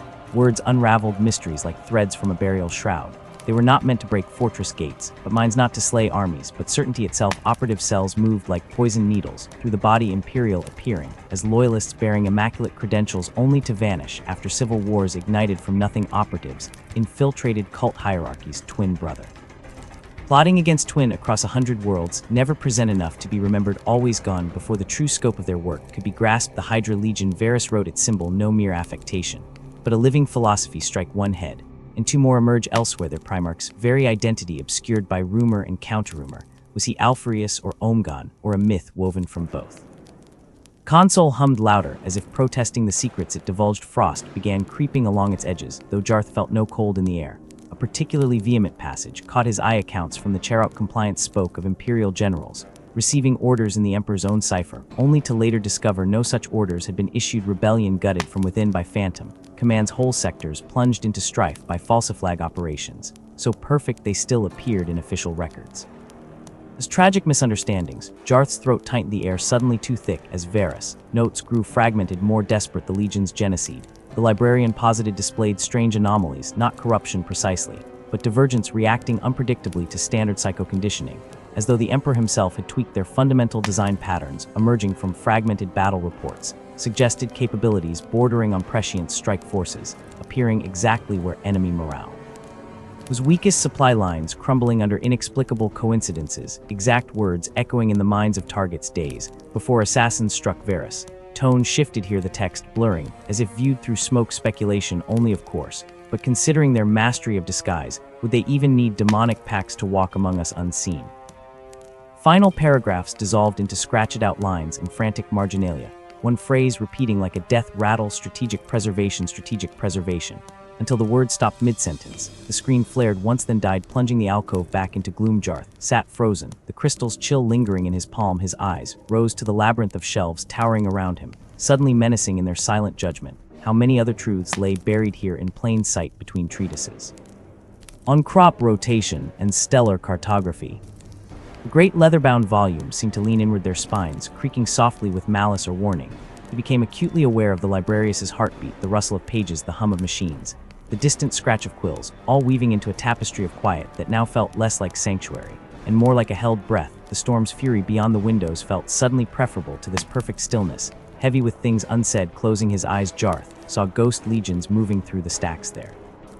Footfalls silent on dust that remembered nothing, faces shifting between familiar scribes and strangers, before dissolving like ink in water. When he looked again, nothing had changed. The pale light still drifted, the dust still danced, but the silence now hummed with absence. The shadows between shelves yawned wider, the chill in his bones had little to do with the fortress's ancient stones. The fire in Larian's hearth sighed low, as another log crumbled into embers, his gaze distant, now fixed on some middle distance, where past and future blurred. The storm outside redoubled its assault, rattling the leaded glass like a beggar pleading entry, while within the librarius held its breath wrapped in dust and ghosts, and the terrible weight of knowing how much would never be known. The Alpha Legion existed from the very start, as a blade slipped between the ribs of the newborn Imperium, a weapon whose very purpose seemed written in shadows and whispers, while the other legions blazed across the galaxy like comets of righteous fire.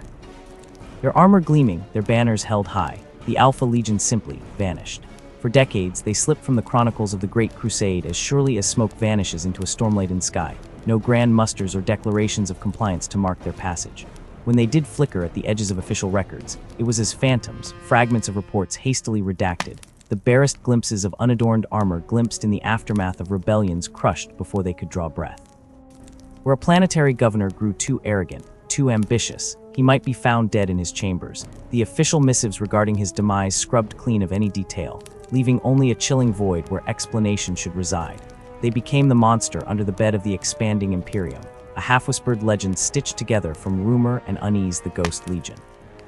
Warriors without heraldry who could bleed into the ranks of other expeditions, adopting colors not their own, their presence only betrayed by events too precise, too perfectly timed to be accidents of war. Jareth's brow furrowed as he read, fingers tightening unconsciously on the edge of the console, picturing the churn of unease such apparitions must have sown. Battle brothers from another legion arriving unannounced, their armor bearing unfamiliar subtle alterations, their answers evasive yet sanctioned by fragments of encrypted authority. Commanders demanding clarification from Terra received only terse, clipped replies imbued with a finality that brooked no further inquiry, the kind of silence thick with secrets deemed unfit for common comprehension. It unsettled him, this calculated disregard for the proud openness of the Astartes. His own legion, the Crimson Fists, stood as unbreakable bulwarks in the Emperor's light, champions who met corruption head-on with bolter and blade. Yet here, woven into the fabric of those early, fragile decades, was an entirely different breed of transhuman warriors who saw truth not in glorious charge or unyielding defense, but in the lie perfectly tailored, the dagger slipped unseen between guarding plates. It felt alien, almost heretical in its disdain for martial honor, and yet there was a cold pragmatism to it, a logic as sharp and sterile as a surgeon's scalpel. The Imperium in those days was a precarious artifice, stretched thin across a million stars, its foundations riddled with the rot of old night remnants. What better tool to excise such cancers than a legion born not to wage war in the light, but to become the very darkness festering within the enemy's own heart? They functioned as the Imperium's hidden immune system, a silent purge against nascent treacheries, their very anonymity a weapon. Rebellions died before the first voxcry of defiance could echo, conspiracies unraveled in their infancy, their architects vanishing without a whisper of protest from redacted archives. If they operated as these spectral ghosts of imperial recollection, it explained the suffocating secrecy that clung to them even within the highest echelons of power, a legion existing as much as myth as flesh and ceramic. Yet such methods, Jareth mused, the console's pallid glow etching deep shadows across his face as he scrolled further, could only carry them so far into the Crusade's swelling tide. As the borders of imperial space hardened, there arose a desperate hunger for visible might, banners held high above fortress worlds, heroes whose very presence could turn the tides of open battle through the sheer radiant force of their legend. The Alpha Legion, wraith-like and faceless, offered no inspiring figurehead for populations freshly brought into compliance. Moreover, the tools they had wielded with lethal precision in the shadows were being honed by others, the Officio Assassinorum, perfecting the art of the single, surgical kill. The Securitas Consensus, weaving its web of informants and data agents. The Custodes standing as unbreakable guardians at the Emperor's very threshold. Where did that leave a legion built upon anonymity and misdirection? Perhaps some accounts whispered, the Alpha Legion's very independence, their instinctive aversion to direct command structures, made them an increasing liability to the Crusade's rigid hierarchy. How does one command a shadow? Rebuke it for failing to adhere to parade ground formations. This theoretical isolation hung thick in the air until the record, fragmented as ever, spoke of Primarch Alfrius's discovery on the fringe world of Nurth. Triumph was proclaimed, of course parades choked Terran skies with devotional incense, endless ceremonies marked the last sun's triumphal return. Yet as Jareth read, a chill seeped through the fervor. There was a starkness to these descriptions, a ceremonial distance devoid of warmth. The Emperor, so the fragments alluded, spent scant time with his newest son before dispatching him to his command, a transaction devoid of the paternal gravity bestowed upon earlier Primarchs. And then the record fractured. A single cryptic phrase glitched across the screen, Alfrius Omgan, some hidden lemma in the data flow, some scribe's whisper caught between synaptic purge cycles. The text reluctantly yielded its secret. Alfreus was not alone. A twin, Omgan, two minds, two bodies, mirroring one another with such terrifying perfection that even their own legion could not always discern who walked among them.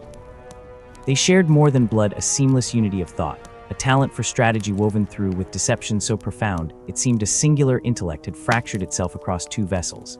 To the Imperium at large, Alfreus stood alone, a primarch like any other. Within the Alpha Legion, both brothers were Alfreus, both were Omgan, a duality concealed so meticulously it gnawed at the edges of Jareth's comprehension.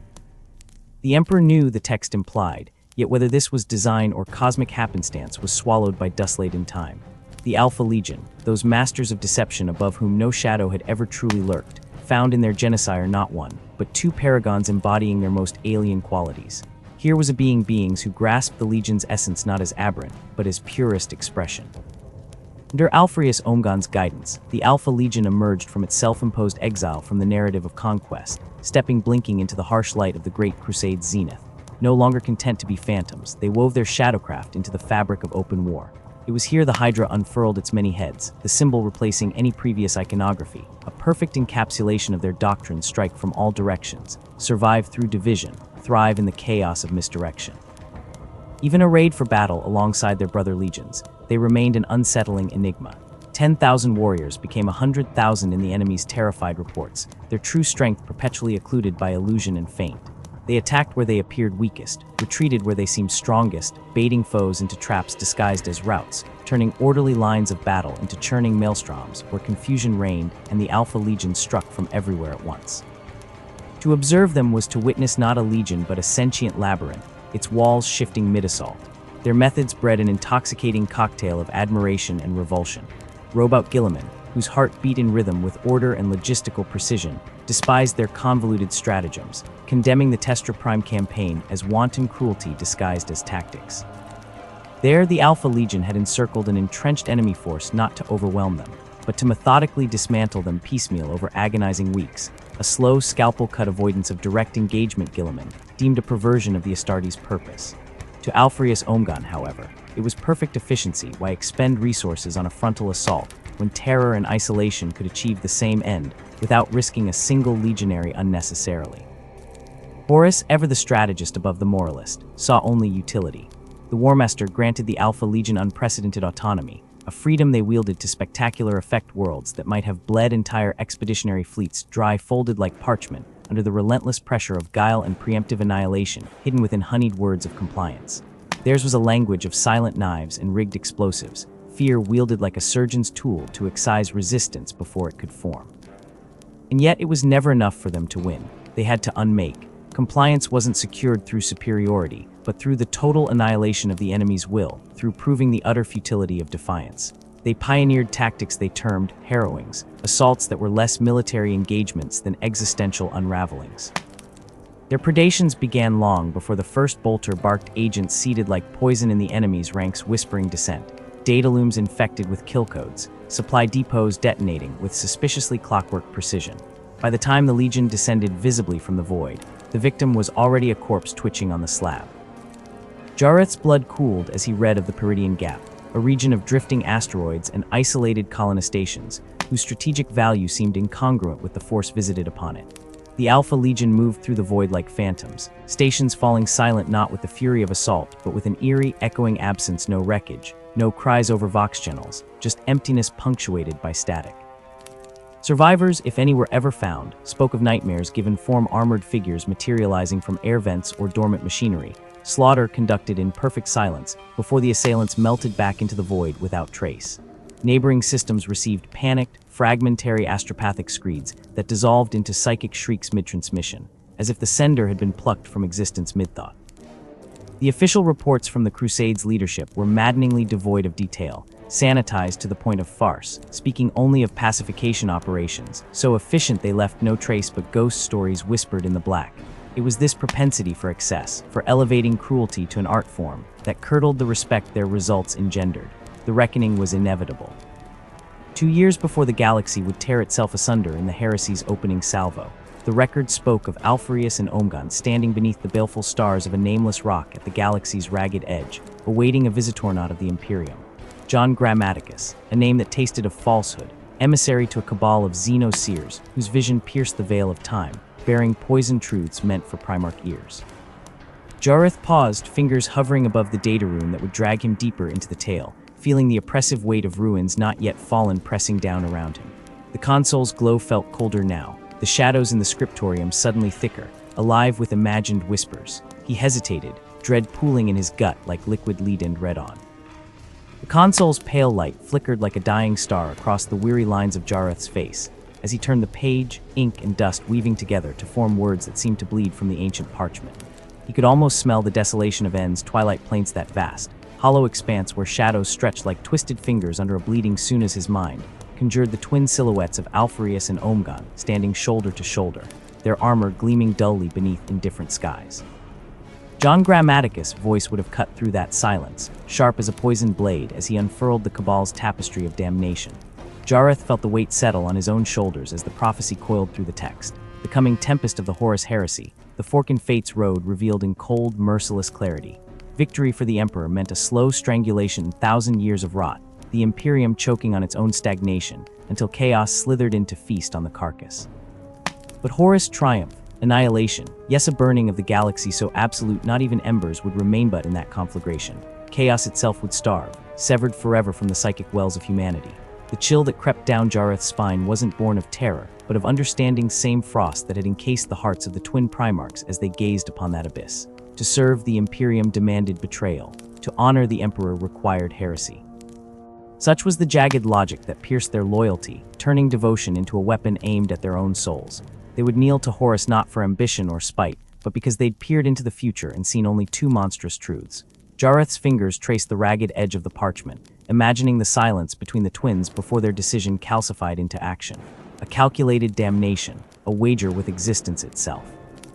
If the Emperor would choose extinction over slow corruption, and they believed he would, then the Alpha Legion's duty was to ensure that terrible choice was realized, even if it meant draping themselves in the traitor's mantle. They would become monsters to slay monsters, damning their names so that chaos might one day burn. Their cry echoed in Jareth's mind as he read on, for the Emperor. That twisted benediction roared from the throats of Alpha Legionnaires as they butchered brothers on Istvan V, while Loyalists' eyes widened with horror at the sacrilege. What madness, what cruel mockery it for the twins, it was a sacred oath, a catechism carved into their bones. This duality clung to them like battlefield ash. Every honor they desecrated, every world they shattered in Horus' name, was enacted in service to a master they would never again see. And when the Dropsite massacre unfolded, skies raining fire, the earth cracked with betrayal, the Alpha Legion moved with a unity that sang of cold precision. Jareth saw Rogel Dorn's face in his mind's eye, the Praetorians' trust curdling to ash as the trap snapped shut. Alpharius, web of lies and whispers, had drawn the salamanders, iron hands, and raven guard into that slaughter ground like lambs into a charnel pit. The Alpha Legion didn't brawl in the mud with World Eater savagery or revel in the debauchery of the Emperor's children. Nathi dissected the Loyalist resistance with the methodical detachment of surgeons, severing communications, disrupting battle lines, sowing discord with whispers timed to the millisecond. By the time Ferrus Manus fell, his molten hands still clutching for Fulgrim's throat, the legions were already broken shells fleeing into the poisoned rubble. Yet the massacre was but the first note in their symphony of deceit. As the heresy unfurled its wings across the stars, the Alpha Legion seeped into Loyalist space like smoke through cracked armor agents, with 1,000 faces whispering treason into governors' ears, falsifying orders to send fleets careening into dead ends, infiltrating armories to shatter supply lines moments before battle commenced. They didn't conquer worlds, they hollowed them out, leaving faith to fester into doubt. On Deliverance, Corax's desperate bid to rebuild his shattered legion became grist for their most insidious ploy. Alpha Operative blended into the Raven Guard's ranks like serpents among fledglings, tainting the Emperor's own genetic legacy, until Corax's new warriors clawed their way from tubes as twisted horrors. The schism that followed the Kayavaran uprising, stoked by false Raven Guard turncoats, left Deliverance a graveyard of trust and hope. Even Fabius Bile, that architect of atrocity, received only crumbs of their stolen knowledge when Alpharius deigned to share. None held the Legion's full confidence, for their allegiance coiled around its own unknowable axis. When the Cabal returned, seeking to rein them in, Omgun's reply rang with sharp defiance. The Alpha Legion bows to no alien oracle, not to Horus, not even to chaos itself. Their betrayal was a blade forged in a crucible none but the twins could comprehend that solitude left them isolated, even among traitors. Horus' eyes narrowed at their efficiency, sensing the lie beneath their service even as he wielded them to devastating effect. Jareth's vision swam with the next Passigeth blockade at Kondax. Here, the Legion's mastery of deception shone brightest. White scars, that tempest of a legion, sheathed in ignorance as the Alpha Legion laced the void around their fleet with suffocating silence. Jagatai Khan paced his command deck like a caged storm, unaware of the galaxy tearing itself apart. The Pillion arrays stole whispers from the stars, leaving only curated lies drip through rigged comms buoys. Omgan's strike on Tenra 950A masterstroke of false flagslit trickles of truth escape, just enough to bait the Khan into reckless motion. And when Dorn's desperate summons finally pierced the jamming return to Terra, the storm is upon us. White scars ignited their engines. Alfreus would meet them in the void, harrying their flanks not to destroy, but to delay, to bleed their speed in 1,000 skirmishes engineered to keep the Khan's fury far from Terra's gates. Yet with every victory came deeper shadow. The infiltration, the sabotage, the turning of brother against brotherate all carried the stink of the very corruption they'd sworn to eradicate. Jareth traced the words like wounds. Their tactics reeked of Tzinch's labyrinthine schemes, their whispers echoed Slaanish's seductive lies. To outplay the great enemy, they danced ever closer to becoming its mirror reflection that in the end might be all that remained. When the heresy crumbled and Horus fell, the Alpha Legion didn't scatter like legions drunk on chaos. They melted back into the void, their ultimate gambit unanswered, their sacrifice unrecorded. Had they failed? Had the Cabal's prophecy been flawed, a poison gift from aliens' content to watch humanity's demise? Or were they even now moving in the darkness, still playing a game whose board spanned millennia? The tome felt heavier in Jareth's hands, its pages thick with unresolved endings. The console hummed, a low thrum that vibrated in his teeth as he stared into the dim archive beyond. This then was the paradox scorched into the Legion's soul, that in their quest to protect the Imperium from chaos, they had embraced methods indistinguishable from the foe, transforming themselves into whispers and daggers, and half-truths, a nightmare wrapped in the armor of saviors. And if Jareth closed his eyes, he could still see the plains of Istvan, the blood of brothers pooling in mud, while Alfreus and Omgan stood resolute in their damnation, crying their twisted loyalty to an emperor who would never know the truth, the cold weight of sacrifice crushing them beneath its heel. Their legacy wasn't written in victories or defeats, but in shadow sand, in the endless, echoing question of whether the price they paid was worth the flicker of hope they sought. The galaxy, after all, still burned. And the Alpha Legion, they walked on, eternal ghosts in a war without end, their tragedy etched into every star they blighted in the name of salvation. The void beyond Shandak hung heavy with unspoken tension, as the white scars fleet drifted like silver leaves upon an invisible current, their engines humming with restrained power that vibrated through every deck plate and command throne. Across the star-speckled darkness, the Alpha Legion's flotilla materialized not with thunderous broadsides or challenge flares, but with the dreadful silence of predators encircling prey, their sleek vessels bleeding from the gloom as though coalesced from shadow itself. Every attempt by Jagatai Khan's Vox officers to pierce that silence met only hollow static, a mocking void where dialogue should have lived, leaving the halls of the Scar's flagship echoing with the hollow clicks of dying transmissions. The Alpha Legion didn't blockade, they haunted, their ships gliding with infuriating precision to intersect every calculated jump trajectory the Khan plotted, drifting across potential egress vectors like storm clouds blotting out starlight.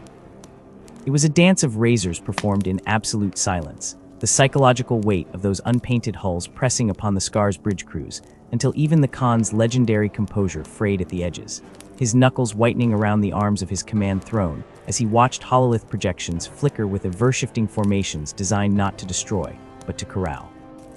When he finally ordered the Arrowhead formation, that ancient Chagorian hunting, which translated to Void Warfareth, Alpha Legion's countermove, was neither salvo nor scramble, but an almost deliberate yielding, their battlecruisers sliding aside like dark tides parting before a prow, their absence of resistance more unsettling than any fusillade.